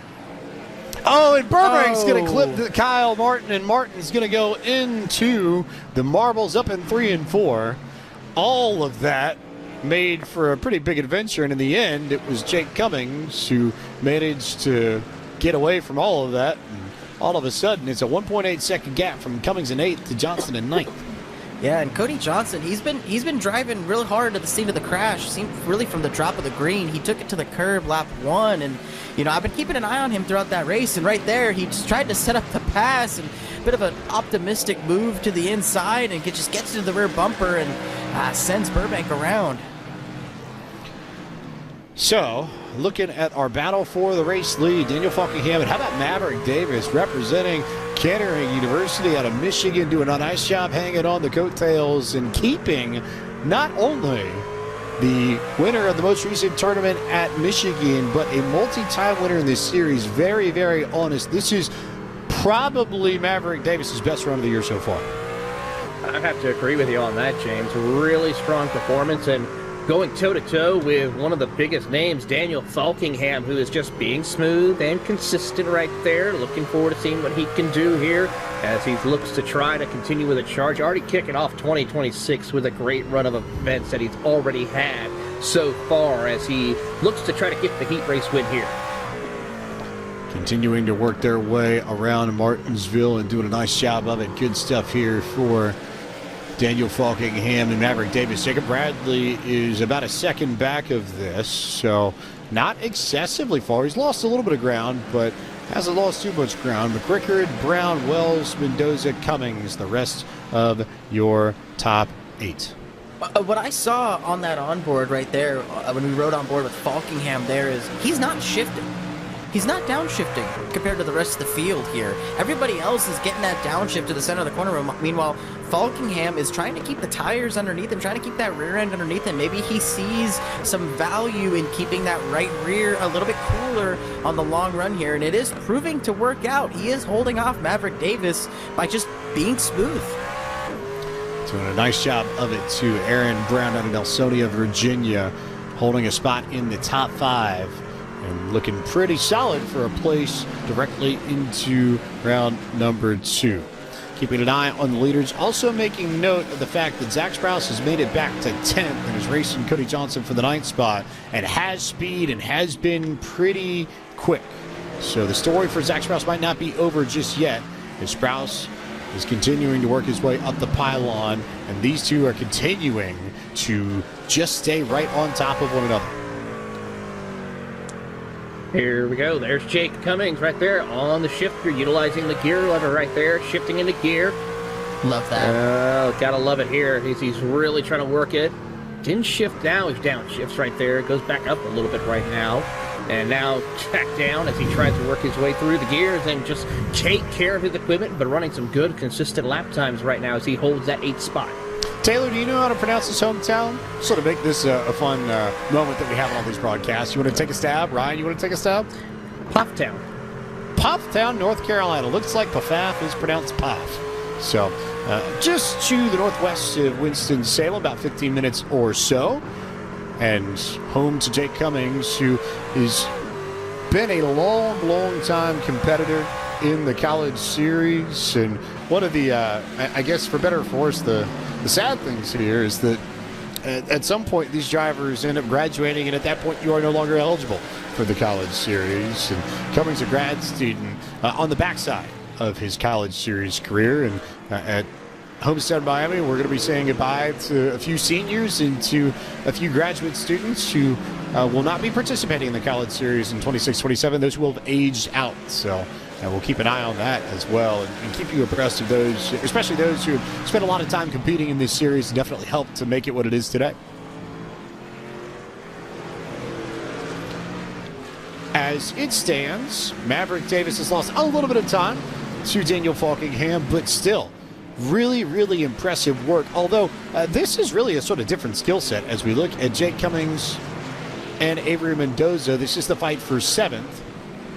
Zach Sprouse is 3.6 seconds behind. He is lapping quicker than both Mendoza and Cummings, but not quick enough to where he would gain all of the time he needs within the next 5 laps or so. So barring a complete meltdown from one of our top 8 as it stands, we'll see Zach Sprouse most likely starting outside pole for the LCQ.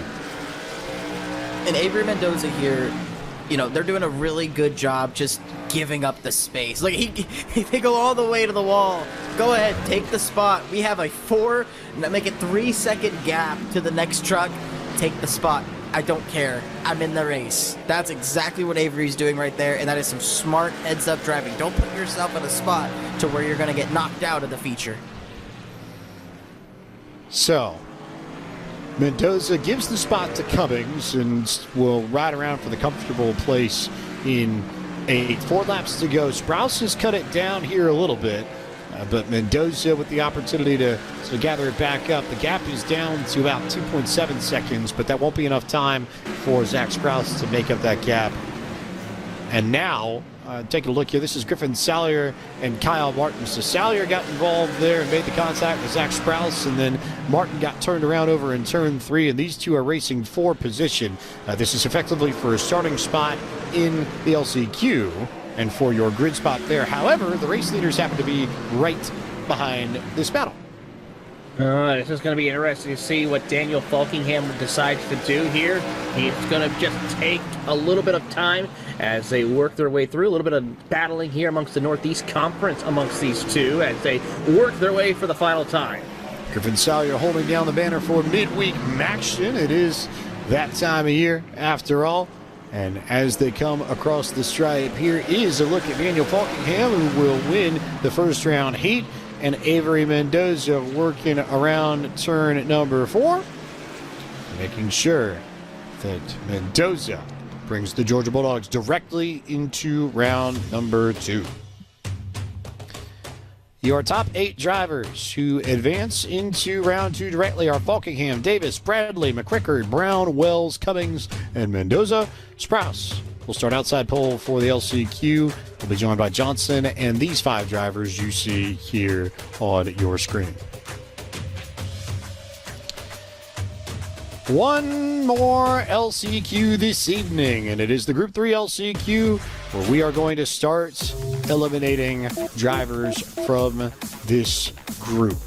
So we'll see what kind of fun we have here as we get set for our penultimate race of the evening. Newbigging and Sprouse, your front row. Graves and Johnson going to start 3rd and 4th. Justin Johnson and Miguel Campo rolling off 5th and 6th. Then, of course, we have Jeremy Burns and Ricky Burbank in row 4, Jeremy Pineta and Kyle Martin in top 10, Cruz and Sallier rounding out in row 6. Caleb Weekly, Jonathan Evans, Jack Freeman, Owen English, your final 4 starters on this grid. 16 trucks will take to the racetrack, and as we will see in our Logitech G race analysis, Taylor, not all of them are going to advance into the second round race. No, this is all for the marbles here to move on into the next race. Top 10 advance to the second round, 11th through 24th. Unfortunately, it's time for you to go back to class, heading off to Miami for these 30-lap LCQ. Elimination awaits for those who finish 11th or worse in this race.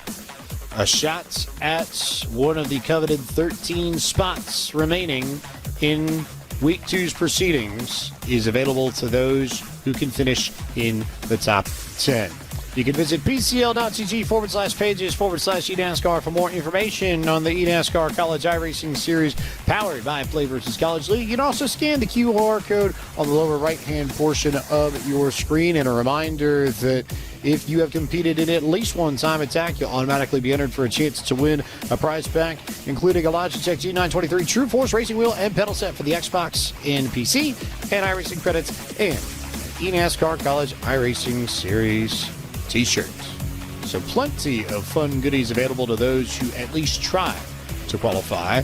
And to one of those drivers, you're going to get a pretty good standard wheel. Once upon a time, Ryan Vargas won Michael Conti, won what is now the Coke Series Championship, racing with a Logitech wheel very similar to the one being offered up in the giveaway.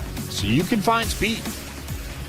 Absolutely, you can find speed, and you see right there at the bottom of your screen. Sorry, next race we continue Week 2 of the Old Dominion Classic. We're right back here at Martinsville Speedway. All the drivers who have finished in the top 13 in the last 2 main features, and the one that you're about to see here following this race. All those drivers are going to be going head-to-head here at the Martinsville Speedway. The paperclip one last time, and they're going to be ready to duke it out.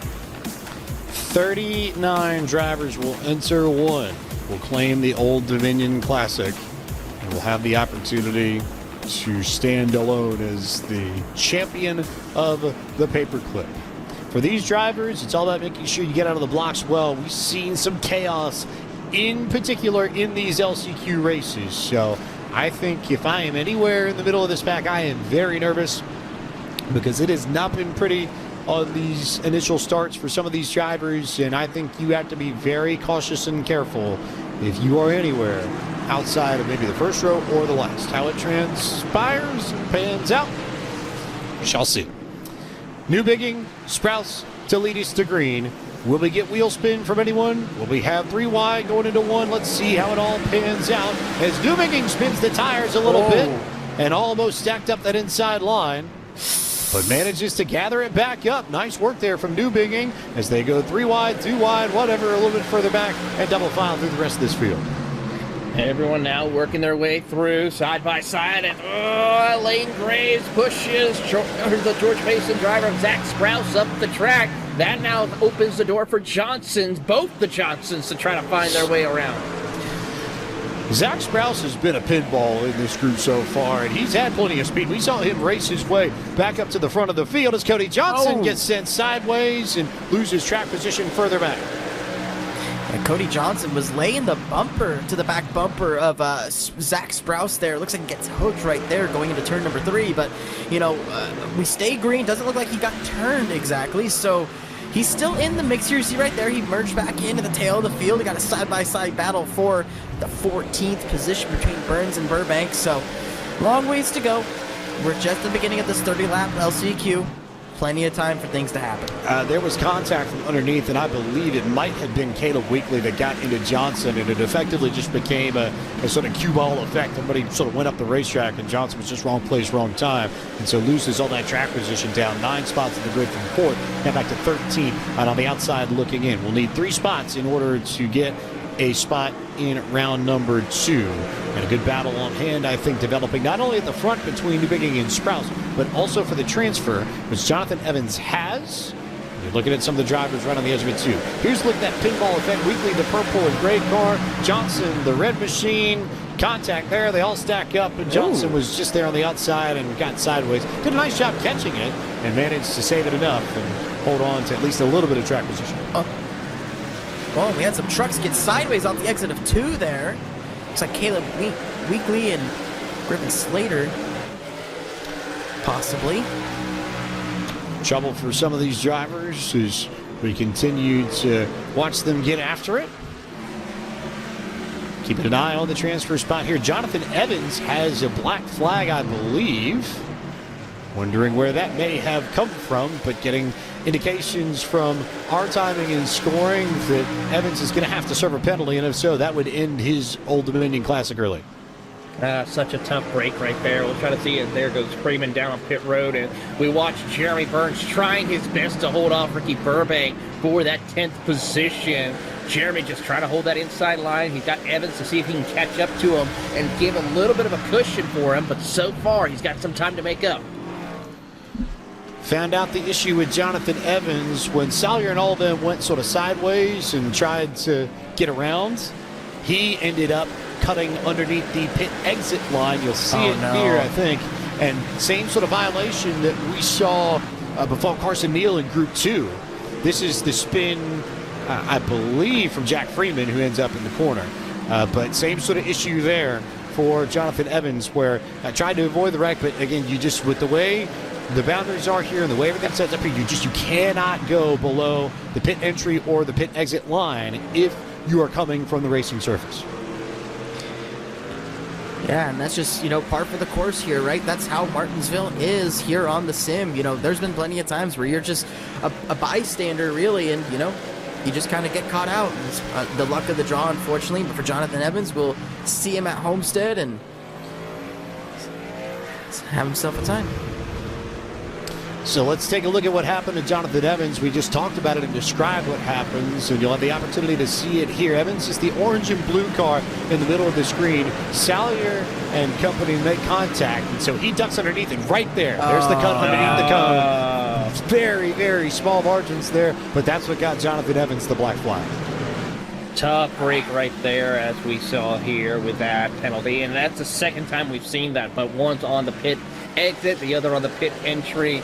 Tough break, and that's going to be an issue we possibly may be seeing next week as well.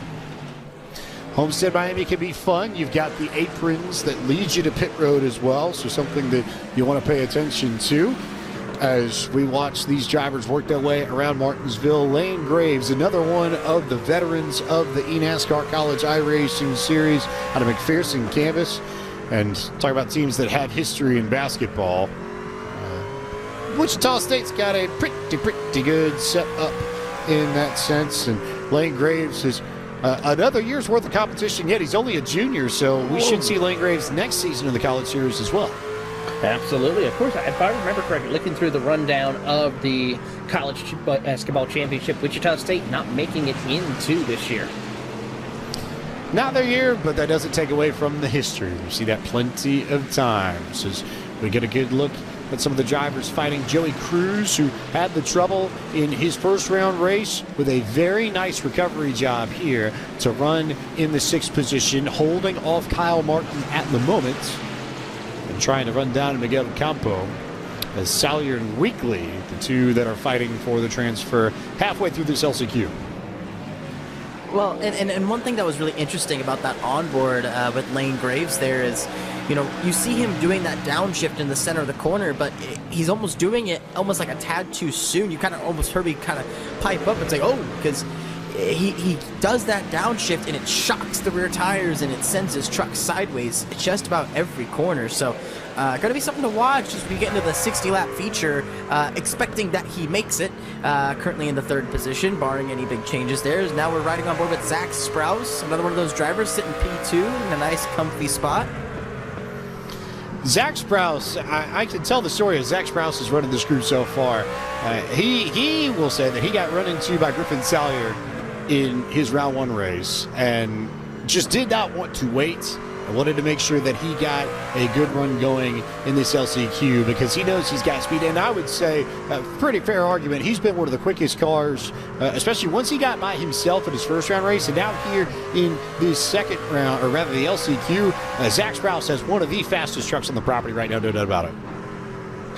Question is, he's going to try to see if he can go for that extra position here. And Douglas Newbigin just a half a second up the road, 10 laps left. He's got plenty of time to make it work. Newbigin and Sprouse racing for the lead. Griffin Salyer clear of Caleb Weekly by just over half a second for the final transfer position as it stands. Those two racing for that.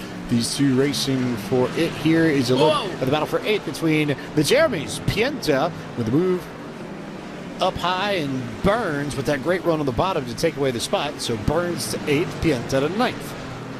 Yeah, Pienta got loose in the entry to turn number 1 there. That was a bit of a hairy moment right there for two trucks that are safely on to the main event. I mean, just, product of this type of racing. A lot of rear brake, entering the corner hot, get a little loose, and, gathered it back up. No harm, no foul. We'll see you in the main.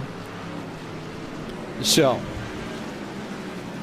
opportunities to go after a spot in the second round. That's what you want here. This is all for grid position in the second round race effectively as we see a battle between Joey Cruz and Miguel Campo developing. So the UNOH driver to the inside of the Tarleton State driver out of Texas, and Joey Cruz trying to rebound much like Zach Sprouse is doing. Those two had similarly disappointing first round races and have rebounded nicely with similarly impressive LCQ runs so far. Either way, Miguel Campo putting on a great run here with Joey Cruz trying to hold on to position with 5 laps to go. This LCQ, I have to say, has been one of the calmer ones that we've seen out of the 3 races so far this evening. we can say that definitively, Taylor. Yes, it's been the calmest of the 3. Well, we still got 5 laps to go. Something could still happen. A lot could happen still. But right now, I've accepted my place as the commentator's cursed instigator here. So if it's my fault, it's my fault. I'll own it.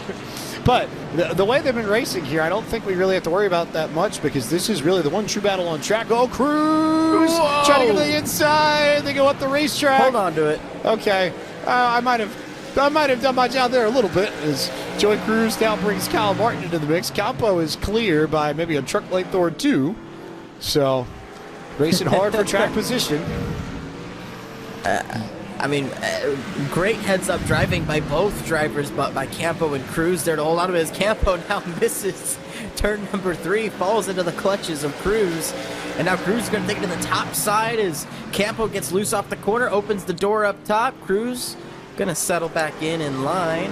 Doesn't look like he's going to really try and challenge. Going to try to drop the element and pull the crossover. Yeah, I can see it. He entered high in 1, so he get the run down the back straight and enter 3 underneath Campo and force Campo to nail the exit, which Campo did a decent job of, but holding speed on the outside. Tonight, Connor Yarashak's really been the only driver that consistently has run quickly up top. As Douglas Newbigin makes his way through 3 and 4, we'll take the LCQ. And Joey Cruz and Miguel Campo will have fun and both transfer. And Griffin Salyer out of Bowling Green State University will be the final transfer into the second round from group number 3. So Isaac Azumba to Salyer and the rest of BGSU. Newbigin, Sprouse, Graves, Johnson, Cruz, Campo, Martin, Burns, and Pienta, the other 9 that will also advance into the second round race these five, Weekly, Johnson, Evans, Burbank, and Freeman, home, done, and now can turn their attention to Homestead, Miami. And so now we have arrived at our final race of the evening. The last race in group number 3, the last race on this marathon of an evening from Martinsville Speedway. And we turn our attention to the starting grid for the second round race. Bradley Erickson and Daniel Falkingham won their heat races and will line up on the front row. Morton and Davis rolling off in row 2. Tent Wolverine starts 5th. Jacob Bradley, yet another of the Purdue University in Indianapolis contingent, rolling off 6th. Jalen Atkins and Trey McCrickard will be in row number 4 with Peyton Wilson and Aaron Brown in rounding out your top 10. Then Jake Innes and Elijah Wells. A lot of fast drivers here. John Sauer, Jake Cummings, Trevor Dyer, Avery Mendoza, Newbigging, and Zach Sprouse, the top 2 in the LCQ, starting 17th and 18th on the grid. Lane Graves and Justin Johnson will be in row number 10 to round out your top 20 with Joey Cruz and Miguel Campo in row 11. Kyle Martin and Jeremy Burns in row 12. Pienta and Sallier starting 25th and 26th in this second round race, with work to do to make their way up to the top 13, which is our new transfer number, as we will see in our final Logitech G race analysis of the evening. Absolutely. We're going to double it up once again. 60 laps around the circuit. Top 13 advance. The rest of the field, well, we appreciate you coming out, show your school colors, but unfortunately, your time has come to a close. You head back to class, study up, and get ready for Homestead. Ryan Vargas, this has been the cleanest of the 3 groups so far. Do we think that changes here in the second round, or are we going to see some of the best racing that Martinsville's got to offer tonight? I'm going to remain hopeful that it's the latter.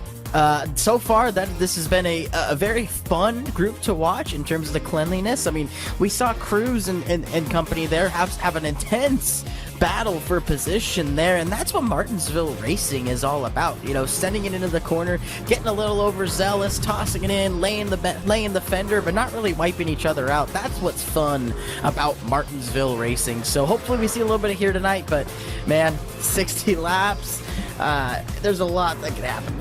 There is a lot indeed that can happen. If you scan the QR code on the lower right-hand portion of your screen or visit pcl.tg/pages/eNASCAR, you can find out more about the eNASCAR College iRacing Series powered by Play vs. College League, and you can potentially get your hands on a prize pack including a Logitech G923 True Force racing wheel and pedal set for the Xbox or PC, iRacing credits, and eNASCAR College iRacing Series t-shirt. If you've competed in at least one time attack throughout the season, you are eligible to register. So go visit the website, go scan the QR code.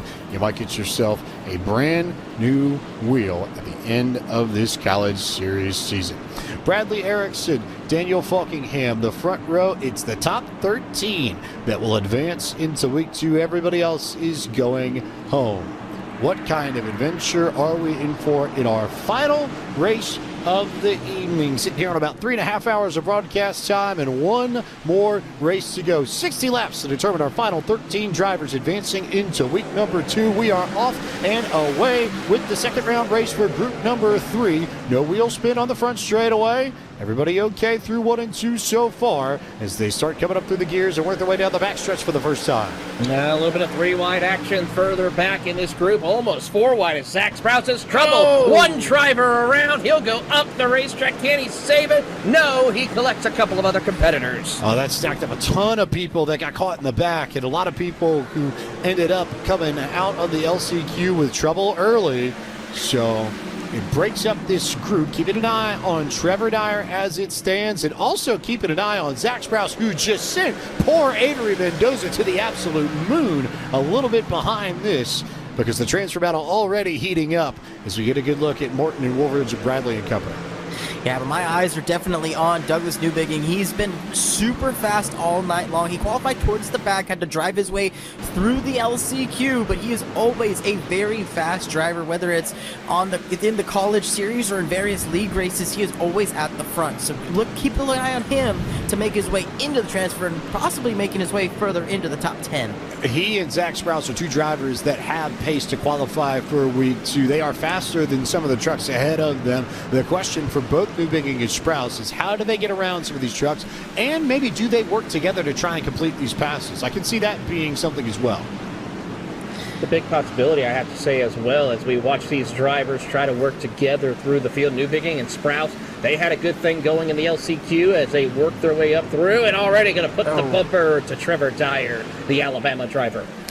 So Dyer now going to have to throw a lot of blocks here, keeping an eye on Newbigging and Sprouse and Dyer, and then Wells and Ennis too. This is the contact that sent around some of the folks in the back half of the field, and Trevor Dyer got into, I want to say John Sauer. Yeah, it was Sauer, and then that just stacked up a lot of people. A lot of folks. Kyle Martin got stuck way in the inside there with no trouble. As Dyer now looking to the inside of Ennis for position. Yeah, some really good, clean racing right here. Dyer doing a really good job just managing his stuff, trying to put himself further into the top 13 here. The biggest thing here, if you're somebody like Jake Ennis, Trevor Dyer, you guys want to move yourselves further away from that cut line. It's nice to be in, but it feels a whole lot better when there's a truck or 2 or 3 between you and that cut line. Watching these two, the ones I'm scared of, honestly, I'm not even particularly scared of each other. I'm more worried about Newbigging and Sprouse right behind, because after the way they drove their way off the front of the field of the LCQ, I know they've got speed. I don't feel safe, I think, if I'm either one, Dyer or Ennis. Yeah, absolutely. I would just try to be a way to find his way to break this pack, because the more side-by-side they're doing as we go up to the front of the field, the more likely more trouble is coming your way as we watch up towards the front of the field with Erickson, Falkingham, and Morton. And how about Tanton Woodridge right there in 4th position? I have to say, out of all of the drivers that we've had this racing event for the Old Dominion Classic, he has been one of the most impressive newcomers that we've had added to the roster. Keeping an eye here, there was contact between Dyer and Ennis got sent back about 4 or 5 spots as we continue to work our way here around Martinsville. Dyer hanging on to the transfer as it stands. Stack up there. Zach Sprouse gets stopped. Everybody the inside getting bunched up. And all this is doing is allowing Dyer and Newbigging to get away. Tempers flaring here. That's strike 2, I think, for Zach Sprouse and Mendoza right there. What's going to happen if strike 3 comes along? That's a good point. It'll be interesting to see how that pans out as Ennis is trying to run up towards the front. The problem is that you got to chase down Sprouse, you got to chase down Dyer, you got to chase down Newbigging as well, just to have a shot at the transfer. And there's more calamity happening behind you just the same.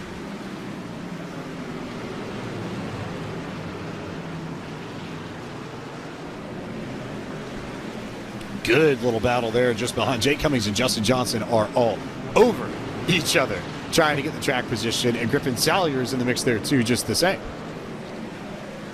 And right now, I'm looking at the cut line right there. Douglas Newbigging has moved himself into the top 3 there. Sorry, top 13, excuse me. He's, like I mentioned at the start of the show, he's been really fast. So he's been one of those guys I'm looking at. Zach Sprouse now is the first guy outside looking in. And now he's in as we got 1 truck around.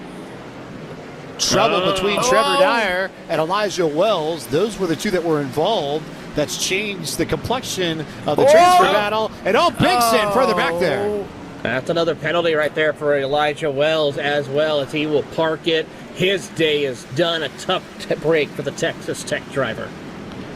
Wells with that pit road entry violation thing as well, and got contact, got sent down in there and tried to avoid it, and then ended up coming back across, sort of knocked into it the same way that we've seen with some of the folks in some of the earlier groups. But now that leaves us with Sprouse and the transfer, and Dyer first truck on the outside looking in.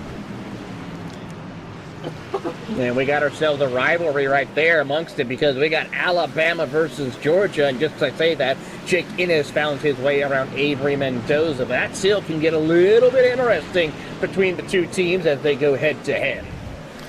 Mendoza is trying to send it in on the bottom. There's the lap traffic there of Jeremy Burns, who's up top ahead, sort of blocking Innes's lane. Mendoza trying to hold that bottom. Innes not going down to block because you can see Mendoza's driving it incredibly deep as you get a good look at Falkingham and company. Oh boy, lots of tight racing off the corner right there. Dyer getting the elbows out right there. Got Dyer and Mendoza tight on each other right here.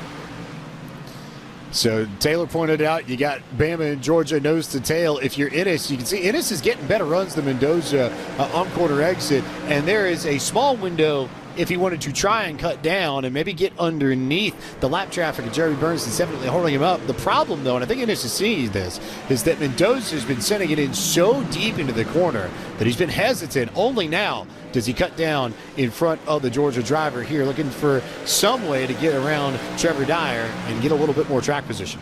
The thing, though, is that we see Innes send it in deep on the corner entry. That driver of Cummings is really putting in a difficult effort for the driver of Trevor Dyer to get around as he's pinching him a little bit off corner exit. It's not his fault or anything like that. It's just the way that that car is handling, especially with some of the damage that we saw from Jeremy Burns receive. But here comes Innes, puts the bumper to him as they try to fight it off and get around this lap truck as quickly as possible. Meanwhile, Zach Sprouse, he's checked out from this competition. Sprouse is absolutely just taken off on this. Meanwhile, Innes is trying to bump draft Dyer in the most literal of senses there. Oh, okay. And then contact there with Dyer and company, who goes way down the racetrack and could not block Innes. And now Innes is down there at the bottom, and Dyer's going to get sent up into the fence and spun around and turned.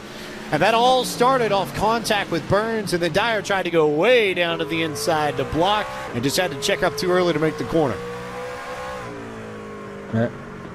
Yeah, that was some really tight racing right there, trying to get around that lap car as we ride on board now with John Sauer. And man, that's a nice little background right there. Got some nice theming right there, and just cruising along right here. Well, let's talk about it, why don't we? Let's take a look at John Sauer, the St. Thomas University driver, originally out of Jacksonville, racing for the Bobcats of St. Thomas, who call Miami Gardens for a home. Also home to Hard Rock Stadium, which happens to be where you'll find the Miami International Autodrome, which joined the extensive roster of iRacing tracks back in December of last year. Also as part of the new iRacing arcade game that just came out as well. So, have you done, I'm about to say, yeah, Taylor, have you done any iRacing arcade or at Miami, Ryan? Do we have take something? Oh, yeah. Ryan has, I know for sure. I have done it on this virtual sim. Absolutely. I mean, look, I cannot get enough of cute iRacing, and man, it is a absolute blast to get around there. We turned the draft model all the way up to 500. It is an absolute blast. And right there at the bottom of your screen, we got the leaders just wrecked. Daniel Falkingham is around and in trouble. We will have to see how that panned out. He goes from first to 10th. There was trouble ahead. That's where this starts. How it panned out, I'm not sure, but that'll be interesting to see how on earth that works out. He's currently 11th right now. He's got about a little over a second advantage over Zach Sprouse. Let's see what happens as they come across the line, though, as we get word and confirmation from the replay here. He's got now currently 1 second advantage over Zach Sprouse. He's got to put a ticket into gear. And you got to worry, what kind of damage does Daniel Falkingham have? Can he maintain this gap? It looks like so far, so good. It looks like there's a little bit, I guess you could say the worry of that is out the window for now. But man, that is a big turn of events for Daniel Falkingham. Bradley Erickson and Daniel Falkingham were working around lap traffic at the time of that incident. Joey Cruz, I believe, was the first truck just ahead of them. So be interested to see if there's more off the back of that. But as it stands, it is Erickson in control, then Morton with a little bit of damage to the right front. This, a little bit further back, is Woolridge and Davidson Brown.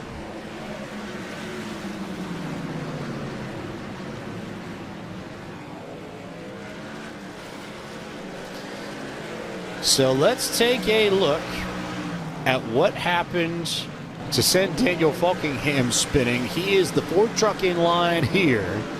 And you'll see Joey Cruz, the second truck. Bradley Erickson gives in the bump. Once gives in the bump. Swan sends him around, and there's contact there. Oh, that was. I guess, is that Erickson almost playing a Chick Hicks sort of role there? Doing a whole get through this McQueen type deal, maybe? I don't think so. I mean, that I don't think was the case. I think it was just a bad bump coming off corner exit. And unfortunately for the driver of Daniel Falkingham getting collected up by that. And breathe, I suppose, here for some of the leaders as we continue to work our way through all the racing here. This has been a great battle between Woolridge, Davis, and Brown. They have been together for the entirety of this race and done a nice job of it. Well, and that's one of the things, and you look further back at where Daniel Falkingham is currently, he still is maintaining that same gap to Newbigging behind him.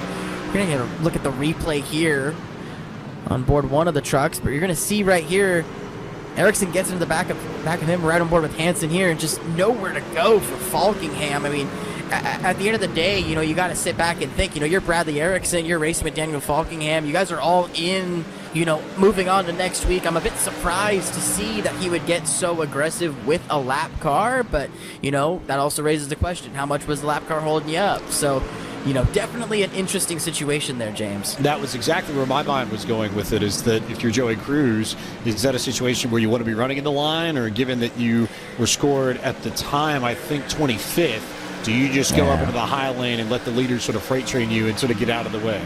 So Falkingham has maintained a place in the top 10 as it stands, even with the worn-out tires and the right side damage. So Falkingham's still in, and this is a case where I think he'll be very glad that at the end of the day, if you finish top 13, all your finishing positions reset going into next week. So Daniel Falkingham, even if he doesn't win this second round race, he will still be in the top 39, and then he'll have the opportunity to qualify it, and it'll almost be as if nothing ever happened, depending on how he cues next week. Well, I mean, we are, trouble for the Georgia driver. Avery Mendoza up in the fence and in trouble over in turn one. And so Mendoza done and dusted.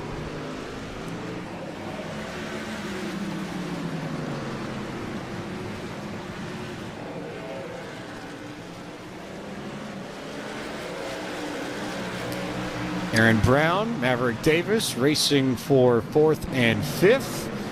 So you've got Avery Mendoza and Justin Johnson here coming out of 4. We'll take a look at the bottom and see how this pans out. Campus is not terribly far away to Augusta and Athens. And that's a turn. That is a I wouldn't venture to say that it was an intentional one, though. It looked to me like the truck behind was anticipating the truck ahead turning into the corner sooner, Taylor. Wouldn't you say? I mean, yeah, but also, Dyer, unfortunately, is also having some problems out on the track, too, and also Tanton Woolridge is on pit road, too. So we got some drivers dropping like flies right now in this stage of the race. What happened to Tanton Woolridge, who had been running top 5 for a lot of this? I'd say that might be kettle boiled over between Woolridge and that group in the top 5 who had been on top of each other, and they took that a little bit too literally, I think. Falky came back up to 8th now, but Tanton Woolridge had been running 3rd for a lot of this, and now on pit road and likely out of the Old Dominion Classic. Unfortunate end to Tanton's evening.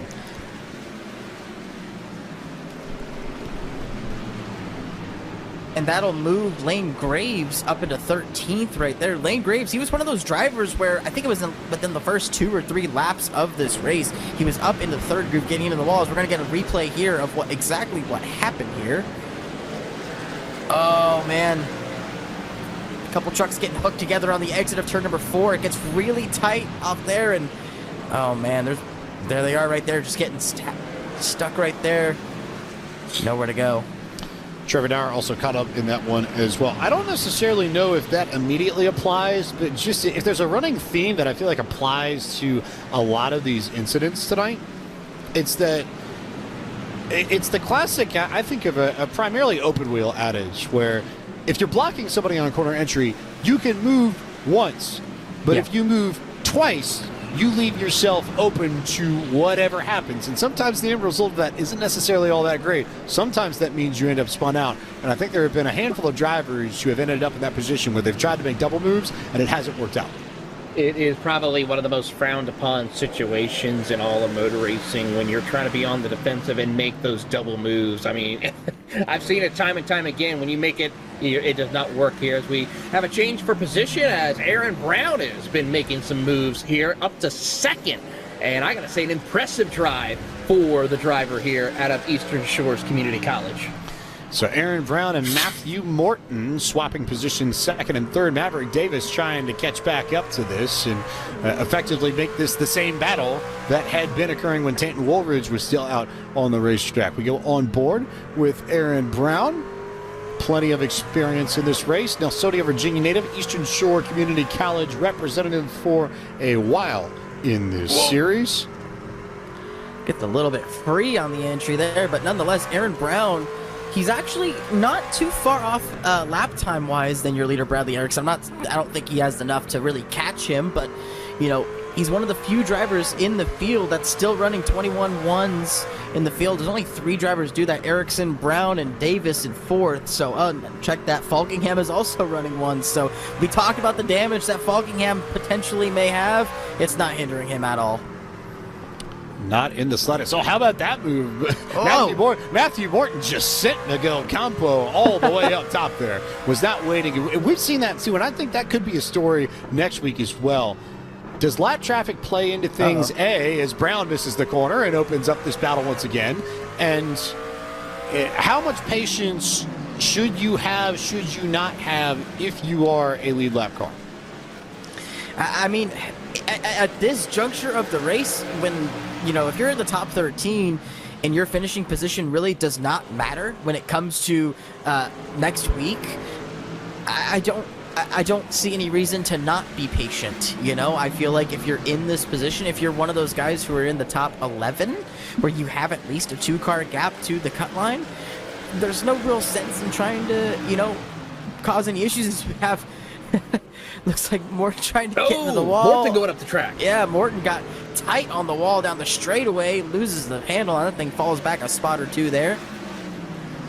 Almost into the clutches of Jalen Atkins, who has had a very quiet evening in this group, but a very solid evening for Belmont Abbey in this group as well. Has run into some trouble in some of his earlier tournaments in this season, has made some own mistakes, he's gotten caught up in incidents, but this is a night where it's come together, and I know I had the opportunity to chat with him a little bit earlier last week. He's been practicing a lot on some of those rigs in that sim lab that Belmont Abbey has. Done a lot of AI racing just to prepare for this moment. You're seeing the fruits of that show up here with the top 5 run he's had.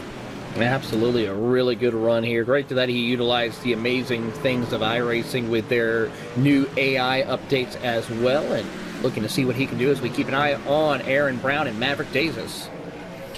Maverick Davis there looking to the inside of Aaron Brown. This would be for the second position behind Bradley Erickson to the tune of about 3.8 seconds. So Erickson with clean track ahead of him and about 5 laps left to make things happen at the front of this field.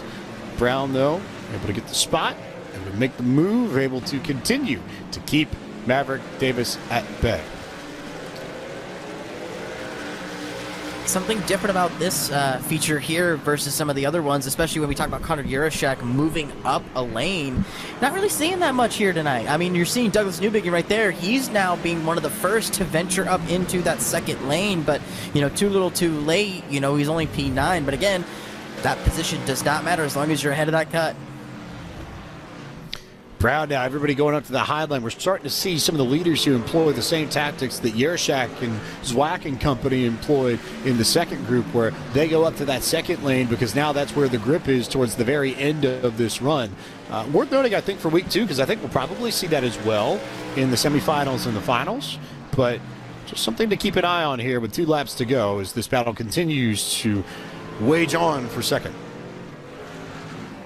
Good little fight here. Davis gets a little loose off turn number 2 and now hits the brakes here as he tries to hold on. They both wash up the racetrack here as they come through. Davis looks to the inside. Drag race to the start-finish line with 1 lap to go. One more lap for Bradley Erickson, who has been class of this field just about alongside Falkingham for most of this second round race. And Bradley Erickson is going to finish the job off and pick up his first second round win of the campaign at Martinsville.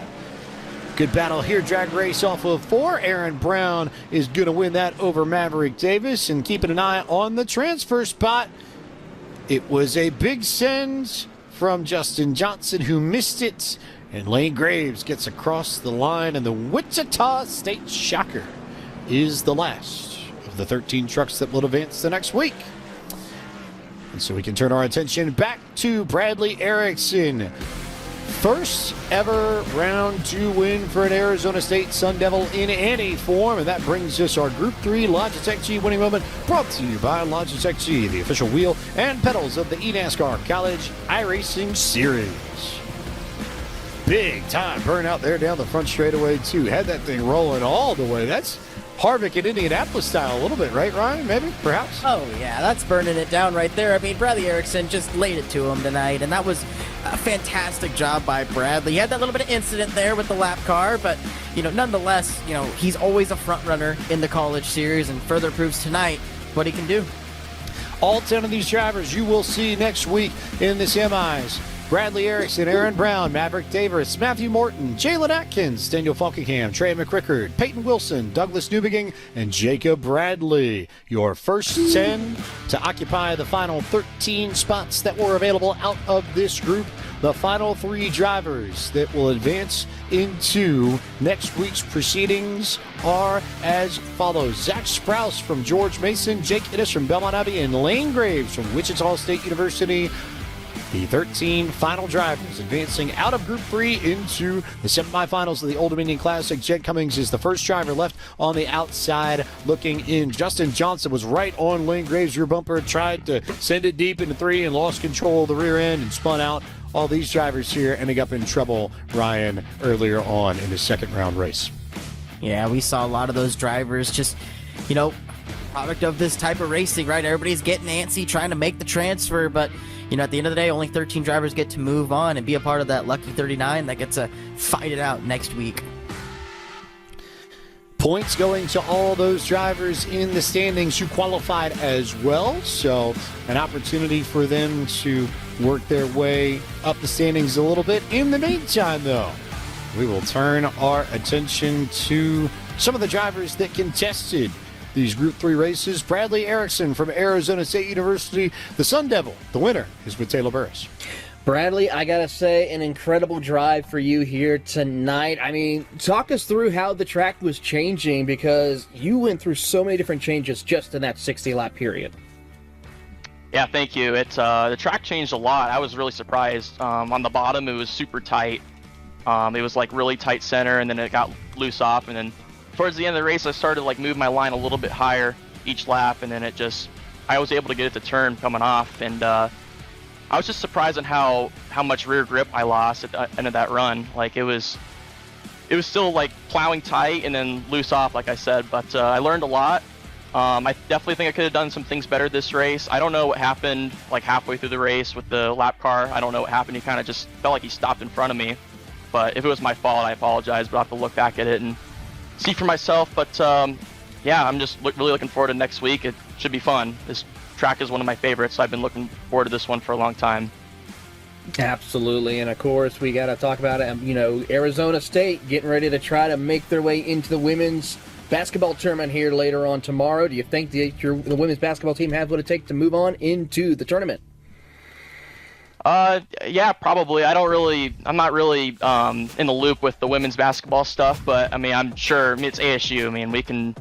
ASU's got good sports team. Football team's good, basketball team's pretty solid too, and then women's basketball, I'm sure they're really good too. But yeah, it's just really good. Proud to be a Sun Devil. Proud to represent them. Just looking forward to next week. Absolutely. We'll look forward to seeing you next week. Bradley Erickson, your winner here in Group 3. Thank you. Bradley Erickson gets the job done. We turn our attention to Ryan Vargas, who's caught up with Eastern Shore Community College's Aaron Brown. Aaron Brown, you put on a show in that race right there, running the top lane, trying to make your way through the field, and coming home with a second place finish. Tell us about your race. Oh man, it was awesome. 60 laps. I know coming to Martinsville most of the time, my qualifying is not the strongest, but I know my race pace is always pretty good here, and I let that show tonight. Drove it all the way to 10th, but yeah, that was an absolute blast out there tonight. The truck really got loose after about 40 laps. It was just on ice, and it was a blast going out there, driving through the field, cutting through everybody. It was awesome. Trying to find the lane, just trying to find the grip wherever you could. That's definitely that's I was able to get by everybody. Avoided the instances as well. We had a big incident there earlier with top 5. I saw Dan get in that. Fortunate for those guys, but I barely avoided that one, and also a couple other lap cars getting out of that one. But avoiding the chaos tonight, that was the main part, and just trying to find grip where you could was definitely the main part. Absolutely. Avoided the chaos tonight. As we head into next week, obviously, you're going to have the 39 drivers that are going to be 38 other drivers that are going to be joining you next week. And obviously, there's going to be a little bit different format, some yellows and stuff like that. How do you take what you learned tonight and apply that to what you're going to see next week? Yeah, next week's definitely going to be a similar battle as well. 30 laps for the heats, as usual. So you're going to have a little bit kind of forward the push of the car, maybe a little bit more towards the beginning of that race. So hopefully, kind of use that to my advantage. Hopefully, and also just actually as well as surviving. But hopefully, I can get a little bit better qualifying than I did this week. Messed that up a little bit, overdrove the corner. So hopefully, I get touch up on my qualifying a little bit for next week.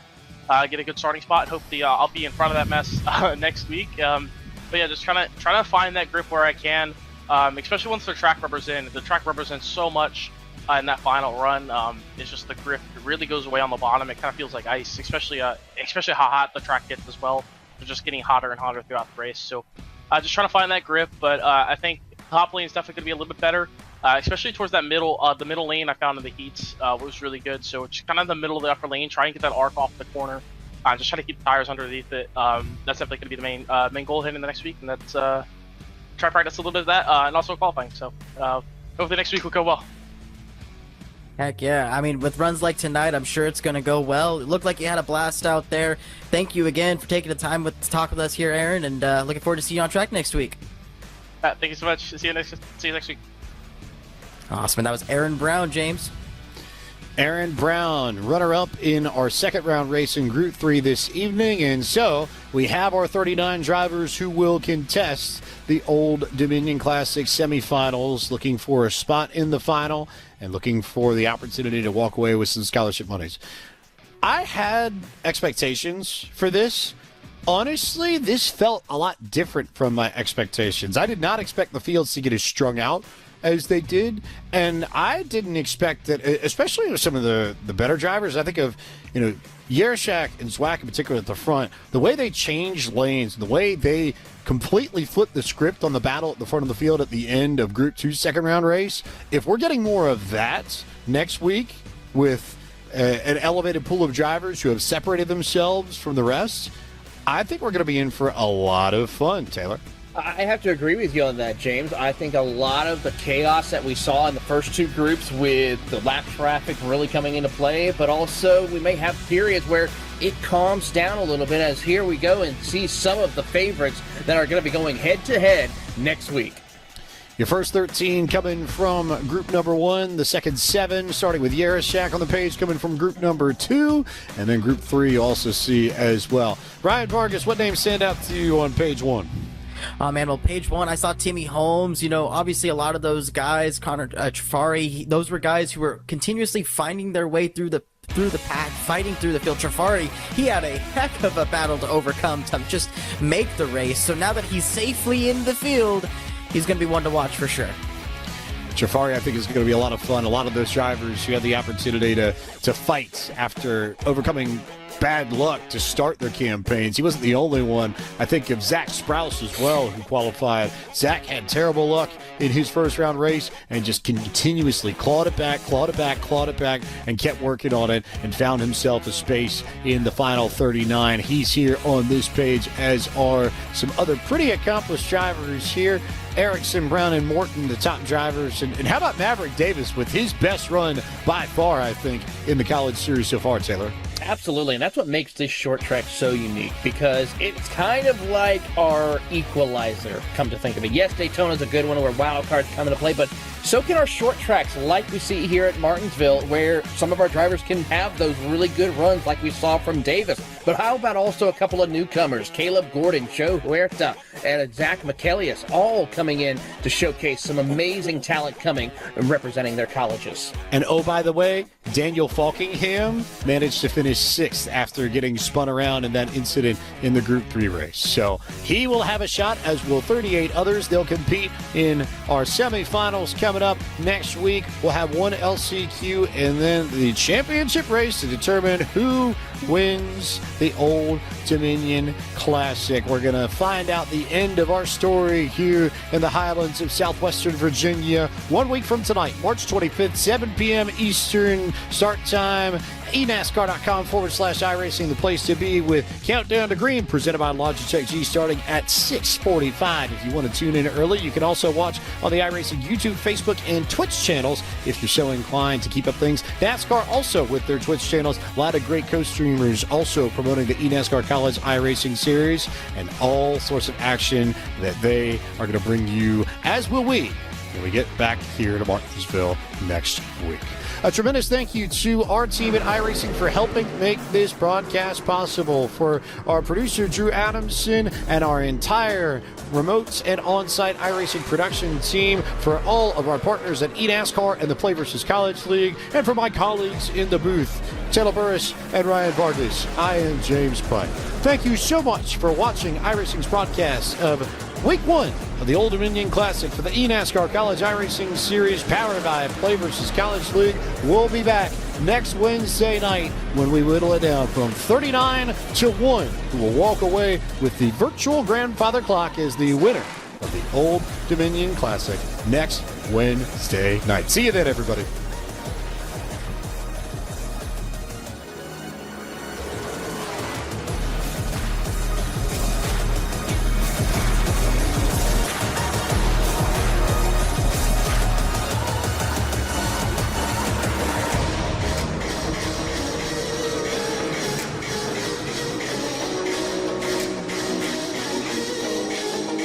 Big drinks.